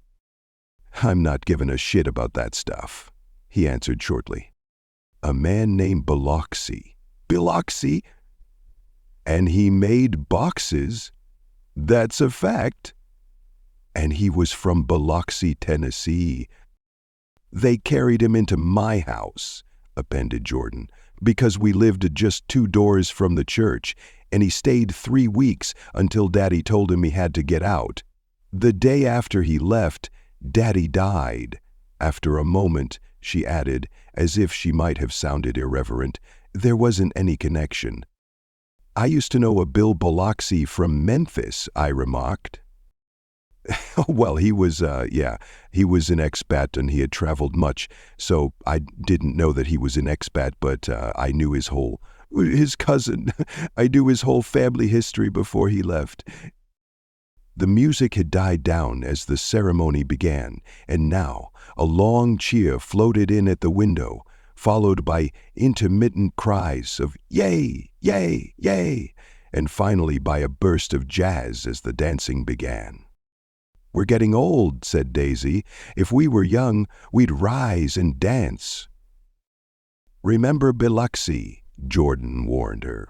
"Where do you know him, Tom?" "Biloxi?" He concentrated with an effort. "I didn't know him. He was a friend of Daisy's." "Was not." She denied. "I'd never seen him before. He came down in the private car." "Well, he said he knew you. He said he was raised in Louisville. Asa Bird brought him around at the last minute and asked if we had room for him."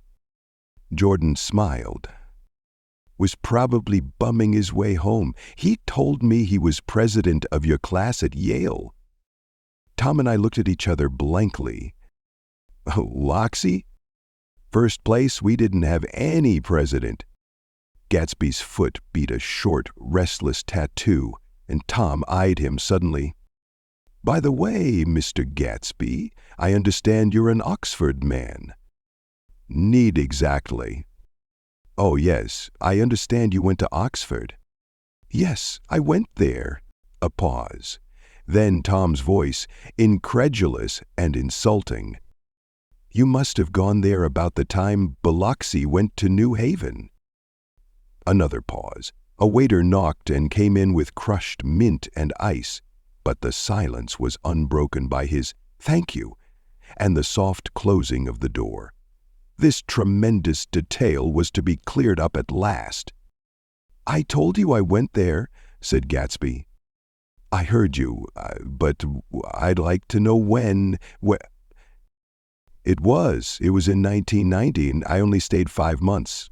That's why I can't really call myself an Oxford man. Tom glanced around to see if we mirrored his unbelief, but we were all looking at Gatsby. It was an opportunity they gave to some of the officers after the armistice. He continued, "We could go to any of the universities in England or France." I wanted to get up and slap him on the back. I had one of those renewals of complete faith in him that I'd experienced before. Daisy rose, smiling faintly, and went to the table. "Open the whiskey, Tom," she ordered, "and I'll make you a mint julep. Then you won't seem so stupid to yourself. Look at the mint." "Wait a minute," snapped Tom. "I want to ask Mr. Gatsby one more question." "Go on," Gatsby said politely. "What kind of a row are you trying to cause in my house anyhow?" They were out in the open at last, and Gatsby was content. "Isn't causing a row?" Daisy looked desperately from one to the other. "You're causing a row. Please have a little self-control." "Self-redation," repeated Tom incredulously. "I suppose the latest thing is to sit back and let Mr. Nobody from Nowhere make love to your wife. Well, if that's the idea, you can count me out. Nowadays, people begin by sneering at family life and family institutions, and next, they'll throw everything overboard and have intermarriage between black and white." Flushed with his impassioned gibberish, he saw himself standing alone on the last barrier of civilization. "We're all white here," murmured Jordan. "I know I'm not very popular. I don't give big parties. I suppose you've got to make your house into a pigsty in order to have any friends in the modern world." Angry as I was, as we all were, I was tempted to laugh whenever he opened his mouth. The transition from libertine to prig was so complete. "I've got something to tell you, old sport," began Gatsby, but Daisy guessed at his intention. "Please don't," she interrupted helplessly. "Please, let's all go home. Why don't we all go home?" "That's a good idea." I got up. "Come on, Tom. Nobody wants a drink." "I want to know what Mr. Gatsby has to tell me." "Your wife doesn't love you," said Gatsby. "She's never loved you. She loves me." "You must be crazy," exclaimed Tom automatically. Gatsby sprang to his feet, vivid with excitement. "She never loved you, do you hear?" he cried. "She only married you because I was poor and she was tired of waiting for me. It was a terrible mistake, but in her heart she never loved anyone except me." At this point, Jordan and I tried to go, but Tom and Gatsby insisted with competitive firmness that we remain, as though neither of them had anything to conceal, and it would be a privilege to partake vicariously of their emotions. "Sit down, Daisy." Tom's voice groped unsuccessfully for the paternal note. "What's been going on? I want to hear all about it." "I told you what's been going on," said Gatsby. "Going on for 5 years, and you didn't know." Tom turned to Daisy sharply. "You've been seeing this fellow for 5 years?" No, said Gatsby. No, we couldn't meet. But both of us loved each other all that time, old sport, and you didn't know. I used to laugh sometimes, but there was no laughter in his eyes. To think that you didn't know." "Oh, that's all." Tom tapped his thick fingers together like a clergyman and leaned back in his chair. "You're crazy," he exclaimed. "I can't speak about what happened 5 years ago because I didn't know Daisy then, and I'll be damned if I see how you got within a mile of her unless you brought the groceries to the back door. But all the rest of that's a goddamned lie. Daisy loved me when she married me, and she loves me now." "No," said Gatsby, shaking his head. "She does, though. The trouble is that sometimes she gets foolish ideas in her head and doesn't know what she's doing." He nodded sagely. "And what's more, I love Daisy too." Once in a while. I go off on a spree and make a fool of myself, but I always come back, and in my heart I love her all the time."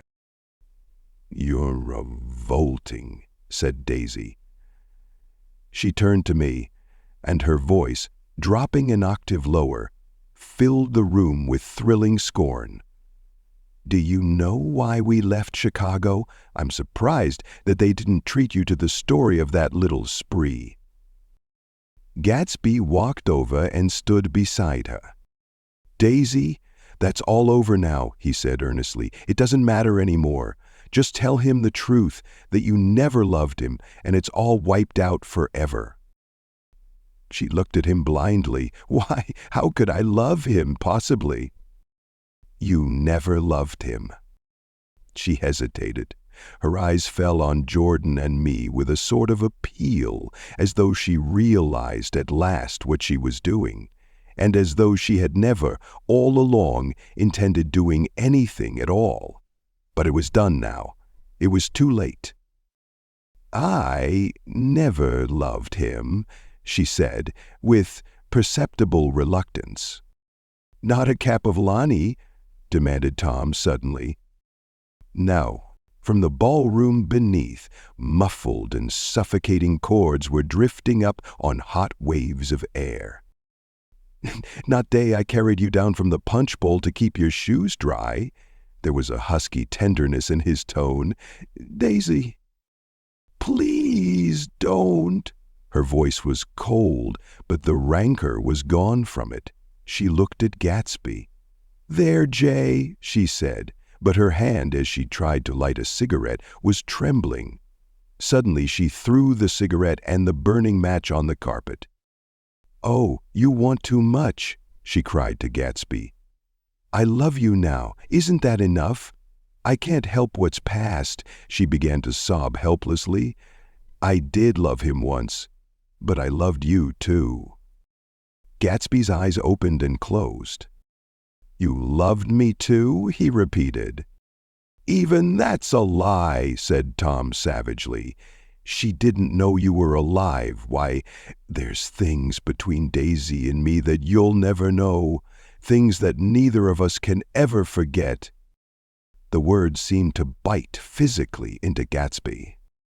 "I want to speak to Daisy alone," he insisted. "She's all excited now." "Even alone, I can't say I never loved Tom," she admitted in a pitiful voice. "It wouldn't be true." "Of course it wouldn't," agreed Tom. She turned to her husband. "As if it mattered to you," she said. "Of course it matters. I'm going to take better care of you from now on." "You don't understand," said Gatsby, with a touch of panic. "You're not going to take care of her anymore." "I'm not?" Tom opened his eyes wide and laughed. He could afford to control himself now. "Why's that?" "Daisy's leaving you." "Nonsense." "I am, though," she said with a visible effort. "She's not leaving me." Tom's words suddenly leaned down over Gatsby. "Certainly not for a common swindler." "Don't steal the ring he put on her finger." "I won't stand this," cried Daisy. "Oh, please, let's get out." "Who are you, anyhow?" broke out Tom. "You're one of that bunch that hangs around with Meyer Wolfsheim. That much I happen to know. I've made a little investigation into your affairs, and I'll carry it further tomorrow." "You can suit yourself about that, old sport," said Gatsby steadily. "I found out what your drug stores were." He turned to us and spoke rapidly. "He and this Wolfsheim bought up a lot of side street drug stores here and in Chicago and sold grain alcohol over the counter. That's one of his little stunts. I picked him for a bootlegger the first time I saw him, and I wasn't far wrong." "What about it?" said Gatsby politely. "I guess your friend Walter Chase wasn't too proud to come in on it." "And you left him in the lurch, didn't you? You let him go to jail for a month over in New Jersey. God, you ought to hear Walter on the subject of you. Came to us dead broke. He was very glad to pick up some money, old sport." "Don't you call me old sport," cried Tom. Gatsby said nothing. Walter could have you up on the betting laws too, but Wolfsheim scared him into shutting his mouth. That unfamiliar yet recognizable look was back again in Gatsby's face. "Back of the drugstore business was just small change," continued Tom slowly, "but you've got something on now that Walter's afraid to tell me about." I glanced at Daisy, who was staring terrified between Gatsby and her husband, and at Jordan, who had begun to balance an invisible but absorbing object on the tip of her chin. Then I turned back to Gatsby and was startled at his expression. He looked, and this is said in all contempt for the babbled slander of his garden, as if he had killed a man. For a moment the set of his face could be described in just that fantastic way. It passed, and he began to talk excitedly to Daisy, denying everything, defending his name against accusations that had not been made. But with every word she was drawing further and further into herself. So he gave that up, and only the dead dream fought on as the afternoon slipped away, trying to touch what was no longer tangible, struggling, unhappily, undespairingly, toward that lost voice across the room. The voice begged again to go. "Please, Tom, I can't stand this anymore." Her frightened eyes told that whatever intentions, whatever courage she had had, were definitely gone. "You two start on home, Daisy," said Tom, "in Mr. Gatsby's car." She looked at Tom, alarmed now, but he insisted with magnanimous scorn. "Go on, he won't annoy you. I think he realizes that his presumptuous little flirtation is over." They were gone, without a word, snapped out, made accidental, isolated, like ghosts, even from our pity. After a moment, Tom got up and began wrapping the unopened bottle of whiskey in the towel. "What, any of this stuff? Jordan? Nick? I didn't answer." "Nick?" he asked again. "What, any?" "No, I just remembered that today's my birthday." I was 30. Before me stretched the portentous, menacing road of a new decade. It was 7 o'clock when we got into the coupe with him and started for Long Island.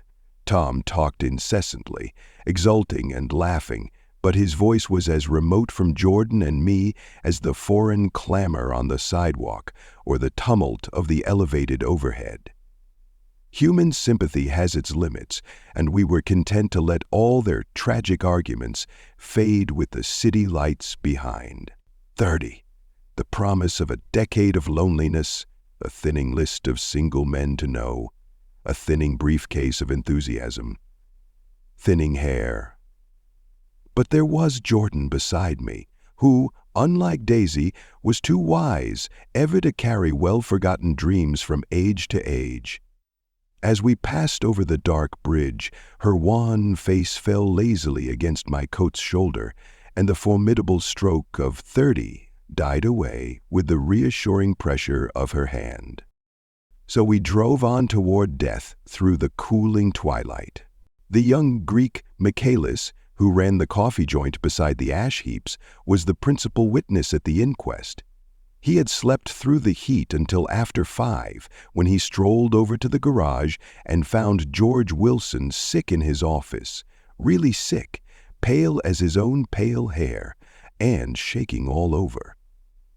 Michaelis advised him to go to bed, but Wilson refused, saying that he'd miss a lot of business if he did. While his neighbor was trying to persuade him, a violent racket broke out overhead. "I've got my wife locked in up there," explained Wilson calmly. "She's going to stay there till the day after tomorrow, and then we're going to move away." Michaelis was astonished. They had been neighbors for 4 years, and Wilson had never seemed faintly capable of such a statement. Generally, he was one of these worn-out men. When he wasn't working, he sat on a chair in the doorway and stared at the people and the cars that passed along the road. When anyone spoke to him, he invariably laughed in an agreeable, colorless way. He was his wife's man, and not his own. So, naturally, Michaelis tried to find out what had happened, but Wilson wouldn't say a word. Instead, he began to throw curious, suspicious glances at his visitor and ask him what he'd been doing at certain times on certain days. Just as the latter was getting uneasy, some workmen came past the door, bound for his restaurant, and Michaelis took the opportunity to get away, intending to come back later. But he didn't. He supposed he forgot to, that's all. When he came outside again, a little after 7, he was reminded of the conversation because he heard Mrs. Wilson's voice, loud and scolding, downstairs in the garage. "Beat me," he heard her cry. "Throw me down and beat me, you dirty little coward." A moment later she rushed out into the dusk, waving her hands and shouting, "Nen tu en." Before he could move from his door, the business was over. The death car, as the newspapers called it, didn't stop. It came out of the gathering darkness, wavered tragically for a moment, and then disappeared around the next bend. Mavro Michaelis wasn't even sure of its color. He told the first policeman that it was light green. The other car, the one going toward New York, came to rest 100 yards beyond, and its driver hurried back to where Myrtle Wilson, her life violently extinguished, knelt in the road and mingled her thick dark blood with the dust. Michaelis and this man reached her first, but when they had torn open her shirtwaist, still damp with perspiration, they saw that her left breast was swinging loose like a flap, and there was no need to listen for the heart beneath. The mouth was wide open and ripped a little at the corners, as though she had choked a little in giving up the tremendous vitality she had stored so long. We saw the three or four automobiles and the crowd when we were still some distance away. "Well," said the Lassabauer, "that's good. Wilson'll have a little business at last."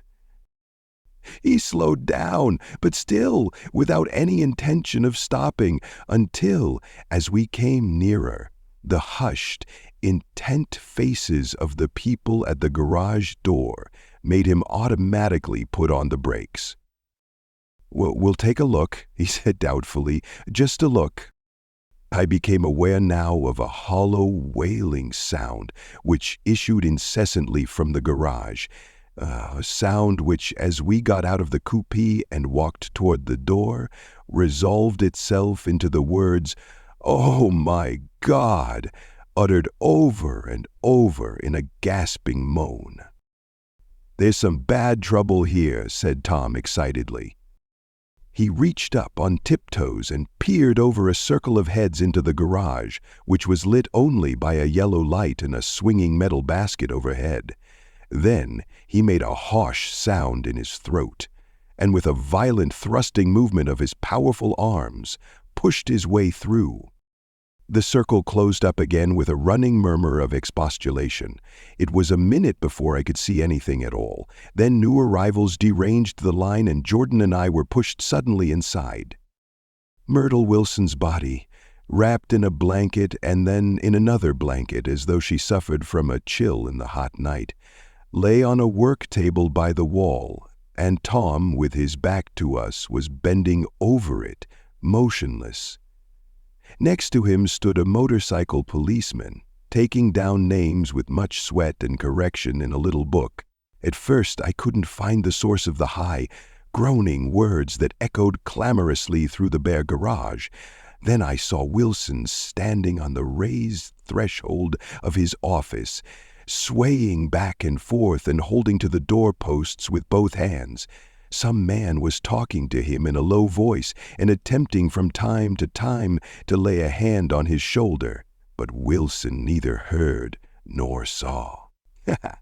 His eyes would drop slowly from the swinging light to the laden table by the wall, and then jerk back to the light again, and he gave out incessantly his high, horrible call. Oh, my gay odd, oh gay odd, oh gay odd, oh gay odd.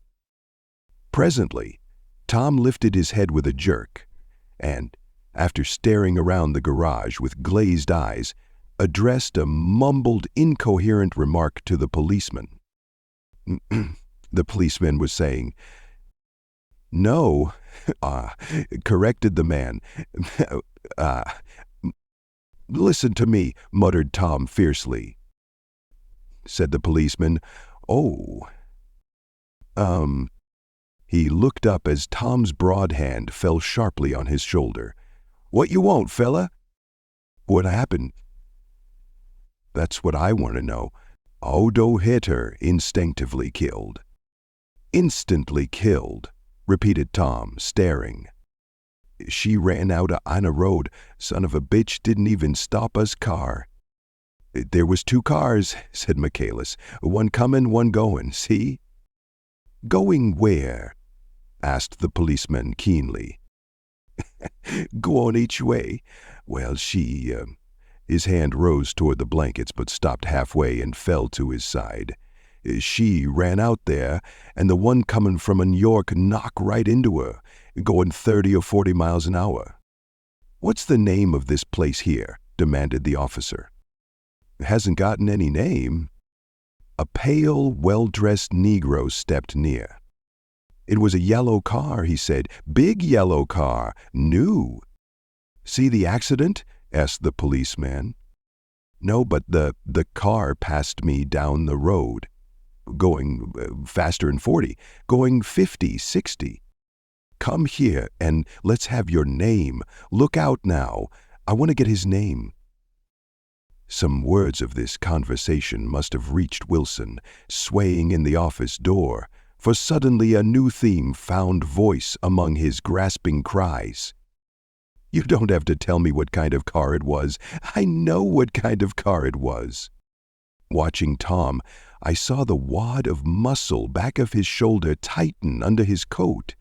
He walked quickly over to Wilson and, standing in front of him, seized him firmly by the upper arms. "You've got to pull yourself together," he said with soothing gruffness. Wilson's eyes fell upon Tom. He started up on his tiptoes and then would have collapsed to his knees had not Tom held him upright. "Listen," said Tom, shaking him a little. "I just got here a minute ago from New York. I was bringing you that coupe we've been talking about. That yellow car I was driving this afternoon wasn't mine. Do you hear? I haven't seen it all afternoon." Only the Negro and I were near enough to hear what he said, but the policeman caught something in the tone and looked over with truculent eyes. "What's all that?" he demanded. "I'm a friend of his." Tom turned his head, but kept his hands firm on Wilson's body. "He says he knows the car that did it. It was a yellow car." Some dim impulse moved the policeman to look suspiciously at Tom. "And what color's your car?" "It's a blue car, a coupe." "We've come straight from New York," I said. Someone who had been driving a little behind us confirmed this, and the policeman turned away. "Now, if you'll let me have that name again correct." Picking up Wilson like a doll, Tom carried him into the office, set him down in a chair, and came back. "If somebody will come here and sit with him," he snapped authoritatively. He watched while the 2 men standing closest glanced at each other and went unwillingly into the room. Then Tom shut the door on them and came down the single step, his eyes avoiding the table. As he passed close to me, he whispered, "Let's get out." Self-consciously, with his authoritative arms breaking the way, we pushed through the still gathering crowd, passing a hurried doctor, case in hand, who had been sent for in wild hope half an hour ago. Tom drove slowly until we were beyond the bend. Then his foot came down hard, and the coupe raced along through the night. In a little while, I heard a low, husky sob and saw that the tears were overflowing down his face. "The goddamned coward," he whimpered. "He didn't even stop his car." The Buchanan's house floated suddenly toward us through the dark, rustling trees. Tom stopped beside the porch and looked up at the second floor, where 2 windows bloomed with light among the vines. "Daisy's home," he said. As we got out of the car, he glanced at me and frowned slightly. "I ought to have dropped you in West Egg, Nick. There's nothing we can do tonight." A change had come over him, and he spoke gravely and with decision. As we walked across the moonlight gravel to the porch, he disposed of the situation in a few brisk phrases. "I'll telephone for a taxi to take you home, and while you're waiting, you and Jordan better go in the kitchen and have them get you some supper, if you want any." He opened the door. "Come in." "No, thanks, but I'd be glad if you'd order me the taxi. I'll wait outside." Jordan put a hand on my arm. "Won't you come in, Nick?" "No, thanks." I was feeling a little sick and I wanted to be alone, but Jordan lingered for a moment more. "It's only 9:30, she said. I'd be damned if I'd go in. I'd had enough of all of them for one day, and suddenly that included Jordan too. She must have seen something of this in my expression, for she turned abruptly away and ran up the porch steps into the house.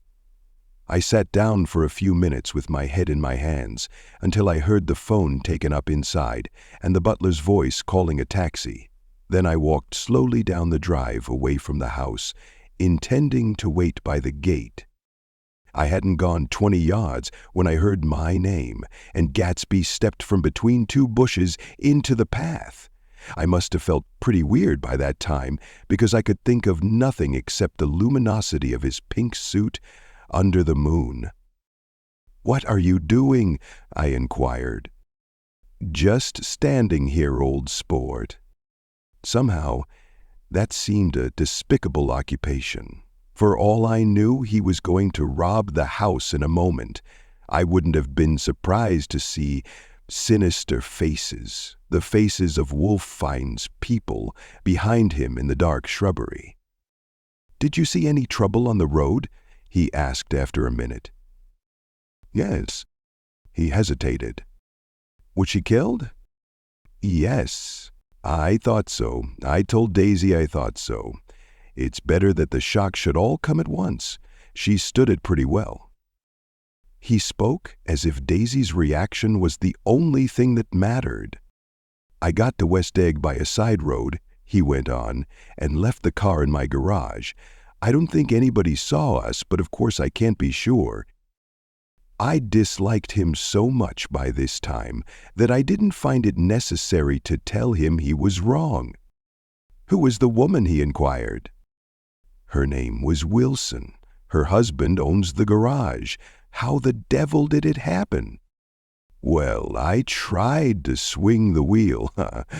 He broke off, and suddenly I guessed at the truth. "Was Daisy driving?" "Yes," he said after a moment, "but of course I'll say I was. You see, when we left New York, she was very nervous, and she thought it would steady her to drive, and this woman rushed out at us just as we were passing a car coming the other way. It all happened in a minute, but it seemed to me that she wanted to speak to us and thought we were somebody she knew. Well, first Daisy turned away from the woman toward the other car, and then she lost her nerve and turned back. The second my hand reached the wheel, I felt the shock. It must have killed her instantly. It ripped her open." "Don't tell me, old sport." He winced. "Anyhow, Daisy stepped on it. I tried to make her stop, but she couldn't, so I pulled on the emergency brake. Then she fell over into my lap, and I drove on." "She'll be all right tomorrow," he said presently. "I'm just going to wait here and see if he tries to bother her about that unpleasantness this afternoon. She's locked herself into her room, and if he tries any brutality, she's going to turn the light out and on again." "Won't touch her," I said. "He's not thinking about her." "I don't trust him, old sport." "How long are you going to wait?" "All night if necessary. Anyhow, till they all go to bed." A new point of view occurred to me. Suppose Tom found out that Daisy had been driving. He might think he saw a connection in it.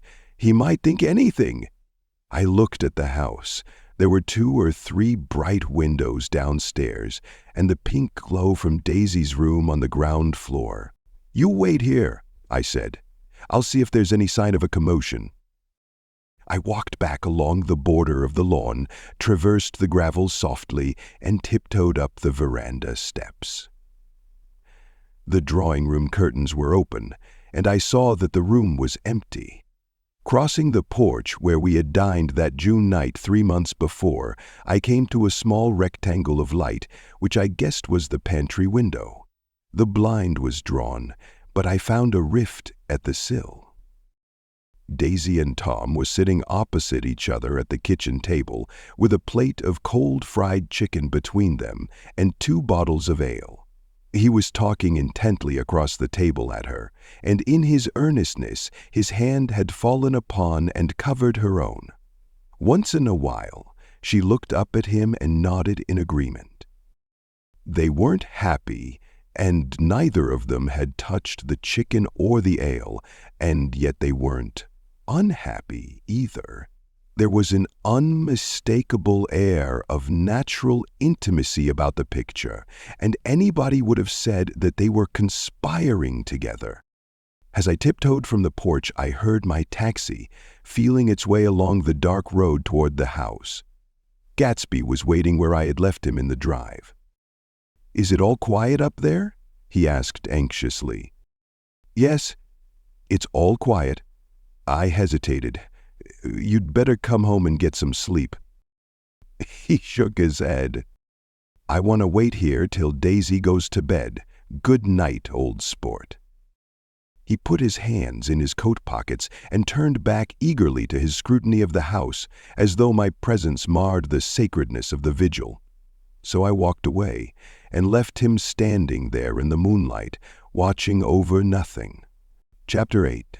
I couldn't sleep all night. A foghorn was groaning incessantly on the sound, and I tossed, half sick, between grotesque reality and savage, frightening dreams. Toward dawn, I heard a taxi go up Gatsby's drive, and immediately I jumped out of bed and began to dress. I felt that I had something to tell him, something to warn him about, and morning would be too late. Crossing his lawn, I saw that his front door was still open and he was leaning against a table in the hall, heavy with dejection or sleep. "Nothing happened," he said wanly. I waited, and about 4 o'clock she came to the window and stood there for a minute and then turned out the light. His house had never seemed so enormous to me as it did that night when we hunted through the great rooms for cigarettes. We pushed aside curtains that were like pavilions and felt over innumerable feet of dark wall for electric light switches. And once I tumbled with a sort of splash upon the keys of a ghostly piano. There was an inexplicable amount of dust everywhere, and the rooms were musty as though they hadn't been aired for many days. I found the humidor on an unfamiliar table with 2 stale dry cigarettes inside. Throwing open the French windows of the drawing room, we sat smoking out into the darkness. "You ought to go away," I said. "It's pretty certain they'll trace your car." "Go away now, old sport?" "Go to Atlantic City for a week, or up to Montreal." He wouldn't consider it. He couldn't possibly leave Daisy until he knew what she was going to do. He was clutching at some last hope, and I couldn't bear to shake him free.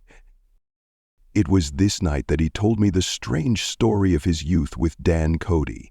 Told it to me because Jay Gatsby had broken up like glass against Tom's hard malice, and the long secret extravaganza was played out. I think that he would have acknowledged anything now, without reserve, but he wanted to talk about Daisy. She was the first nice girl he had ever known.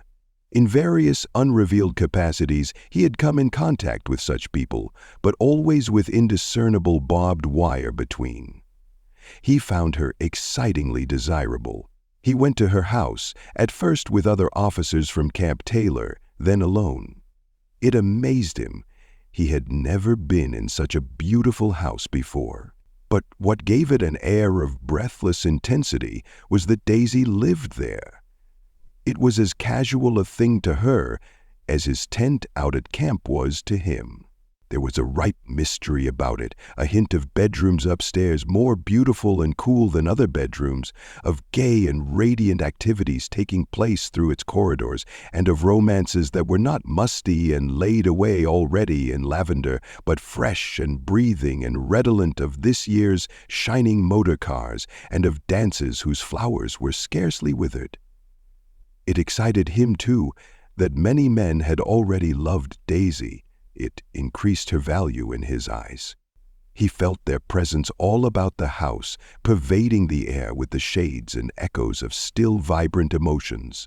But he knew that he was in Daisy's house by a colossal accident. However glorious might be his future as Jay Gatsby, he was at present a penniless young man without a past, and at any moment the invisible cloak of his uniform might slip from his shoulders. So he made the most of his time. He took what he could get, ravenously and unscrupulously. Eventually, he took Daisy, one still October night. Took her because he had no real right to touch her hand. He might have despised himself, for he had certainly taken her under false pretenses.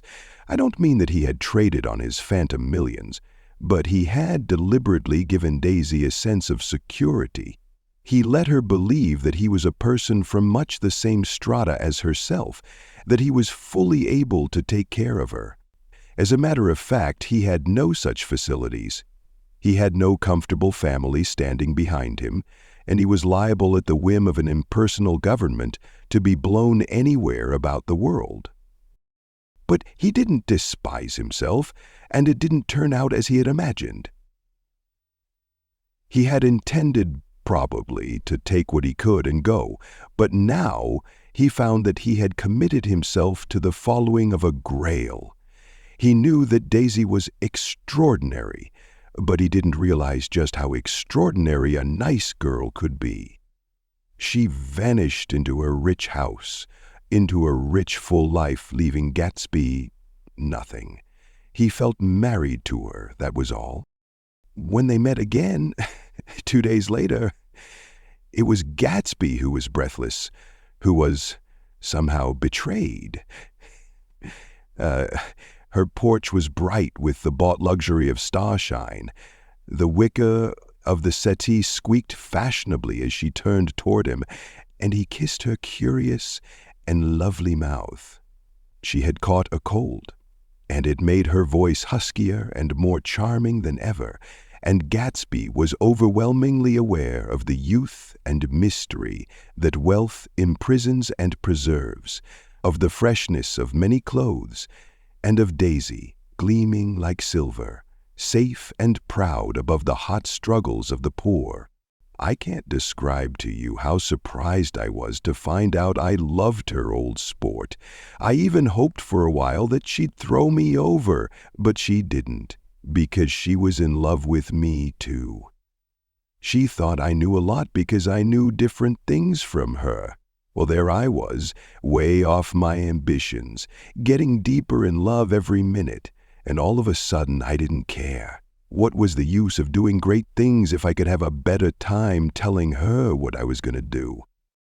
On the last afternoon before he went abroad, he sat with Daisy in his arms for a long, silent time. It was a cold fall day, with fire in the room and her cheeks flushed. Now and then she moved, and he changed his arm a little, and once he kissed her dark shining hair. The afternoon had made them tranquil for a while, as if to give them a deep memory for the long parting the next day promised. They had never been closer in their month of love, nor communicated more profoundly one with another than when she brushed silent lips against his coat's shoulder, or when he touched the end of her fingers, gently, as though she were a... And he did extraordinarily well in the war. He was a captain before he went to the front, and following the Argonne battles, he got his majority and the command of the divisional machine guns. After the armistice, he tried frantically to get home, but some complication or misunderstanding sent him to Oxford instead. He was worried now. There was a quality of nervous despair in Daisy's letters. She didn't see why he couldn't come. She was feeling the pressure of the world outside, and she wanted to see him and feel his presence beside her and be reassured that she was doing the right thing after all.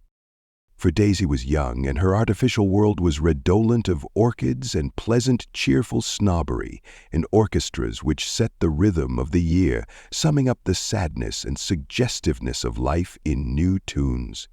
All night, the saxophones wailed the hopeless comment of the Beale Street blues, while 100 pairs of golden and silver slippers shuffled the shining dust. At the gray tea hour, there were always rooms that throbbed incessantly with this low, sweet fever, while fresh faces drifted here and there like rose petals blown by the sad horns around the floor.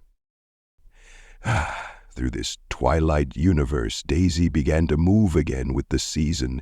Suddenly she was again keeping 6 dates a day with 6 men, and drowsing asleep at dawn with the beads and chiffon of an evening dress tangled among dying orchids on the floor beside her bed. And all the time, something within her was crying for a decision. She wanted her life shaped now, immediately, and the decision must be made by some force of love, of money, of unquestionable practicality that was close at hand. That force took shape in the middle of spring with the arrival of Tom Buchanan. There was a wholesome bulkiness about his person and his position, and Daisy was flattered.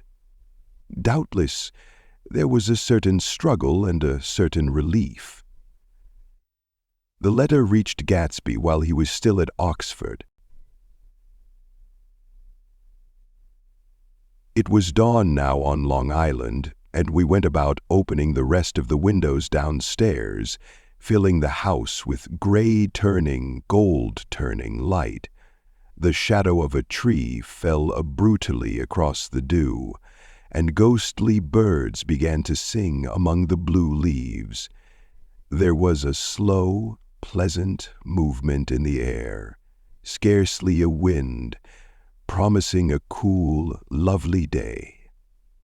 I don't think she ever loved him. Gatsby turned around from a window and looked at me challengingly. You must remember, old sport, she was very excited this afternoon. He told her those things in a way that frightened her, that made it look as if I was some kind of cheap shopper, and the result was she hardly knew what she was saying. He sat down gloomily. Of course she might have loved him just for a minute when they were first married, and loved me more even then, do you see? Suddenly he came out with a curious remark. In any case, he said, it was just personal. What could you make of that, except to suspect some intensity in his conception of the affair that couldn't be measured? He came back from France when Tom and Daisy were still on their wedding trip, and made a miserable but irresistible journey to Louisville on the last of his army pay. He stayed there a week, walking the streets where their footsteps had clicked together through the November night, and revisiting the out-of-the-way places to which they had driven in her white car. Just as Daisy's house had always seemed to him more mysterious and gay than other houses, so his idea of the city itself, even though she was gone from it, was pervaded with a melancholy beauty. He left feeling that if he had searched harder, he might have found her, that he was leaving her behind. The day coach, he was penniless now, was hot. He went out to the open vestibule and sat down on a folding chair, and the station slid away, and the backs of unfamiliar buildings moved by. Then, out into the spring fields, where a yellow trolley raced them for a minute, with people in it who might once have seen the pale magic of her face along the casual street. The track curved, and now it was going away from the sun, which, as it sank lower, seemed to spread itself in benediction over the vanishing city where she had drawn her breath. He stretched out his hand desperately, as if to snatch only a wisp of air, to save a fragment of the spot that she had made lovely for him. But it was all going by too fast now for his blurred eyes, and he knew that he had lost that part of it, the freshest and the best, forever. It was 9 o'clock when we finished breakfast and went out on the porch. The night had made a sharp difference in the weather, and there was an autumn flavor in the air. The gardener, the last one of Gatsby's former servants, came to the foot of the steps. "I'm going to drain the pool today, Mr. Gatsby. Leaves'll start falling pretty soon, and then there's always trouble with the pipes." "Don't do it today," Gatsby answered. He turned to me apologetically. "You know, old sport, I've never used that pool all summer." I looked at my watch and stood up. 12 minutes to my train.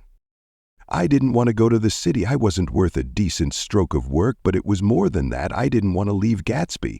I missed that train and then another before I could get myself away. "I'll call you up," I said finally. "Do, old sport." "I'll call you about noon." We walked slowly down the steps. "I suppose Daisy'll call too." He looked at me anxiously, as if he hoped I'd corroborate this. "I suppose so." "Well, goodbye." We shook hands, and I started away. Just before I reached the hedge, I remembered something and turned around.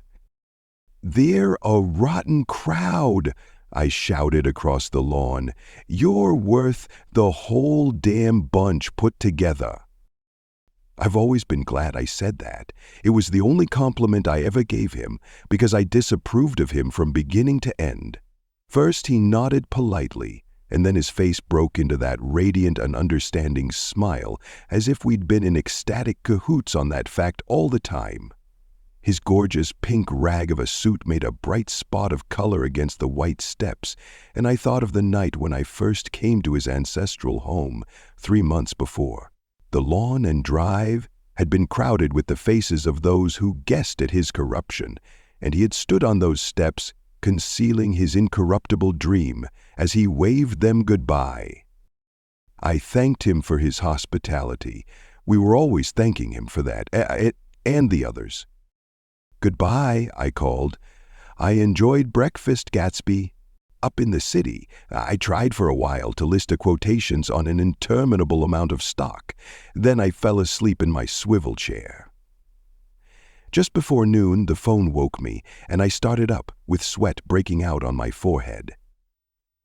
It was Jordan Baker. She often called me up at this hour because the uncertainty of her own movements between hotels and clubs and private houses made her hard to find in any other way. Usually, her voice came over the wire as something fresh and cool, as if a divot from a green golf club had come sailing in at the office window, but this morning it seemed harsh and dry. "I've left Daisy's house," she said. "I'm at Hempstead, and I'm going down to Southampton this afternoon." Probably it had been tactful to leave Daisy's house, but the act annoyed me, and her next remark made me rigid. "You weren't so nice to me last night." How could it have mattered then? Silence for a moment. Then? "However, I want to see you." "I want to see you too." "Suppose I don't go to Southampton and come into town this afternoon?" "No, I don't think this afternoon." "Very well. It's impossible this afternoon. We talked like that for a while, and then abruptly we weren't talking any longer. I don't know which of us hung up with a sharp click, but I know I didn't care. I couldn't have talked to her across the tea table that day if I never talked to her again in this world. I called Gatsby's house a few minutes later, but the line was busy. I tried 4 times. Finally, an exasperated central told me the wire was being kept open for long distance from Detroit. Taking out my timetable, I drew a small circle around the 3:50 train. Then I leaned back in my chair and tried to think. It was just noon. When I passed the ash heaps on the train that morning, I had crossed deliberately to the other side of the car. I supposed there'd be a curious crowd around there all day, with little boys searching for dark spots in the dust, and some garrulous man telling over and over what had happened until it became less and less real even to him, and he could tell it no longer, and Myrtle Wilson's tragic achievement was forgotten. Now, I want to go back a little and tell what happened at the garage after we left there the night before. They had difficulty in locating the sister, Catherine. She must have broken her rule against drinking that night, for when she arrived, she was stupid with liquor and unable to understand that the ambulance had already gone to Flushing. When they convinced her of this, she immediately fainted, as if that was the intolerable part of the affair. Someone, kind or curious, took her in his car and drove her in the wake of her sister's body. Until long after midnight, a changing crowd lapped up against the front of the garage, while George Wilson rocked himself back and forth on the couch inside. For a while, the door of the office was open, and everyone who came into the garage glanced irresistibly through it. Finally, someone said it was a shame and closed the door. Michaelis and several other men, later 2 or 3 men. Still later, Michaelis had to ask the last stranger to wait there 15 minutes longer while he went back to his own place and made a pot of coffee. After that, he stayed there alone with Wilson until dawn. About 3 o'clock, the quality of Wilson's incoherent muttering changed. He grew quieter and began to talk about the yellow car.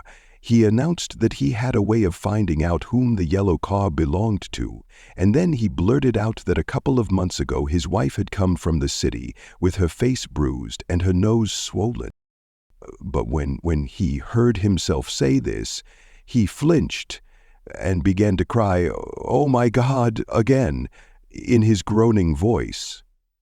Michaelis made a clumsy attempt to distract him. "How long have you been married, George? Come on there, try and sit still a minute and answer my question. How long have you been married?" 12 years. Ever had any children? Come on, George, sit still. I ask you a question. Did you ever have any children? The hard brown beetles kept thudding against the dull light, and whenever Michaelis heard a car go tearing along the road outside, it sounded to him like the car that hadn't stopped a few hours before. He didn't like to go into the garage, because the workbench was stained where the body had been lying, so he moved uncomfortably around the office. He knew every object in it before morning, and from time to time sat down beside Wilson, trying to keep him more quiet. Have you got a church you go to sometimes, George? Maybe even if you haven't been there for a long time, maybe I could call up the church and get a priest to come over and he could talk to you, see? Don't belong to any. You ought to have a church, George. For times like this, you must have gone to church once. Didn't you get married in a church? Listen, George, listen to me. Didn't you get married in a church? That was a long time ago. The effort of answering broke the rhythm of his rocking. For a moment he was silent. Then the same half-knowing, half-bewildered look came back into his faded eyes. "Look in the drawer there," he said, pointing at the desk. "Which drawer?" "That one, that one." Michaelis opened the drawer nearest his hand. There was nothing in it but a small, expensive dog leash made of leather and braided silver. It was apparently new. "This?" he inquired, holding it up. Wilson stared and nodded. "I found it yesterday afternoon. She tried to tell me about it, but I knew it was something funny." "You mean your wife bought it?" "She had it wrapped in tissue paper on her bureau." Michaelis didn't see anything odd in that, and he gave Wilson a dozen reasons why his wife might have bought the dog leash. But conceivably, Wilson had heard some of these same explanations before. From Myrtle, because he began saying, "Oh my God," again in a whisper. His comforter left several explanations in the air. "Then he killed her," said Wilson. His mouth dropped open suddenly. "Who did?" "I have a way of finding out." "You're morbid, George," said his friend. "This has been a strain to you, and you don't know what you're saying. You'd better try and sit quiet till morning." Murdered her." "It was an accident, George." Wilson shook his head. His eyes narrowed and his mouth widened slightly, with the ghost of a superior. "I know," he said definitely. "I'm one of these trusting fellas, and I don't think any harm to nobody, but when I get to know a thing, I know it. It was the man in that car. She ran out to speak to him, and he wouldn't stop." Michaelis had seen this too, but it hadn't occurred to him that there was any special significance in it. He believed that Mrs. Wilson had been running away from her husband rather than trying to stop any particular car. How could she have been like that? "She's a deep one," said Wilson, as if that answered the question. "Ah." He began to rock again, and Michaelis stood twisting the leash in his hand. "Maybe you got some friend that I could telephone for, George?" This was a forlorn hope. He was almost sure that Wilson had no friend. There was not enough of him for his wife. He was glad a little later when he noticed a change in the room, a blue quickening by the window, and realized that dawn wasn't far off. About 5 o'clock, it was blue enough outside to snap off the light. Wilson's glazed eyes turned out to the ash heaps, where small gray clouds took on fantastic shapes and scurried here and there in the faint dawn wind. "I spoke to her," he muttered after a long silence. "It told her she might fool me, but she couldn't fool God. I took her to the window." With an effort he got up and walked to the rear window and leaned with his face pressed against it. And I said, "God knows what you've been doing, everything you've been doing. You may fool me, but you can't fool God." Standing behind him, Michaelis saw with a shock that he was looking at the eyes of Dr. T.J. Eckelberg, which had just emerged, pale and enormous, from the dissolving night. "God sees everything," repeated Wilson. "That's an advertisement," Michaelis assured him. Something made him turn away from the window and look back into the room. But Wilson stood there a long time, his face close to the window pane, nodding into the twilight. By 6 o'clock, Michaelis was worn out and grateful for the sound of a car stopping outside. It was one of the watchers of the night before who had promised to come back, so he cooked breakfast for 3, which he and the other man ate together. Wilson was quieter now, and Michaelis went home to sleep. When he awoke 4 hours later and hurried back to the garage, Wilson was gone. His movements, he was on foot all the time, were afterward traced to Port Roosevelt and then to Gad's Hill, where he bought a sandwich that he didn't eat and a cup of coffee. He must have been tired and walking slowly, for he didn't reach Gad's Hill until noon. Thus far, there was no difficulty in accounting for his time. There were boys who had seen a man acting sort of crazy, and motorists at whom he stared oddly from the side of the road. Then for 3 hours, he disappeared from view. Police, on the strength of what he said to Michaelis that he had a way of finding out, supposed that he spent that time going from garage to garage thereabout, inquiring for a yellow car. On the other hand, no garage man who had seen him ever came forward, and perhaps he had an easier, surer way of finding out what he wanted to know. By 2:30, he was in West Egg, where he asked someone the way to Gatsby's house. So by that time he knew Gatsby's name. At 2 o'clock, Gatsby put on his bathing suit and left word with the butler that if anyone phoned, word was to be brought to him at the pool. He stopped at the garage for a pneumatic mattress that had amused his guests during the summer, and the chauffeur helped him to pump it up. Then he gave instructions that the open car wasn't to be taken out under any circumstances, and this was strange because the front right fender needed repair. Gatsby shouldered the mattress and started for the pool. Once he stopped and shifted it a little, and the chauffeur asked him if he needed help, but he shook his head and in a moment disappeared among the yellowing trees. No telephone message arrived, but the butler went without his sleep and waited for it until 4 o'clock. Until long after there was anyone to give it to if it came. I have an idea that Gatsby himself didn't believe it would come, and perhaps he no longer cared. If that was true, he must have felt that he had lost the old warm world, paid a high price for living too long with a single dream. He must have looked up at an unfamiliar sky through frightening leaves and shivered as he found what a grotesque thing a rose is, and how raw the sunlight was upon the scarcely created grass. A new world, material without being real, where poor ghosts, breathing dreams like air, drifted fortuitously about, like that ashen, fantastic figure gliding toward him through the amorphous trees. The chauffeur, he was one of Wolfheim's protégés, heard the shots. Afterwards, he could only say that he hadn't thought anything much about them. I drove from the station directly to Gatsby's house, and my rushing anxiously up the front steps was the first thing that alarmed anyone. But they knew then, I firmly believe. With scarcely a word said, 4 of us, the chauffeur, butler, gardener, and I, hurried down to the pool.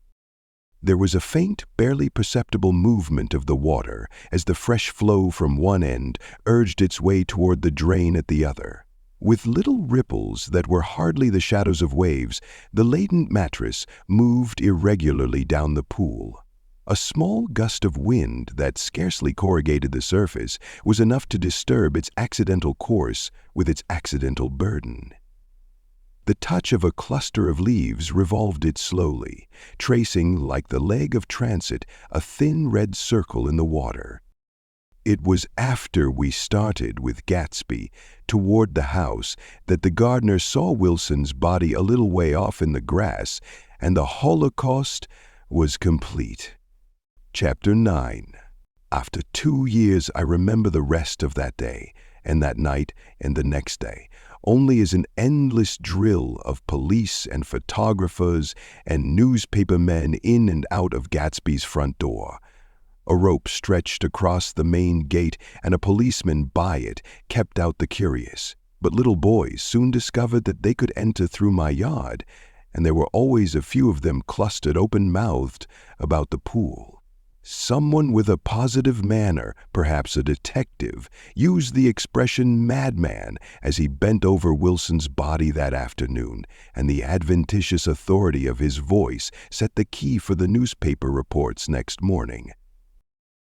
Most of those reports were a nightmare, grotesque, circumstantial, eager, and untrue. When Michaelis's testimony at the inquest brought to light Wilson's suspicions of his wife, I thought the whole tale would shortly be served up in racy pasquinade, but Catherine, who might have said anything, didn't say a word. She showed a surprising amount of character about it, too, looked at the coroner with determined eyes under that corrected brow of hers and swore that her sister had never seen Gatsby, that her sister was completely happy with her husband, that her sister had been into no mischief whatever.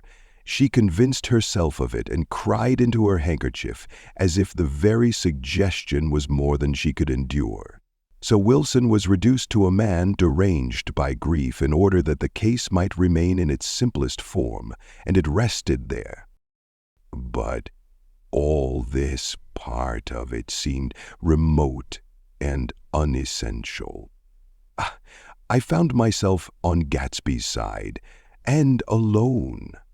From the moment I telephoned news of the catastrophe to West Egg Village, every surmise about him and every practical question was referred to me.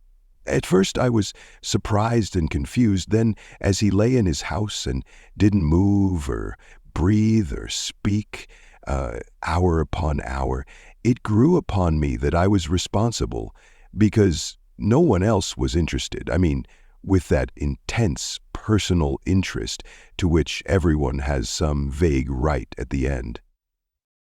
I called up Daisy half an hour after we found him, called her instinctively and without hesitation, but she and Tom had gone away early that afternoon and taken baggage with them.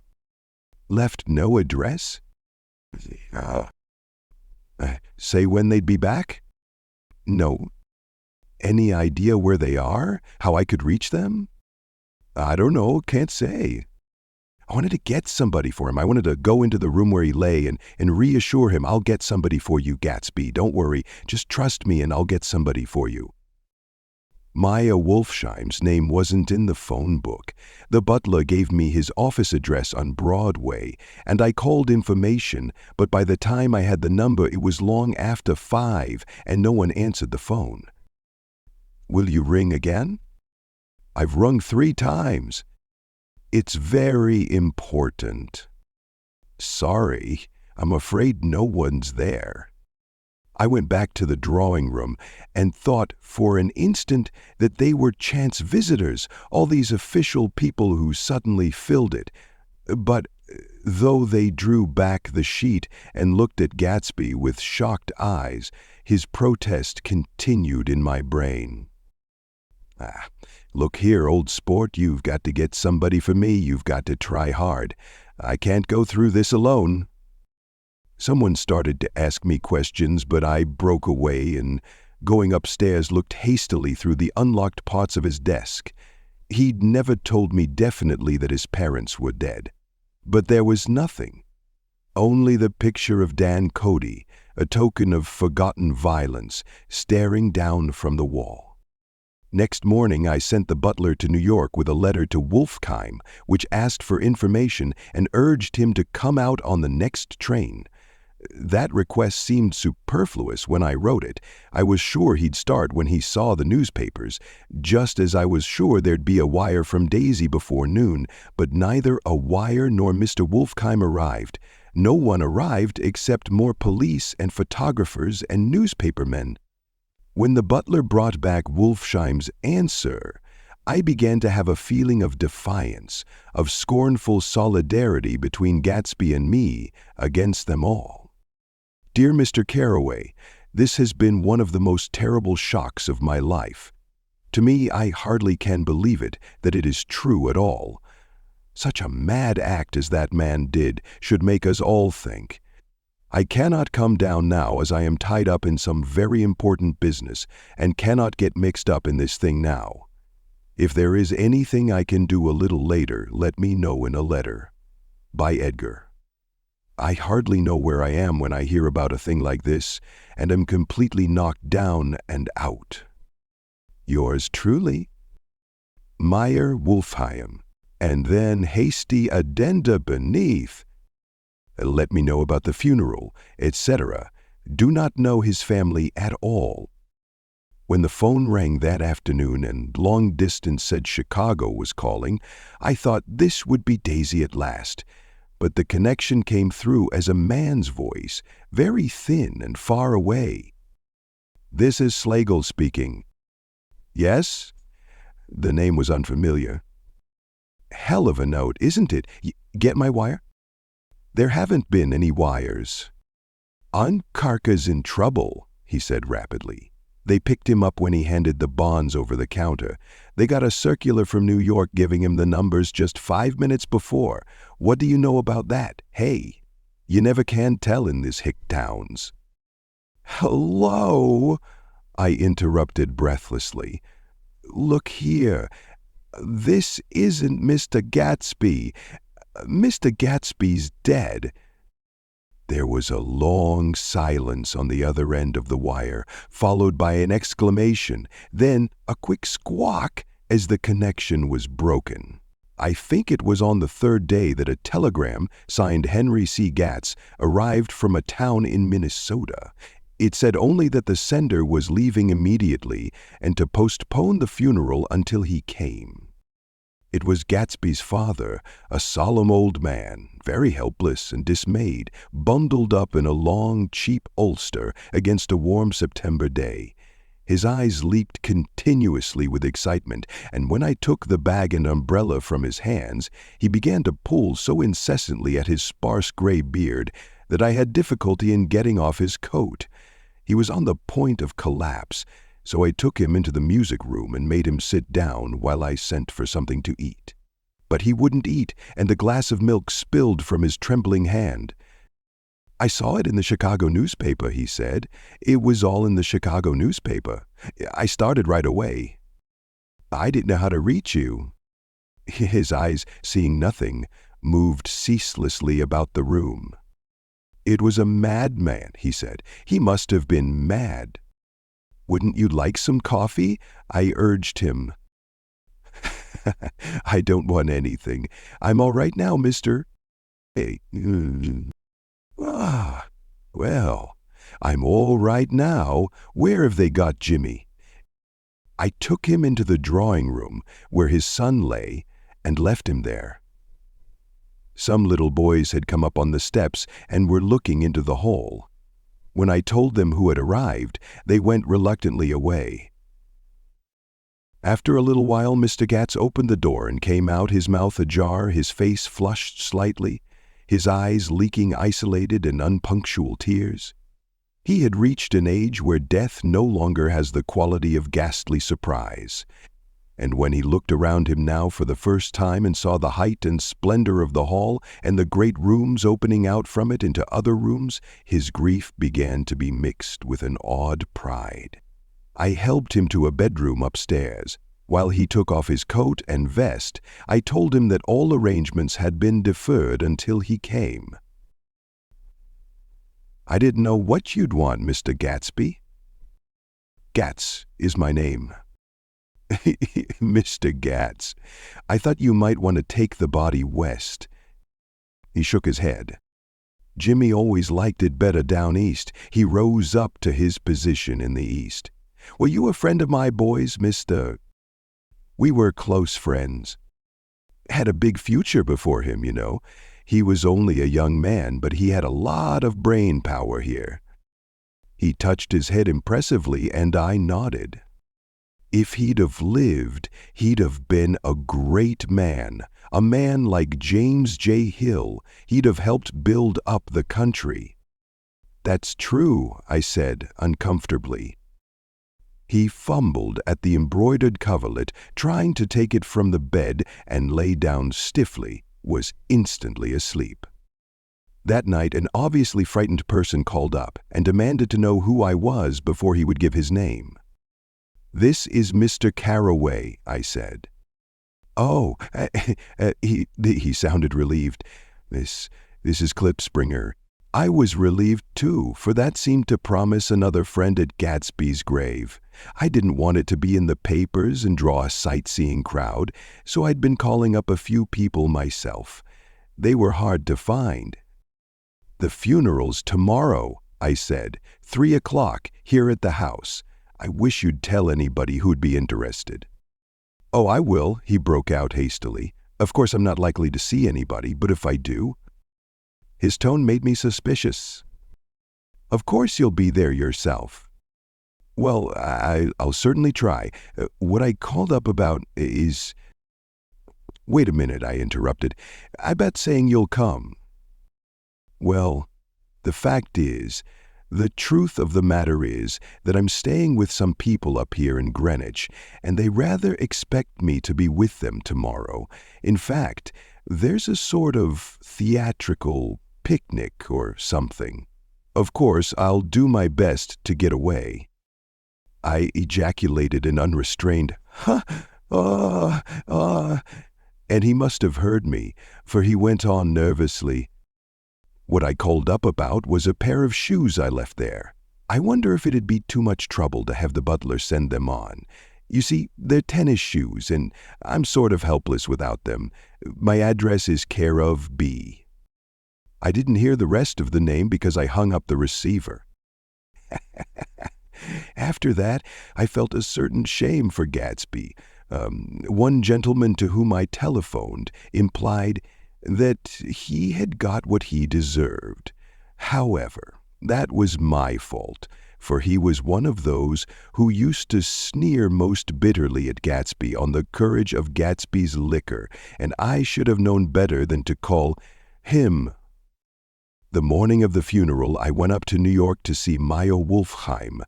I couldn't seem to reach him any other way. The door that I pushed open, on the advice of an elevator boy, was marked the Swastika Holding Company, and at first there didn't seem to be anyone inside. But when I'd shouted hello several times in vain, an argument broke out behind a partition, and presently a lovely Jewess appeared at an interior door and scrutinized me with black, hostile eyes. "Nobody's in," she said. "Mr. Wolfsheim's gone to Chicago." The first part of this was obviously untrue, for someone had begun to whistle the rosary, tunelessly, inside. "Please say that Mr. Carraway wants to see him." "I can't get him back from Chicago, can I?" At this moment a voice, unmistakably Wolfsheim's, called Stella from the other side of the door. "Leave your name on the desk," she said quickly. "I'll give it to him when he gets back." "But I know he's there." She took a step toward me and began to slide her hands indignantly up and down her hips. "You young men think you can force your way in here any time," she scolded. "We're getting sick and tired of it. When I say he's in Chicago, he's in Chicago." I mentioned Gatsby. "Oh," she looked at me over again. "Will you just— What was your name?" She vanished in a moment. Maya Wolfsheim stood solemnly in the doorway, holding out both hands. He drew me into his office, remarking in a reverent voice that it was a sad time for all of us, and offered me a cigar. "My memory goes back to when first I met him," he said. "A young major just out of the army and covered over with medals he got in the war. He was so hard up he had to keep on wearing his uniform because he couldn't buy some regular clothes. First time I saw him was when he came into Weinbrenner's pool room at 43rd Street and asked for a job. He hadn't eaten anything for a couple of days. "Come on, have some lunch with me," I said. He ate more than $4 worth of food in half an hour. Did you start him in business?" I inquired. "Start him? I made him." "Oh." "I raised him up out of nothing, right out of the gutter. I saw right away he was a fine-appearing, gentlemanly young man, and when he told me he was at Oxford, I knew I could use him good. I got him to join the American Legion, and he used to stand high there. Right off he did some work for a client of mine up to Albany. We were so thick like that in everything." He held up two bulbous fingers. "Always together." I wondered if this partnership had included the World Series transaction in 1919. "Now he's dead," I said after a moment. "You were his closest friend, so I know you'll want to come to his funeral this afternoon." "I'd like to come." "Well, come then." The hair in his nostrils quivered slightly, and as he shook his head, his eyes filled with tears. "I can't do it. I can't get mixed up in it," he said. "There's nothing to get mixed up in. It's all over now. When a man gets killed, I never like to get mixed up in it in any way. I keep out. When I was a young man, it was different. If a friend of mine died, no matter how, I stuck with them to the end. You may think that's sentimental, but I mean it, to the bitter end. I saw that, for some reason of his own, he was determined not to come, so I stood up. "Are you a college man?" he inquired suddenly. For a moment I thought he was going to suggest a good noction, but he only nodded and shook my hand. "Let us learn to show our friendship for a man when he is alive and not after he is dead," he suggested. "After that, my own rule is to let everything alone." When I left his office, the sky had turned dark and I got back to West Egg in a drizzle. After changing my clothes, I went next door and found Mr. Gats walking up and down excitedly in the hall. His pride in his son and in his son's possessions was continually increasing, and now he had something to show me. "Jimmy sent me this picture." He took out his wallet with trembling fingers. "Look there." It was a photograph of the house, cracked in the corners and dirty with many hands. He pointed out every detail to me eagerly. "Look there," and then sought admiration from my eyes. He had shown it so often that I think it was more real to him now than the house itself. "Jimmy sent it to me. I think it's a very pretty picture. It shows up well." "Very well. Had you seen him lately?" "Come out to see me 2 years ago and bought me the house I live in now. Of course we was broke up when he run off from home, but I see now there was a reason for it. He knew he had a big future in front of him, and ever since he made a success he was very generous with me." He seemed reluctant to put away the picture. He held it for another minute, lingeringly before my eyes. Then he returned the wallet and pulled from his pocket a ragged old copy of a book called Hop-Along Cassidy. "Look here, this is a book he had when he was a boy. It just shows you..." He opened it at the back cover and turned it around for me to see. On the last flyleaf was printed the word schedule and the date September 12, 1906, and underneath, "Rise from bed 6 a.m. Dumbbell exercise and wall scaling 6:15.630. Study electricity at 7:15 p.m. at night 6. Work at 4:30 p.m. Baseball and sports for 5:30 to 5. Practice elocution, poise, and how to attain it, 5 to 6. Grammar. Study needed inventions 7 plus 9 plus 8. General resolves. No wasting time at shafters or no more smoking or chewing. Bath every other day. Read one improving book or magazine per week. Save $5. Crossed out $3 per week. Be better to parents? I came across this book by accident, said the old man. It just shows you, don't it? It just shows you. Jimmy was bound to get ahead. He always had some resolves like this or something. Do you notice what he's got about improving his mind? He was always great for that. He told me I'd ate like a hog once, and I beat him for it. He was reluctant to close the book, reading each item aloud and then looking eagerly at me. I think he rather expected me to copy down the list for my own use. A little before 3, the Lutheran minister arrived from Flushing, and I began to look involuntarily out the windows for other cars. So did Gatsby's father. And as the time passed and the servants came in and stood waiting in the hall, his eyes began to blink anxiously, and he spoke of the rain in a worried, uncertain way.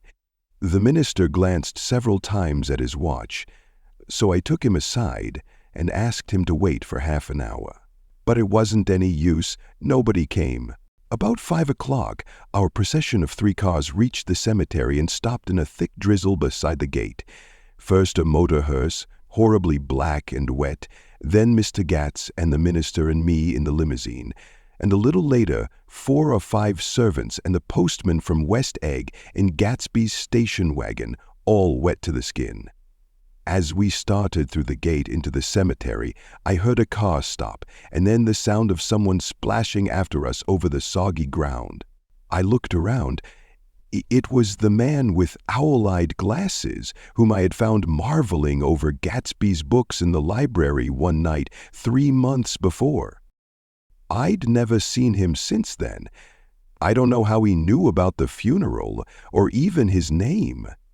The rain poured down his thick glasses, and he took them off and wiped them to see the protecting canvas unrolled from Gatsby's grave. I tried to think about Gatsby then for a moment, but he was already too far away, and I could only remember without resentment that Daisy hadn't sent a message or a flower. Dimly, I heard someone murmur, "Blessed are the dead that the rain falls on," and then the Owl-Eye Man said, "Amen to that," in a brave voice. We straggled down quickly through the rain to the cars. Owl-Eye spoke to me by the gate. "I couldn't get to the house," he remarked. Neither could anybody else. "Go on," he started. "Oof, why, my God, they used to go there by the hundreds." He took off his glasses and wiped them again, outside and in. "The poor son of a bitch," he said. "One of my most vivid memories is of coming back west from prep school and later from college at Christmas time. Those who went farther than Chicago would gather in the old dim Union Station at 6 o'clock of a December evening with a few Chicago friends, already caught up into their own holiday gaieties, to bid them a hasty goodbye. I remember the fur coats of the girls returning from Miss This or That's, and the chatter of frozen breath, and the hands waving overhead as we caught sight of old acquaintances, and the matchings of invitations. "Are you going to the Ordways, the Herzeys, the Schultzes?" And the long green tickets clasped tight in our gloved hands, and last, the murky yellow cars of the Chicago, Milwaukee, and St. Paul Railroad, looking cheerful as Christmas itself on the tracks beside the gate. When we pulled out into the winter night and the real snow, our snow, began to stretch out beside us and twinkle against the windows, and the dim lights of small Wisconsin stations moved by, a sharp wild brace came suddenly into the air. We drew in deep breaths of it as we walked back from dinner through the cold vestibules, unutterably aware of our identity with this country for one strange hour before we melted indistinguishably into it again. That's my Middle West, not the wheat or the prairies or the lost Swede towns, but the thrilling returning trains of my youth, and the street lamps and sleigh bells in the frosty dark, and the shadows of holly wreaths thrown by lighted windows on the snow. I am part of that, a little solemn with the feel of those long winters, a little complacent from growing up in the Caraway House in a city where dwellings are still called through decades by a family's name. I see now that this has been a story of the West after all. Tom and Gatsby, Daisy and Jordan and I were all Westerners, and perhaps we possessed some deficiency in common which made us unsubtly unadaptable to Eastern life. Even when the East excited me most, even when I was most keenly aware of its superiority to the bored, sprawling, swollen towns beyond the Ohio, with their interminable inquisitions which spared only the children and the very old, even then it had always for me a quality of distortion. West Egg, especially, still figures in my more fantastic dreams.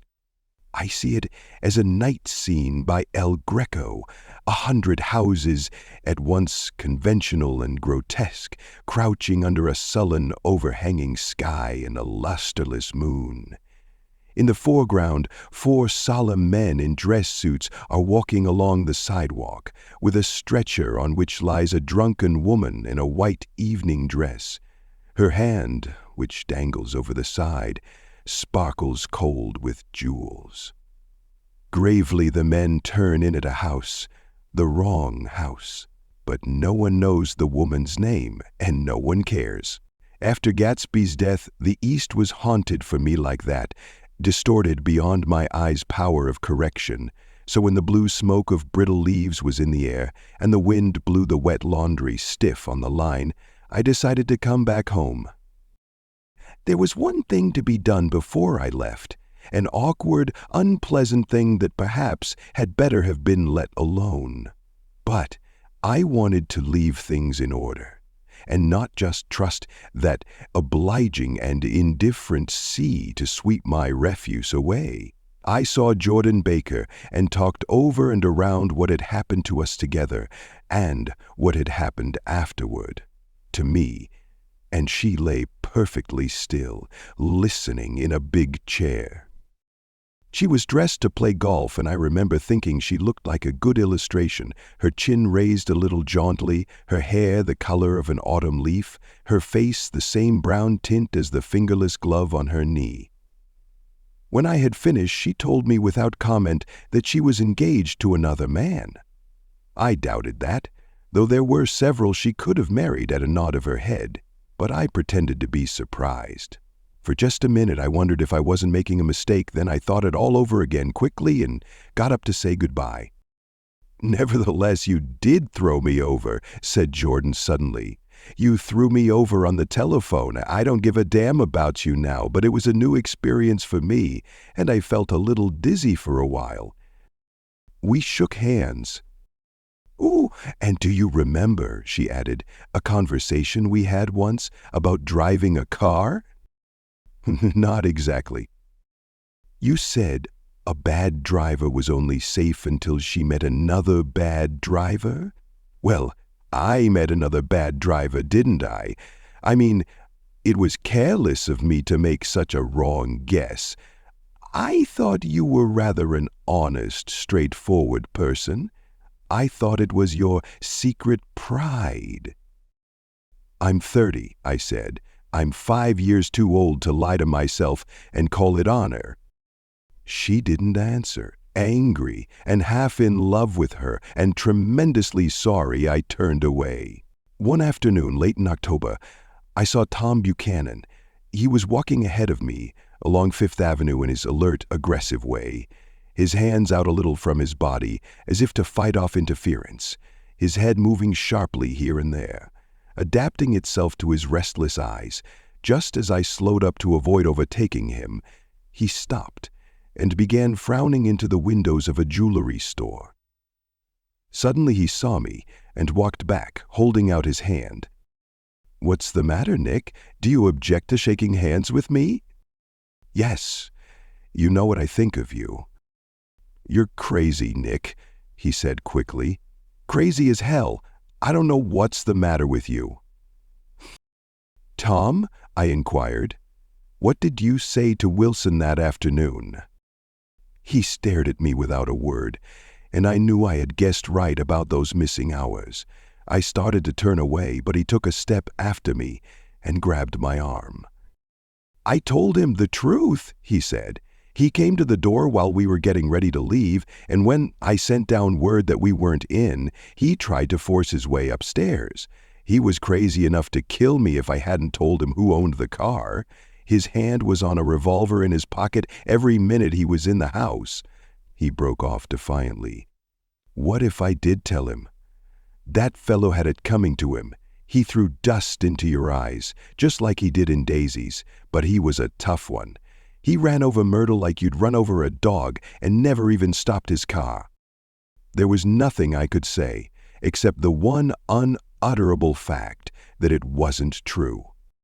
And if you think I didn't have my share of suffering, look here, when I went to give up that flat and saw that damn box of dog biscuits sitting there on the sideboard, I sat down and cried like a baby. By God, it was awful. I couldn't forgive him or like him, but I saw that what he had done was to him entirely justified. It was all very careless and confused. They were careless people, Tom and Daisy. They smashed up things and creatures and then retreated back into their money or their vast carelessness or whatever it was that kept them together and let other people clean up the mess they had made. I shook hands with him. It seemed silly not to, for I felt suddenly as though I were talking to a child. Then he went into the jewelry store to buy a pearl necklace, or perhaps only a pair of cuff buttons, rid of my provincial squeamishness forever. Gatsby's house was still empty when I left. The grass on his lawn had grown as long as mine. One of the taxi drivers in the village never took a fare past the entrance gate without stopping for a minute and pointing inside. Perhaps it was he who drove Daisy and Gatsby over to East Egg the night of the accident, and perhaps he had made a story about it all his own. I didn't want to hear it, and I avoided it. I spent my Saturday nights in New York because those gleaming, dazzling parties of his were with me so vividly that I could still hear the music and the laughter, faint and incessant, from his garden, and the cars going up and down his drive. One night I did hear a material car there and saw its lights stop at his front steps, but I didn't investigate. Probably it was some final guest who had been away at the ends of the earth and didn't know that the party was over. On the last night, with my trunk packed and my car sold to the grocer, I went over and looked at that huge, incoherent failure of a house once more. On the white steps, an obscene word, scrawled by some boy with a piece of brick, stood out clearly in the moonlight, and I erased it, drawing my shoe raspingly along the sand. Then I wandered down to the beach and sprawled out on the sand. Most of the big shore places were closed now, and there were hardly any lights except the shadowy, moving glow of a ferry boat across the Sound. And as the moon rose higher, the inessential houses began to melt away, until gradually I became aware of the old island here that flowered once for Dutch sailors' eyes, a fresh, green breast of the New World. Its vanished trees, the trees that had made way for Gatsby's house, had once panted in whispers to the last and greatest of all human dreams. For a transitory, enchanted moment, man must have held his breath in the presence of this continent. Compelled into an aesthetic contemplation he neither understood nor desired, face to face for the last time in history with something commensurate to his capacity for wonder. And as I sat there brooding on the old unknown world, I thought of Gatsby's wonder when he first picked out the green light at the end of Daisy's dock. He had come a long way to this blue lawn, and his dream must have seemed so close that he could hardly fail to grasp it. He did not know that it was already behind him, somewhere back in that vast obscurity beyond the city, where the dark fields of the Republic rolled on under the night. Gatsby believed in the green light, the orgastic future that year by year recedes before us.